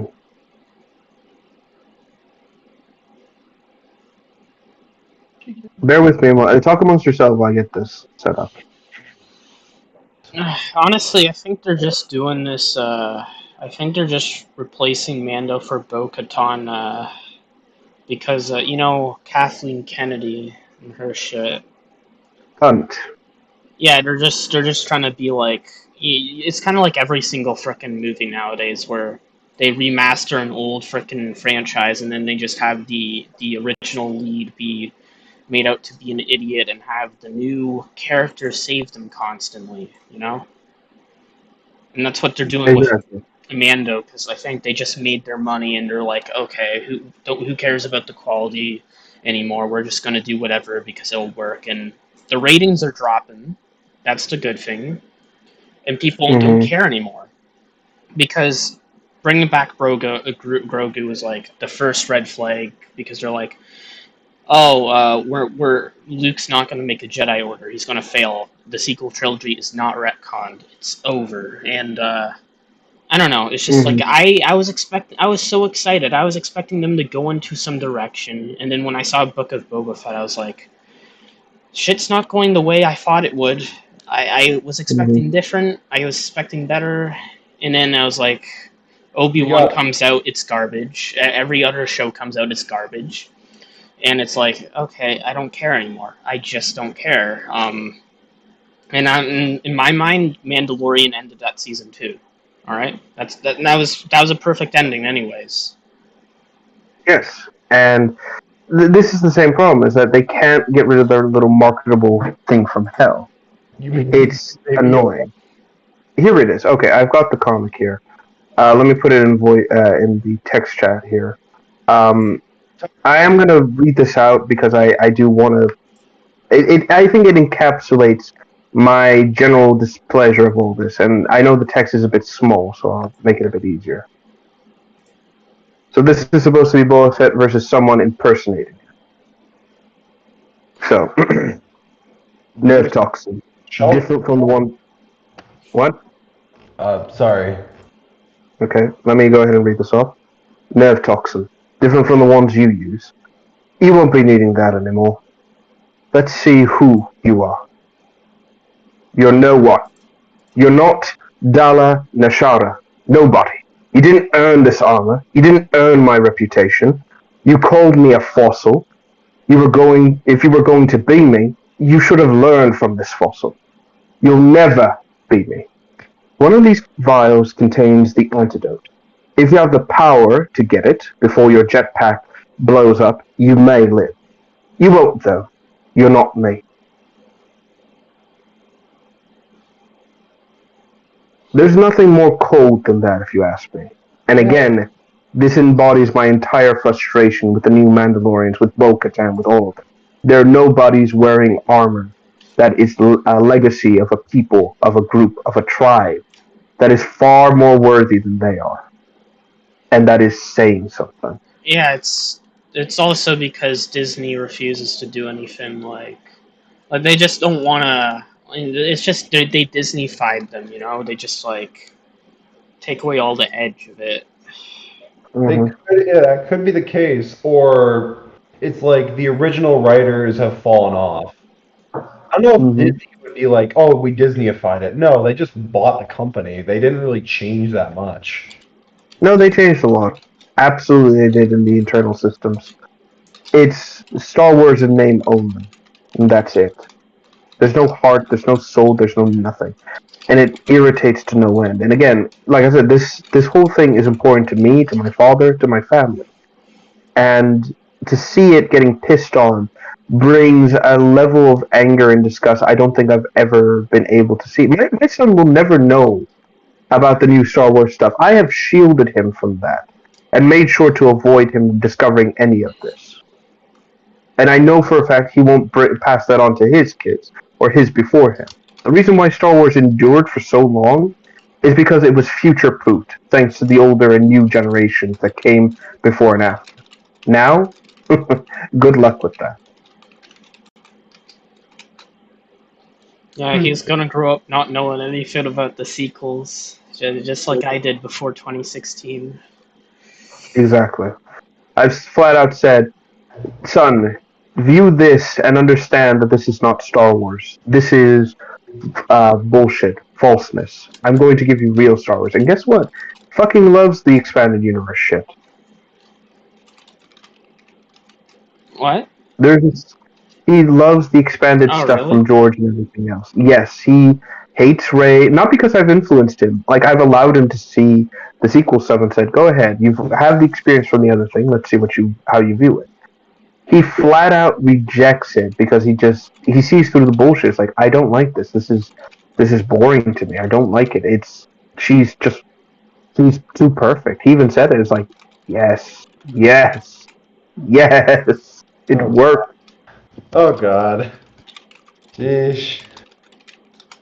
At least it makes the family portrait we took when we were on Mandalorian armor a bit less cringy. It was a lovely generational piece. My father wearing a bit of older armor, myself in the newer stuff, and my son holding a helmet wearing a bit of his own. It was amazing. Welcome. I gotta get a copy of that actually when I think about it. You know, seeing so many people frickin' okay, I have to ask, what is your opinion on the new Resident Evil 4 remake? It is complicated. Hello, welcome. Welcome. Yes. Yeah, I've oh.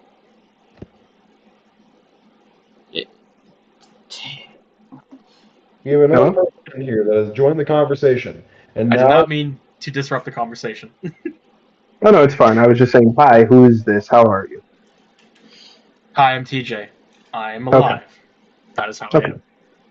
Alright, I don't really care. Let's move on. I'm kidding. Yeah, No, fair enough. I saw a lot of people. I see a lot of people shilling for a lot of remakes, despite them harming some of the original intentions of the original. Like, for example, for Halo 2 Anniversary, like I saw so many people shilling for it, despite the fact that it completely destroys the Bungie art style and it just replaces it with freak shit.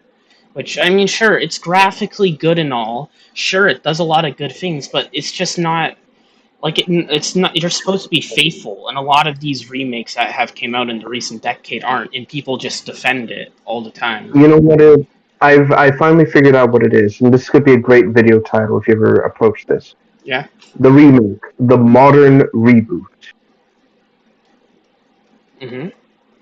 That's what it is. Remakes have basically replaced video game reboots, and people are accepting it because they've been tricked into believing this is exactly the game that you remember. We've recreated it faithfully, yada yada yada. That's not what it is. It's basically a reboot with slight alterations. It's still the same story you remember. It's just, oh, we changed these things, and we're saying it's a remake when in reality we're just trying to add in our new elements. It's why, for me, I hate Resident Evil 2 and 3 remakes, because these completely change aspects of the stories and don't make it make any more sense anymore. Especially now with Resident Evil 4, it doesn't have the legs to stand on from what came before. Again, in Resident Evil proper, the reason Ada survives is because she fakes her death and gets to Wesker, and he gives her the grapple gun. That's basically what it is. We don't have that in the remake. She just falls down a pit and somehow survives the fall, and now she has a grapple gun. How does that make sense? Fuck you, you don't get to. That's basically what it is. Jeez. And it's irritating because it was made kind of obvious that the canonical death of Ada Wong is that, quote unquote death, is that she gets punched by the tyrant when they're fighting, and the impact is so bad that it breaks her bones, and she dies from like the pain and shock of it. That's what the implication is. However, she fakes her death because the intent is to escape, give Leon the slip, and steal a G sample from William Birkin's corpse, which she manages to get a tissue sample with the DNA and the G virus within it. That's why That's why Wesker gives her the grapple gun and gets her out of the city. Basically, she's supposed to be with an informant. The guy shoots himself because he can't live with the fact that he's helped destroy the world in his own brain. So he shoots himself. Wesker is on a TV monitor and says he chose death instead of instead of staying. And he explains the whole thing like, "Oh, we're just working to get this thing sorted. Here's what will happen. There's two things you need to know. One, a nuclear warhead is on its way to Raccoon City and it will obliterate it. Two, the last helicopter out of the city is already leaving. If you want to be on that helicopter to escape, you'll have to reach these coordinates. It's in our best interest you survive," and unlocks a device that gives her the grapple gun. So she manages to use it, grapples onto the helicopter, and successfully escapes while they don't even realize she boarded it. Again, kind of owing to the fact that she is a very skilled spy. We don't get that with the remake. She falls to her death in the pit, somehow she lives, and it's even a bigger plot point because it's like, no one can fucking live from falling such a great height. With the Resident Evil 4 remake, a lot of the characters for me are changed. Leon's personality is kind of zapped of its... essentially they give him plot armor that he didn't need to have. In the original, Leon could adapt to the situation and basically fall back on his equipment if things went south. Like, for example, like when Sadler drops him into the pit of death, Leon takes out a little grapple hook, throws it, and uses it not only to stop his fall, but also to get a one-up on Salazar by shooting the speakerphone, causing him pain. It's like, my ears, right? And basically that kind of shows that Leon can adapt to a situation and make the most of a terrible problem. We don't get that in the remake. What happens is that when he gets thrown into the pit by the Red Verdugo, he just so happens to find a corpse that didn't fall into the pit completely, just got impaled, and uses that to stop his descent, and somehow he doesn't fall with the corpse, despite momentum being a thing. Yeah. Or, like when Krauser and him fight, in the original, Leon is dead to rights, because Krauser has a machine gun trained on Leon, and makes it abundantly clear that he's going to shoot the gun.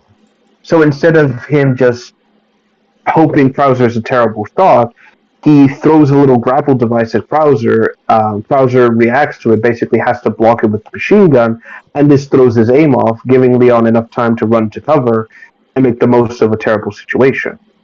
And it just That's what I mean. There are they give Leon plot armor that physically makes his character a lot weaker than he is in the main series. And like I said, it basically weakens his character. It makes him um, less interesting to play with. Now, of course, people will be like, "Oh, but he's less of a Mary Sue." And I'm like, "I'm sorry, is he really a Mary Sue?" He loses his first knife fight to Krauser and is saved by Ada. Yeah. He gets the drop on him several times because the villains just have, it's their territory. They know how to utilize it best as humanly possible. And the guy struggles, he fights, and he succeeds because he doesn't give up. That's not Mary Sue-ish. That's just Leon being a capable agent. In fact, go ahead. It's just them gaslighting. They're just gaslighting you. They're just trying to say that, it's like they do this with a lot of games from the 2000 era. They act like they're all garbage and shit like that, and they say everything else is good. And I don't know. It's just what pissed me off today. Is like I looked in a Crowbacap video because he made a video about this remake, the fourth remake, and all the comments were just like shilling for the game, and it's like the game has less content than the original, and you guys are okay with this. Like you're fine with mediocrity. It's just it pisses me off to see how things have fallen. It's even worse than that because the what's it called? It's not just that. It's also the fact that you're missing things like separate ways, which we don't even know if that will be made for this game's DLC because that is such a huge what's the word? It's such a huge aspect of Resident Evil 4 because it adds more to the story. It shows what Ada's up to while Leon's doing his thing. It shows what is happening elsewhere. All these sorts of things. Meanwhile, by contrast, this game has more superfluous things to do, like, we blew up by the way, I want to say this as well. There was a bit of, like, legitimately mean spirit I felt in the game's design. In the village specifically, if you go into the watchtower, right, one of the old strategies was to basically not camp there, but basically use the tower as kind of like your the method to keep them at bay and kind of pick them off as they come up, but eventually you would have to abandon it because they would just start swarming the place. What makes it so irritating is that they what's the word? What makes it so irritating is that now when you go into that tower, if you walk around on it for a little bit or just kind of move around or do anything like that, the floor will fall in and you'll fall all the way back down. And when I saw that, I was like, oh, this is absolute bullshit. It basically, had I stayed there to fight all the enemies instead of doing my usual strategy of running around and basically kiting a lot of the enemies, I would have been fucked. I would have died, like, flat out. It's like that to me just feels like we know the players are going to use this exploit and strategy, so how can we punish the player for falling back on old design? It's that a lot of the levels feel like they're needlessly larger than they have to be, because almost every what's the word? Like I said, they feel like a lot more like needlessly wider than they should be. Like to the point where it feels like backtracking, going to other areas, just feels like more mature than legitimate. What's the word?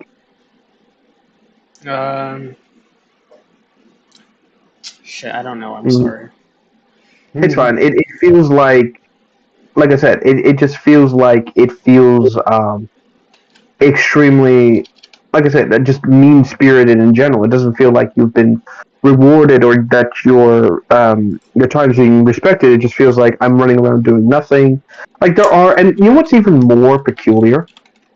What? The fact that some characters are completely changed from the originals, like Ramon Salazar, Osmond Salver when he removes the hood.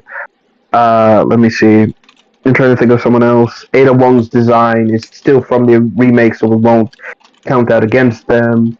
The characters like that, basically, they have completely different designs, which makes you wonder why the fuck is that even a thing. Whereas with, like, for example, Menendez, the Del Lago, El Gigante, Plowser to an extent. All these characters and all these bosses, they're almost one to one, and they look the same. Which is like, okay, so you could have made these as faithfully as possible. You just didn't want to do that. Yeah, that's what I felt with Halo as well for the remakes. It's just they said they were they were gonna like they remade some things fine and then they just used Reach assets for another. It just makes no sense. Mm-hmm. And it's one of those.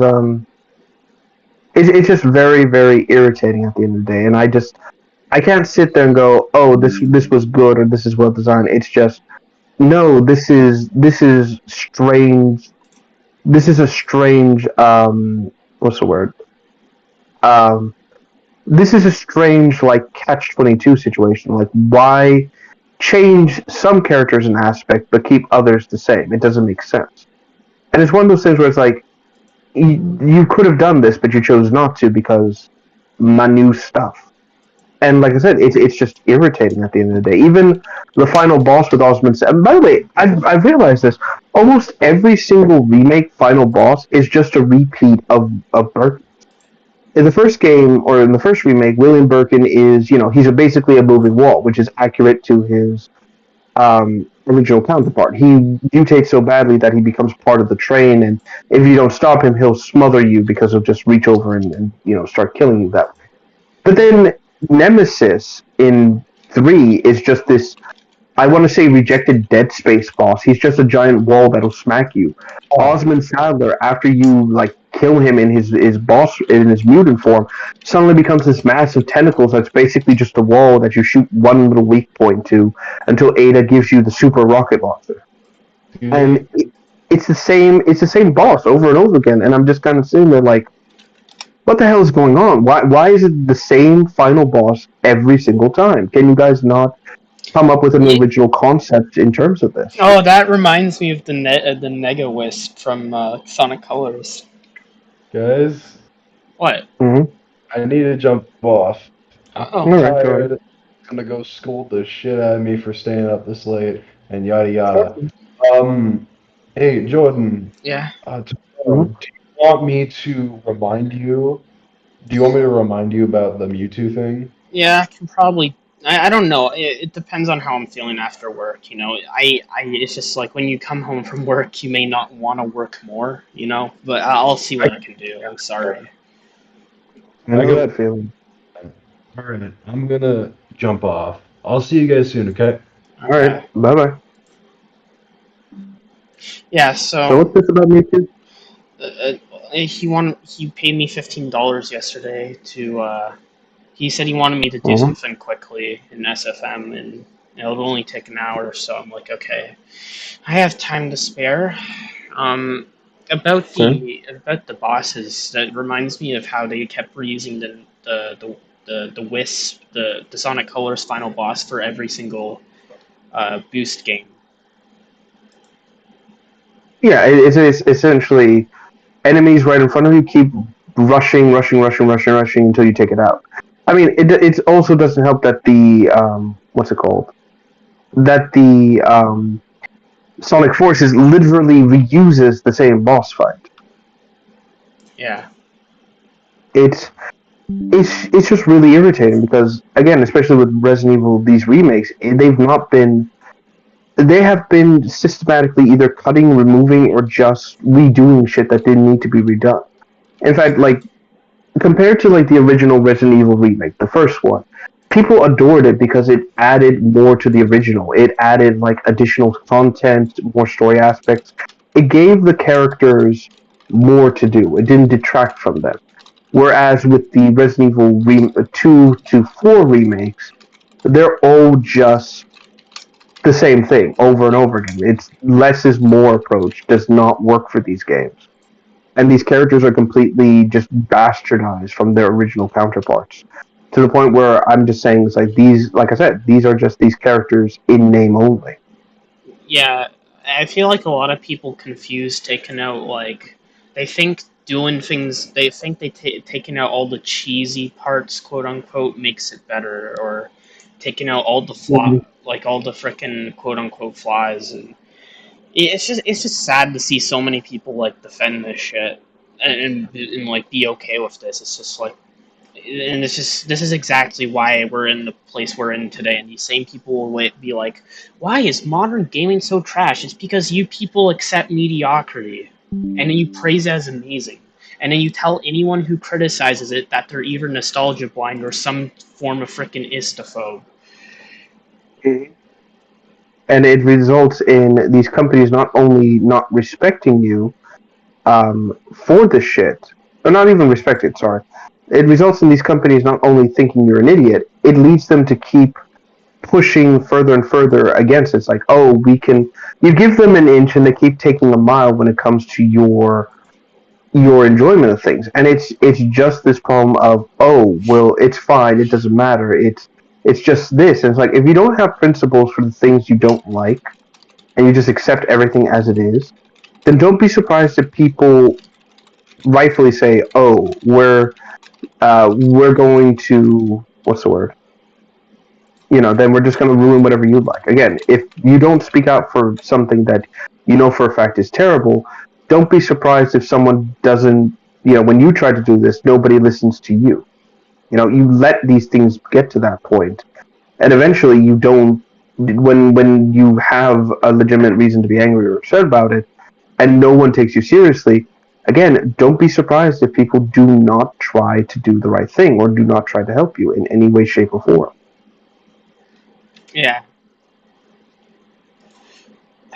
And I hate the fact that the best we can do is just ignore it and focus on ourselves. Like, I hate the fact that there's so much shit is going on right now, and when I get reminded of it, I'm like, God damn, this shit is horrible. But there's like nothing I can do about it. Like, I can't do anything about it. So, and the best thing I can do is focus on other shit, because nothing's going to change.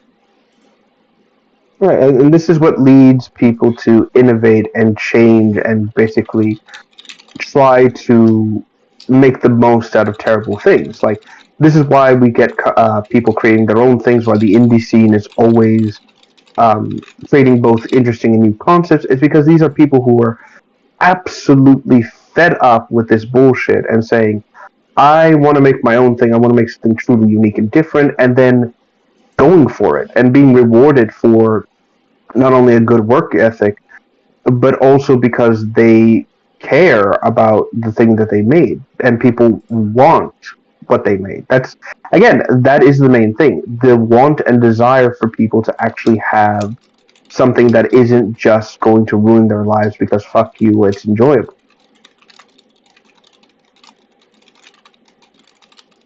Yeah. And that's really, again, that's really all I can say in that regard. There isn't much else I can, like, there's not much to the hammer that I can say that hasn't already been said when it comes to this. It's just a constant issue of people want something that respects their time, but at the same time they don't want to criticize something that they enjoy because they're afraid of being called, they're afraid of being labeled a hater. It's like, well, then if you're not going to stand up for what you believe in and just let what other people dictate your opinions are to be the fact, then again, don't be surprised when people don't come to your defense or don't say, "Hey, I'm here to help you." That is the nature of the beast, and there's really not much else that can be done at that point. Yeah. Yeah.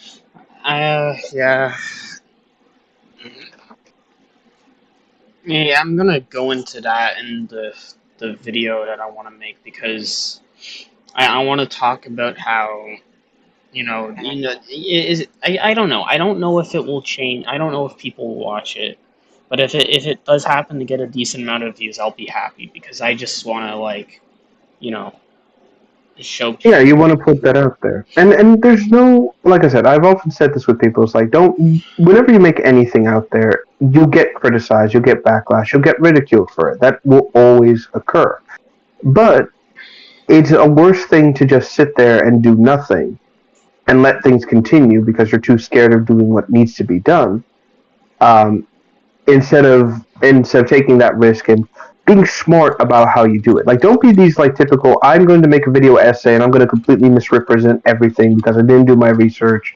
And if you call me out on that, well, you're just wrong because blah blah blah blah. Be open to the criticism that they give. They correct you on something. Don't go, oh, how dare you. Be more like, okay, so that's something I need to consider. And if you address it, you can say, well, I did address it at this point. It's right here. Yada yada yada. That's it. Like that's the most I can say when it comes to these sorts of situations and problems. Really, at this point, is that you need to essentially you gotta have to be assertive. That's the only way I can really like put this in like the most succinct way humanly possible. Yeah. Oh, my neck. But that's really all I can say on that. Like I don't know how many times I can like say the same thing and reword it in a slightly different way, which is sad. Yeah. Oof, God, my knees. Also, didn't we talk about you and these commission things? I thought you were going to set up a commission list. I have one on Trello. I see. I can show you it if you want. No, I'm okay for now. It's just surprising that you're taking more stuff in addition to everything else. But again, that's entirely your prerogative. I'm not your dad. I'm not gonna say, oh, you shouldn't do this. It's just because Zap kind of like I'll be honest. I had trouble saying no. Like when he asked me to stream, I wanted to tell him no, but I frickin' did it anyways because I give in to peer pressure because I suck at telling people no. And because he was like, okay, I'll send you $15, he's like saying, oh, I'm gonna do it. Like I wanted to say no because I'm like, I'm busy with shit, but yet again, it's just a render. It's $15 for something I can do in an hour. I think that's kind of worth it because the minimum wage is $15 an hour. I think it's increased for me, but honest days work for honest days pay. It's just something I can do in an hour compared to an animation, which takes many hours to do.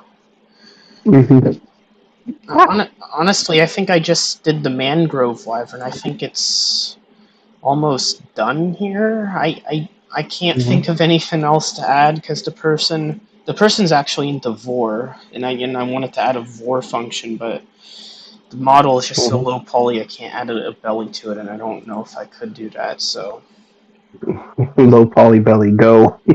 No, it always looks bad. Yeah, that's another thing as well. Like I'm a stickler for like consistency when it comes to like characters and animations. And if I can tell that something isn't a part of the character, I'll be like, and my immersion is ruined, and my boner is ruined by extension. Like I know that, for example, we use a 3D belly to simulate like vor and things of that nature. That it's not necessarily a part of like a Cabal Mystic or anything like that model, right? But by that same extension, we do try to change the texture. We do try to like paint it to make it look somewhat presentable. So that's more of a case of like, we can get away with this with slight fuckery every so often. Yeah. But like I said, it's one of those things where I'm like, if it's not consistent, I'll be like deeply disappointed. That's why, like, when I did my commission for you, I didn't go like crazy. I said like, oh, make it like this. It's just kind of like keep it simple. Don't go too crazy with it. Yeah. Or even with the Chaos Sponge project, it's kind of like we're altering the pre-existing models and making them better fit the situation as well.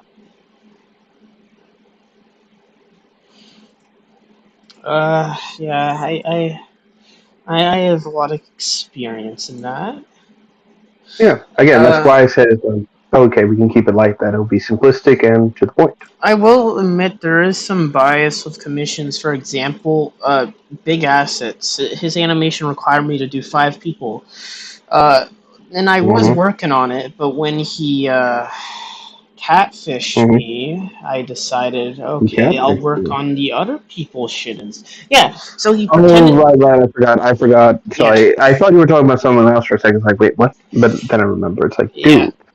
And I'll admit it was the first time he screwed up, so I'm like, maybe I shouldn't be too harsh about it. But at the same time, I kind of there was a good period of time where I couldn't jerk off anymore because I had a grueling feeling that it was a guy behind it, and it's like I couldn't stop imagining I'm just jerking off, and then suddenly a guy appears out of nowhere, and it's like, ah, I don't like this.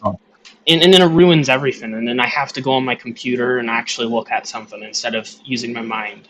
I usually use my mind. Mm-hmm. It's just like, yeah, I don't know. No, I get it. So I That's, see. So you have biases when it comes to commission work. well, yeah, it made me want to go to the ARK stuff instead because I was like, okay, well, why should I do this right now? Because I should be focusing my stuff on that's something that's not safe work, so I can actually, you know. Mm-hmm.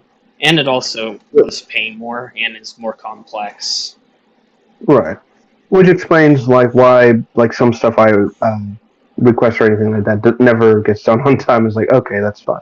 Again, I'm not like someone who's like, where is it? I paid for it. It's like, no, it's cool. It's no problem. If you can't get to it right away, no issue. Or if you don't feel like it's like, I'm not going to demand my money back. It's like, you keep it. It's No, fine. I feel like it. Like the guy, I mean, the girl who wanted this Mangrove wyvern, she's been waiting 2 years for it.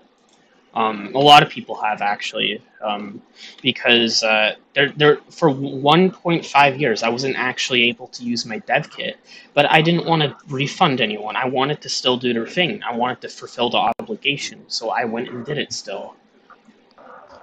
Yeah, which is, like I said, that's respectable. And I understand that you've got like 100 different projects going on. That's why I'm not always hammering home the idea of, oh, let's work on chaos bonds. Oh, where's the commission? Oh, let's do this, let's do that. It's like, no, you do whatever you have to do, and like you get what you need to do as well. It's also the fact that I'm the Mm-hmm. type of person when I see something I'm gonna do it, and I don't care if I don't like canceling things. Um, I just don't like canceling things, so I still try to go through whatever it is in the end. Because, for example, Five Nights at Fredbear's has been in development for 3 years, and I actually planned a lot of it out. I planned the whole Fredbear series out since 2015. It's like I'm a man of commitment. I'll keep doing it. I'll still get to it. I'm never going to cancel it, not do it. You know. Right. And again, that's not only really good, that's respectable because it shows you have integrity and willingness to keep going even if things aren't going your way, which is an admirable trait and something you should hold on to. Like it's good to keep going, but it's also good to know like, okay, this isn't going anywhere. I need to stop, but not in a negative sense as well. You know. But like I said, it's respectable that you have this, and like I said, I'm very supportive of the projects you make. I am legitimately interested in the things you do because I see so much talent and potential with you, and I can see you doing great things when you put your mind to it. It's just a matter of just you getting the boot to the ass and getting motivated. Yeah, this whole week has been demotivation for me. So, and it's only till like yesterday I kind of got I was Mm-hmm. like, all the commissions I was doing was really hard. And I was like, okay, I'm just going to do the Mangrove wyvern because it seems like the easiest one I can do despite how hard it is. And here I am, and I think I'm almost done it. So, Yep. Which again is completely understandable. I will admit I'm kind of like distracted right now, and I don't know what the hell I'm even doing. So I've just been so zoned out.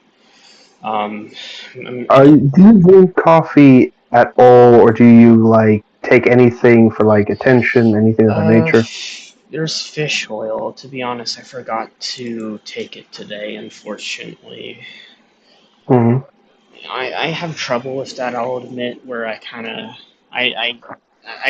of forget to like brush my teeth and stuff like that because I'm just like I don't Mm-hmm. know. I'm just so work focused. Sometimes I You'll forget. start your brain.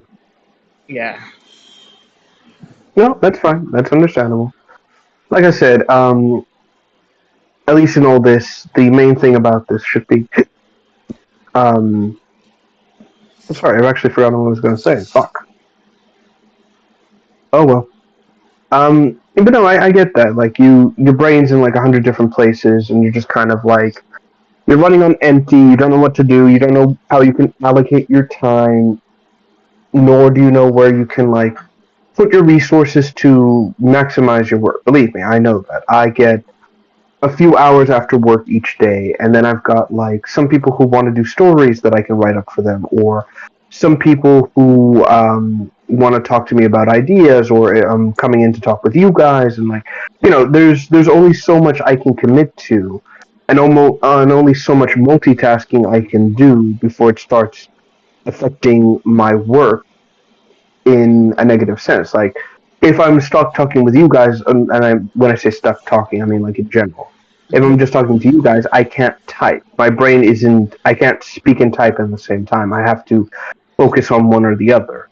Um, or if I'm chatting with someone and trying to get like something sorted and coordinated, it's also very difficult to get that process going as well. And you can see the sort of like problems I tend to focus on whenever it comes to like speaking or focusing on work. It's just a series of just problems, really. That's the best way to put it.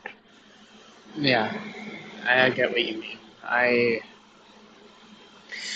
honestly, I felt that way at school too, where I just kind of didn't know what to focus on after school, and sometimes the choices kind of terrify me about it. You're in a position where you see all this unfold before you and you think, oh, I can, what's the word? I've got all this time. I can spend like maybe a few minutes sitting down doing nothing, and then the next thing you know, almost an entire day's gone by, and you're like, "Fuck! How did that happen?" That's what happened all of this week. I got so overwhelmed by choice that I kind of procrastinated a lot, and I just was browsing Discord the whole time, just looking for something. I don't know what I was looking for. Kind of just looking for anyone to Mm-hmm. help me out, I guess. Mm-hmm. I just feel, I don't know. Sometimes I just get very overwhelmed with this stuff. Yeah, because you're at the end of the day, you're doing all this by yourself. There is no, you don't have a crew, you don't have people helping you, and that's because the simple fact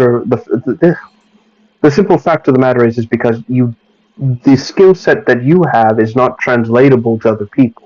As much as I would love to help you with like your ARK stuff, your Frontier stuff, like all this sort of stuff, I would love to do.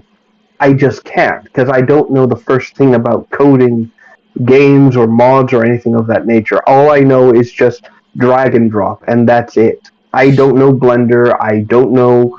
I don't know whatever program ARK has. I don't know any of this. I just look at it and go like magic, you know. Yeah, I mean, So that's why. Mhm. I do have help with the ARC mods. I have Ghidorah help out with some creatures and graphs and stuff. He's been very helpful, and Pikachu's too. Like they and Prom, they've been really helpful. I'm very grateful for their help. But for SFM, for this other stuff, like no one can really help me because I'm using these singular programs. The most it can help me with is models, assets, like for my fan game, Fredbear's Free, it's gonna. Mhm. Honestly, the thing I hated the most, though, when I was making 5 Nights at Chica's, is it's just like it's just waiting for the game to be done. When I was making it, I was Mhm. making it every single day, and I'm like, God damn, it's gonna take so many weeks to get to this goal done because each day is spent doing one thing, one part of the game, and Mhm. it gets tiring after a while because Mhm. it's just like I go to work, and it's like you don't see any reward for your hard work. No one really talks about it. The reward for your work comes like later, and it sucks because It's hard to be motivated. yeah, and also when I go to work, I can't work on my stuff because I'm at a different place. So I get angry because I'm like, I just want to get home and finish this. I just want to get home and finish this, but here I am doing this instead, Mm-hmm. and it Well, bothers me. think about it this way: the way I tend to go with my work, especially when it comes to like, oh, I'm doing overtime, is I look at it like this: I get paid roughly $15.50 per hour, right? Not whole lot on its own. But when I look at the amount of hours I'm putting in, I know that each hour that passes, that's an additional amount of money into my paycheck. And what makes it so sweet is if I'm working overtime, oh, look at that. I've got an extra 150 per each hour I do. That means I get an additional bonus for every little thing I do. And by the end of the day, when I look at that clock and see you have worked 10 hours this shift, I can go, I've made a decent amount of change just today alone. And when that paycheck comes, oh, is it going to be sweet? Honestly, If you you're right. You're Mhm. right. I kind of I looked at my work money as just an Mhm. expendable income when I should try to look at it as a easy income to get because I get paid to the same rate as you for washing dishes, I guess, and helping around the restaurant. And my pay got Mhm. raised too, according to my dad. So I'm thinking that like if I because I can make like $400 per paycheck if I really that's what I'll get. So if I just save that, I'll be able to get the e-bike back, and I'll be able to get the money back for it, and I'll also Exactly. get it from And commissions. exactly. And that's how you should always view your work. It's not, oh, it sucks that I should be doing this. It's like, okay, if I keep working these hours, my paycheck is going to be humongous when it comes in, and I can use that money for something I really want. It's like I pay my bills, I pay my due diligence, I do all this, and then I get like that little extra that I can put to actually like splurge. Maybe I'll go to the fancy restaurant tonight. Or maybe I'll use this money for like this device I need. Like that's how you should always view getting your paychecks, a series of priorities, and how much you're willing to put in to how much that you get to spend and reward yourself later. Hmm. That's honestly that's the best way to look at it. And what's great about your position is that you are not only making quite a decent amount of change where you are, you're also getting paid additionally your own rates. You're your own boss when it comes to the commissions and stuff. So you have a passive income on top of your main income, which is that's an extremely envious position people would want because most people who work a job like myself, we just get paid the hourly rate and that's it. We don't have any control of how much we work or how much we get paid for. You do. You can set the amount that you will accept for a commission and say, okay, I want this amount. This is how long it'll take. Yada yada yada. You set your own prices. You set your own rules, and people can either choose to pay it or they can choose not to. And you're not really losing anything because if one person won't pay, then the next person would likely pay for it. Yeah. So it's like I said, it's a series of swings and roundabouts at that point. Honestly, now that you put it like that, I feel a bit better about it now. Honestly, I think what I'm gonna do tomorrow, and I was thinking of doing this, is making a Mhm. playlist of things I can listen to so I don't have to scroll through something to find something to listen to because I was thinking of getting because I was listening to Mr. Medicare's videos because they're pretty entertaining to listen to, so Mhm. I was thinking of getting those or the DSP videos because Mhm. they're nothing to do with drama or politics, which is great, and I'll keep my mind on that because what I usually do is I listen to sonic music at the start of the day, and then when I get my lunch after when I get my lunch, I just listen to that type of stuff. Yeah, which is fine. Personally, I don't got much of an opinion on Mr. Medicare himself. Like, I don't like the guy, but I don't like. I'm going to plot his revenge. I'm like, okay, whatever, you know. I'm it's kind of like He's a not for everyone. situation. I don't really care for the person behind it. They just give me something to listen to. Yeah, It's it's funny because it's kind of like go ahead.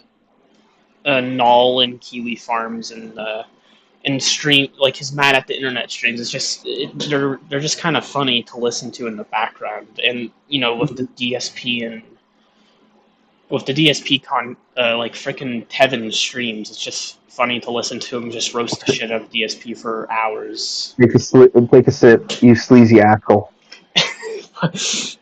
I love the guy that reanimates the DSP stuff. He did it with Tevin. Oh, I love that one. My favorite one has to be when he talked about the hospital trip and how the animator basically made DSP like the most irredeemable asshole, even in how he was saying the story, like having DSP kick Leanna out of her hospital bed, making him look like more of an idiot than he probably was. Like it's one of those things I love. But when it comes, like, my opinions of Medicare and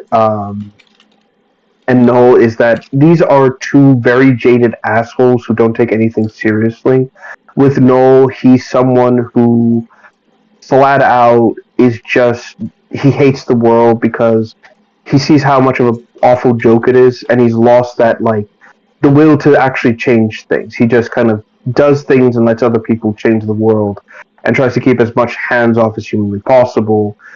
But at the same time, he's just trying to exist, and you just sit there and it's like, okay, whatever. Like, he's not someone you listen to and take their advice seriously. He's just someone that's like, am I ever thankful I'm not this pathetic asshole over here?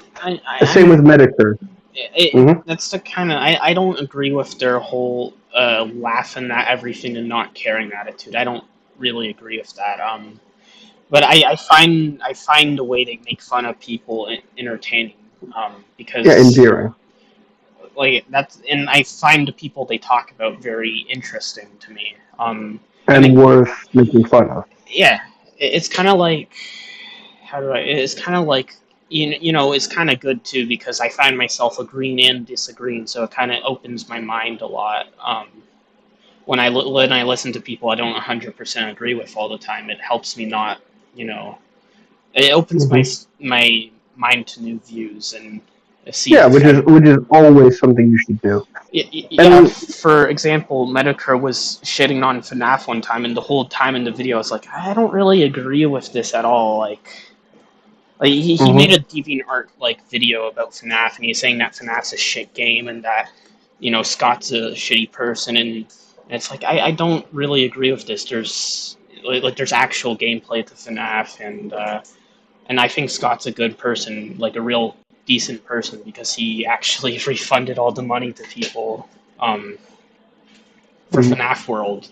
Like I think he's a very genuine guy, like Markiplier is, Yeah, and then that's the thing about Medicare is that you could respect him and give him the time of day and say like, yeah, I don't agree with this. I don't hate you. I don't think you're wrong, but whatever. But then he'll just say, "Oh, you're a fucking cuck," and then he'll try to spin it in a way where he'll make fun of you to soothe his own ego. Because like, how dare this person like not agree with my take, but also like try to take not even the moral high ground, just be like respectful about it. So he'll just kind of try to antagonize because that's all he's known. He's basically that high school idiot who hasn't grown out of that whole like the world's the high school and I'm just the class clown / the guy who disrupts everything because I think it's funny while deflecting from my own shortcomings. And that's how you should really view people like Medicare and Noel. Well, more Medicare than anything. Is because these are people who have never grown out of the that high school phase in their life, but at the same time, you shouldn't like plot their destruction, or if they make fun of you, or like say, "Oh, look at this guy, he's into this weird shit." It's like you should just go, "Okay," and just leave it at that. Like acknowledge that, "Oh yeah, he brought it up," and then just leave it alone. Like, keep an eye on what they say in terms of memes and just roll with the punches. That's the best thing you can do. Yeah, Like, be part of the joke. That's it. I have issue with that. I can't.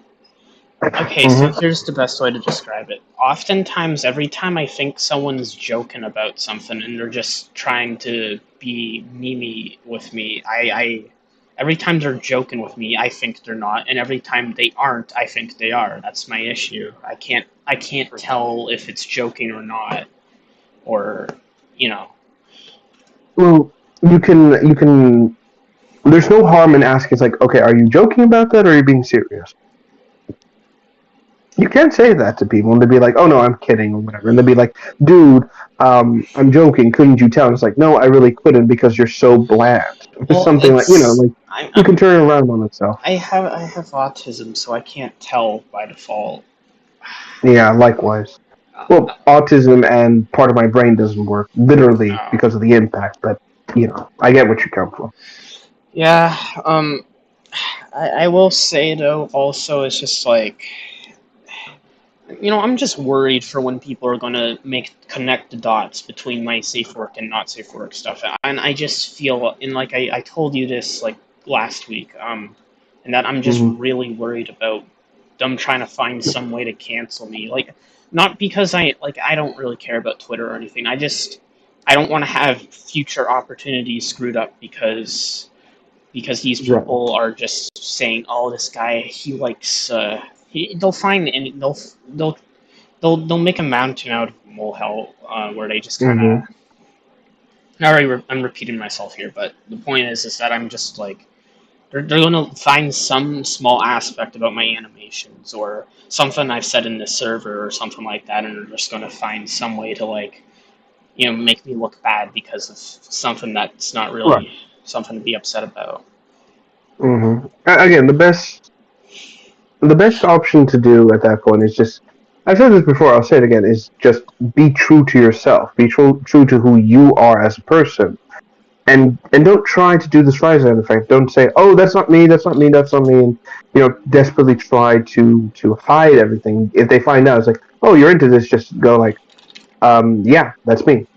Okay, so did you want to talk to me about anything, or what about it, And oftentimes people will be like, "Oh, I thought you were just gonna like do something else." Okay, well, and then maybe that person actually wants commission, maybe they want something. The worst thing you can do is try to deny something once the proof's been discovered and try to downplay it. You should not do that because that gives people ammo, and then they will never let you go on that. They'll just keep going. It's like, "Oh, he tried to hide this," and then people will start saying, "Okay, if he wanted to hide this, what else would he try to hide?" Basically. Again, the best thing to do is be honest with it, be honest with yourself. When it's inevitably discovered, don't try to hide it, don't try to downplay it, don't try to do what a lot of people who try to hide the shit do. Just embrace it, say, "Yep, that's what I'm into," whatever, keep your head proud, and just keep going. Don't be like, "Oh, I'm into this and I think everyone should be." Like, don't try to amplify the quote unquote issue. Just let it be, let people have their thing, and eventually they'll let it go when there's something bigger and more awful out there. That's how people are. The worst thing you can do is be the monster they want you to be. Yeah. Actually, yeah, that makes sense. Now that you say that, it reminds me of the iDub situation, because no one cared until he made his video about sex workers. Like, no one cared. And then that exploded it. Honestly, I've tried to... all this shit about me being into this stuff, it was all exposed in 2020 by these trolls who were fucking with me. Because I told people I trusted about it, and they told everyone about it, and that's when I did my whole VorTube animations rebrand, where I was like, okay, you know what, I'm just gonna stop using alt accounts where I have one account that's for safe work and one that's for not safe work. I'm just gonna use my normal Discord account for VorTube, and I'll put it in frickin' VorCord, and I changed up everything, and I kind of started anew. And I was you embrace it. It's kind of, that's kind of what I thought. And then there's just pros and cons to it, I guess. And exactly. And I'm feeling like I've never bothered to give like, here's my safe for work Discord and here's my non-safe for work Discord. It's more like, I keep my friends separate from everything. There's some cross pollination every so often, but it's not like, oh, they know who it is. It's more like, oh, this is just someone Rev knows, and hey, they just maybe like if they do connect the dots, it's rarely like, oh, okay, he probably isn't into this. It's just probably one of those aspects he didn't know about, and so on and so forth. Like I said, it's I keep my friends separate from my not safe for work friends and my safe for work friends. I don't get people involved in my projects that are like one or the other because I don't know if they'll be if I can trust them and if there's ever like something that goes south, if they'll quote unquote expose it and then start causing shit elsewhere, you know? So it's kind of a way for myself for me to defend myself in that sense, where I keep everyone in their own like kind of separate areas and very rarely do I have people who I legitimately trust being a part of my other shit. Like for example, I've been contemplating showing you like the Safe for Work Discord I do, or sorry, the Safe for Work DeviantArt I use for my comics and stuff, based on a friend and mine's podcast that we used to do before it got canceled. Not canceled like the Twitter mob canceled. I mean canceled like we agreed to stop doing it because our opinions just diverted too much and things just went like, okay, this isn't funny. Um, but I kept our series alive because I built a world around it, and I'm always looking to add people into that because I feel like, you know what, I want to make stuff with you based on our conversations, based on the silly shit we talk about, you know, yada yada yada, and then just kind of run with it. The thing is that I don't always, like I said, I don't know if people are trustworthy enough to be involved in that, and I don't know if they're going to be an asshole and say like, oh, he's into this weird crap stuff. It's like, oh.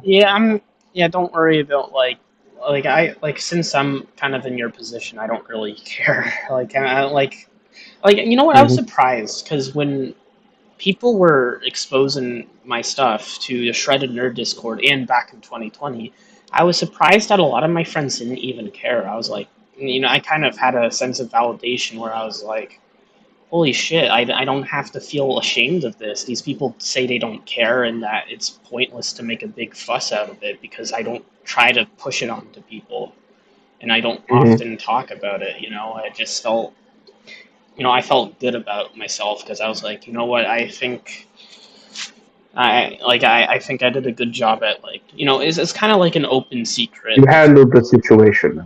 yeah. But honestly, the whole thing about me doing NSFW stuff, it's kind of like an open secret around my Discord. People know I do it, but they don't care. And I tried to keep it all separate. That's why I use two different names and two different accounts. And I tried to. Honestly, I don't think this will be a good idea in the future once people connect dots because I've tried to play it off as we're that Vortube and Jordan is Great are two different people on YouTube, and I did it on Twitter, where they're two different accounts, and I would make them talk to each other to sell that illusion. Because I saw Ellis Mark do it with Splashdash, so I thought, okay, this. But now that I look back at it, I'm like, this might help people connect the dots, and also people might try to use this against me and say that I'm freaking trying to do something scummy with that. Yeah, the best way to do that is like have that happen every so often. Don't have the two dummy accounts like agreeing all the time, or maybe there's some disagreement. Again, the idea is to, like you said, sell the illusion, sell the idea that these are different people who think differently. But at the same time, it should not be your sole. Oh, this totally isn't me. You see, it can't be because blah blah blah. Don't do that. It is unironic cringe, and it will just make things a lot worse for you down the line. And Yeah, yeah, that's true. I think I'll admit I did use both accounts one time with a whole like Modern Warfare. It was modern. It was the freaking modern. Some freaking Halo guy was trying to use Modern Warfare 2022 as a way to shit on Halo Infinite, and I was calling him out, saying that you're comparing trash to trash. You're not really making a good point here. It's like they're pretending like it's such a good game. It's like it has almost all the same issues Infinite has. You guys are just pretending it's different because it's COD and no one cares. They only care when Halo does it because people have higher standard with Halo, which thank God they do, but still. Mm-hmm. Yeah, people still have standards with Halo, where COD is just, polished. Yeah. Actually, someone brought up a good comparison here, and that is they compared Mario to Call of Duty, and in that both of them release the same game every so often. Both games are essentially the same thing with a slightly different power up or ability or gimmick to it, and that's it. And that really is how Call of Duty is. It's the same game over and over again, just with a different focus. Like now it's a focus on parkour. Now it's a focus on realism. Using this. Now, yeah, it's like that, and so on and so on and so on. It's like, okay. And there's not much, there's not much. I'm just trying to think of the right word here.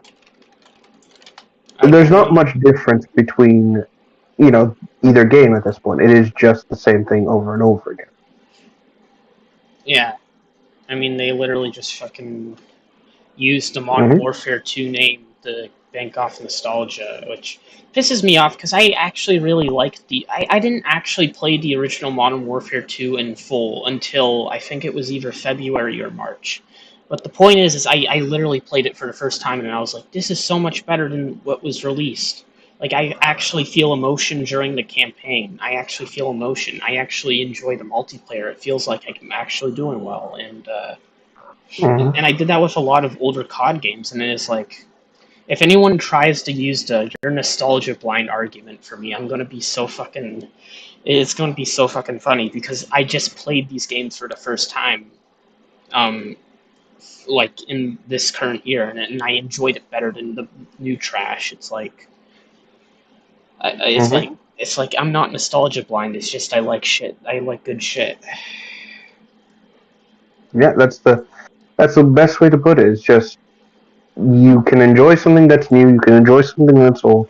We all have our nostalgia blinders, but the important thing is not to let that color everything we have. We have to step back every so often and say, okay, yeah, I am letting my nostalgia talk for me, or you can say like, no, that's not the case, because I have my proof to back it up, and you can actually provide that proof. That's the main contrast between these two aspects. Having the ability to see your shortcomings, but also having the ability to go, is it really a shortcoming, or do I have proof to back this up? And if you have proof, then it's not you being nostalgia blinded, it's you legitimately pulling up, hey, this is inferior, here's my proof as to why. Without it being like nitpicky or like superficial, like saying, the lighting in this scene is now red instead of blue, and therefore blah blah blah, like the typical artsy fartsy defense. Yeah. That's really all I can say. It's like there's not much else. Oh, there's not much else I can say when it comes to being nostalgia blinded and avoiding the nostalgia blind. It's like I said, it's based on everyone's individual perceptions. There's only so much I can assist when it comes to that sort of thing. Yeah. Yeah. Okay. I see. Yeah.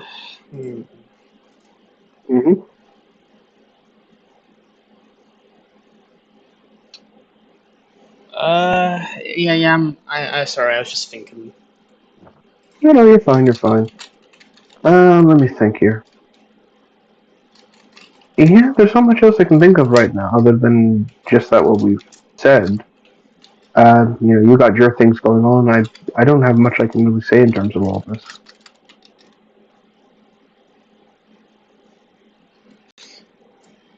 Yeah, I know. I'm sorry if I'm all confused. I'm just kind of No, you're fine. You're fine. Like I said, there's no problems or anything like that. You've got your priorities. I got mine. I think we've kind of reached the point into our conversation tonight that there's not much we can really discuss on. We've already reached that limit. Yeah, I guess that's true. I'm kind of like that with the dev kit right now. I just can't figure out what to do right now because I did everything that was asked. I'm just trying to, I'll be honest. I kind of have a limit where I'll just stop working because I'll just get so freaking, I don't know. Um, you're straining yourself to see and look for things that need to be worked on when it's reached a point where it's like your brain doesn't have much else that it can say like, oh, this could be worked on, yeah, basically. it's just like it's 1:30. I have to go to work tomorrow, so I'm probably gonna go to bed soon. So I don't know if I really have time to work on something. But at the same time, I don't want to close DevKit and just I don't know. I probably I kind of just want to spend the last few minutes chilling out, but at the same time, I don't know if I should.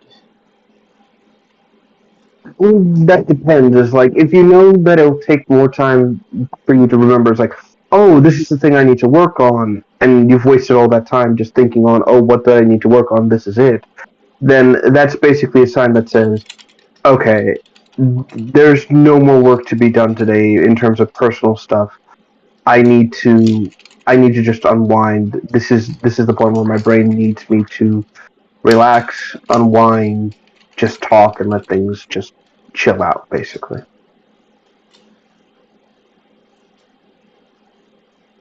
All right. Yeah. hmm Like I said, there's no point in running yourself ragged if what's the word? If everything is basically just just that. Yeah. Yeah, that's true. hmm So honestly, at this point, I think that's just the wake up sign that says it's time to unwind, take these last few moments to reflect and relax, and that's it. Yeah, I guess I could just play Minecraft for the last like 20 minutes and see what I can do on there because that's kind of what I have been doing. I just go on Minecraft and work on the thing I've been doing in the server because it's just like it's not much maintenance. It's just like super fun to build shit. Yeah, there you go. You can absolutely do that, and I don't think anyone would negatively, say like, "Oh, you wasted your time." It's like, no, this is your time. You're off the clock as it is. There's no reason to keep pushing yourself any further. Yeah. Yeah. I'll get my nose. Let's see here. Yep. Not much in that front. I have a question. What was your podcast about? I was just wondering because I was thinking if it was something I could listen to when I was at work because I enjoy listening to your voice. Oh, thank you. It was called Left for Random Talk. We used to. It was a podcast we would do every like other week and Fridays and things like that, where me, a friend called HH, and a random guest would come in, and we would talk about like as the story or as the name goes, random shit like things we enjoyed, things we didn't enjoy, problems we had, issues we had with games, like oh here's this thing I didn't like, here's this game I dislike. It was kind of like somewhat ranty, but also not. Um, I was a bit of a motor mouth in that, mostly because I was kind of the driving force, while HH is just kind of like the passive listener to that whole thing. But if you wanna listen to it, I can look it up again and send it to you. It's gonna Sure. be it's just really out of date since we haven't done it in like I want to say a few years now. Yeah, I'm sure. It's like after I run out of videos tomorrow, I just would like something to be like to chill my mind out. hmm All right, I'll see if I can. I'll send it to you via private chat, and once I find it, of course, because we weren't that popular either. It was just kind of like two idiots talking about shit they enjoy. Yeah. Okay. To be honest, I do miss those days where it was just kind of like us shooting the shit and having some fun. Honestly, I kind of do miss the old days too. Like back when I was doing the early frickin' VorTube animations where I just did whatever the hell I wanted. and I just have this, the animations are low quality. It's just like the environment there. It's just like, I was just making these animations just for my own entertainment, and there was really just, it's just the old people too, but now they're all gone. Like Crimson Idol is just, I don't know what happened to him. Ghost Slime's off and on. A few people turned out to be shitty people, and a few people just disappeared. It's just like it's just things change so much, and Big Assets is kind of turned inactive too. It's yeah. And not to say I'm happy. I'm actually very happy with with my current friend group right now. Like with you, Zap, and I'm very happy with it, and I'm happy where I am right now. Even if I had a shitty week this week, if I'm being honest. But No, I get it. Okay, here we are. Oh God, I just looked at the number of episodes we did back in the day. It was 117 episodes. Really? Yeah, I'm legitimately surprised. I was like, oh, this is probably nothing. We probably just didn't do that much. It's like, no, it was 117. It's like, yeah, damn. Oh God, you can actually see the evolution of what we were doing at the time. Nostalgic. 4 years ago. Jesus Christ.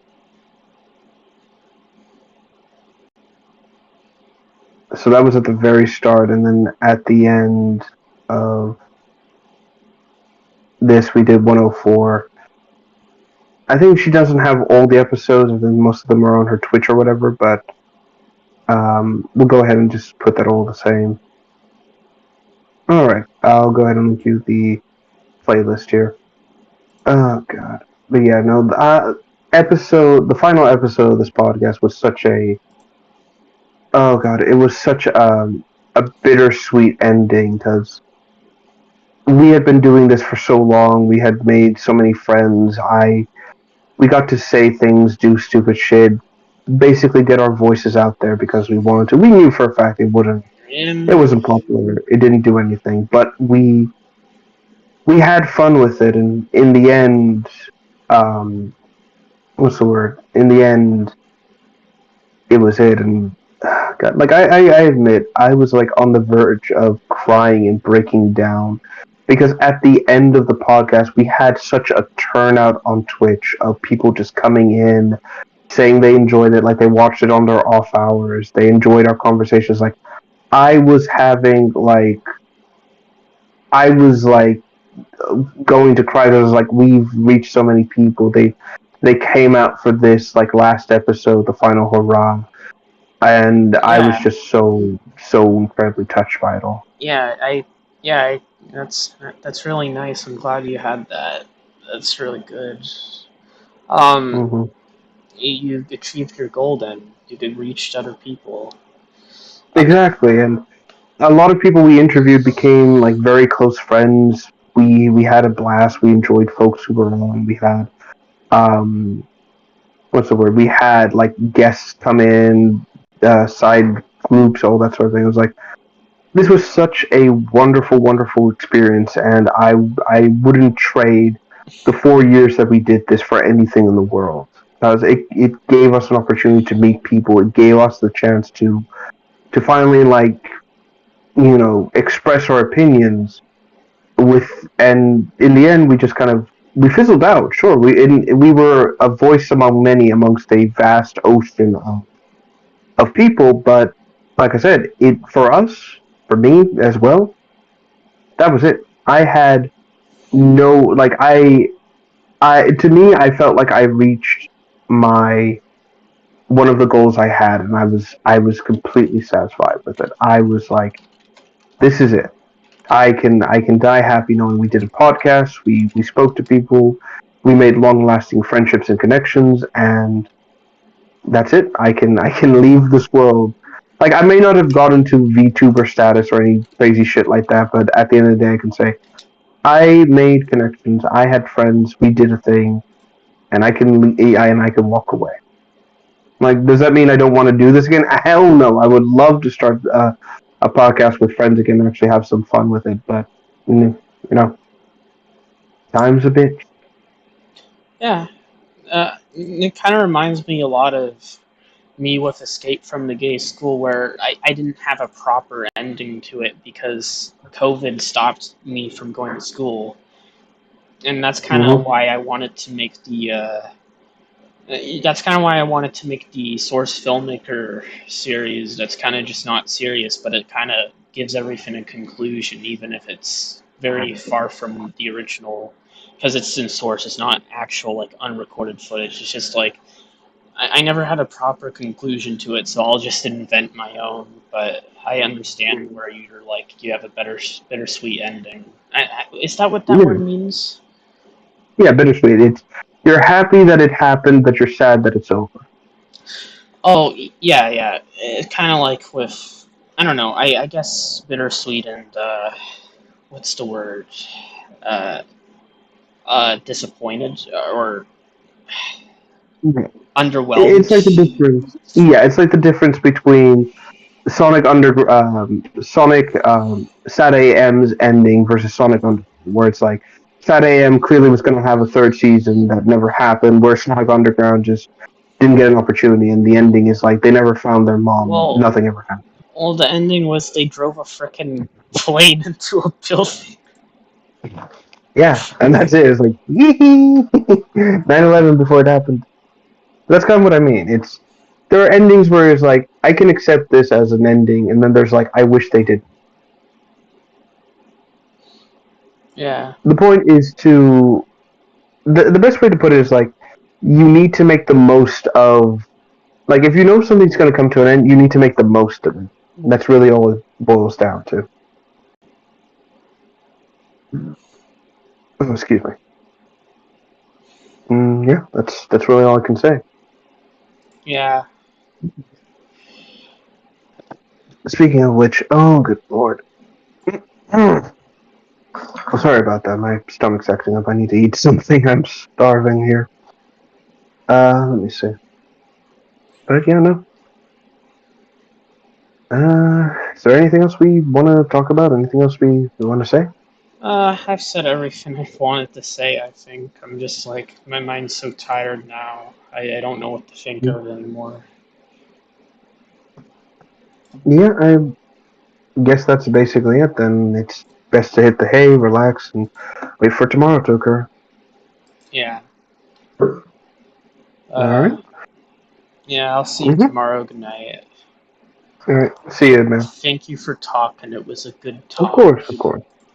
Agreed. It was fun. All right. See you around, kid. See ya. That was amazing. That's not sarcasm. That's actuality. Good night, everyone.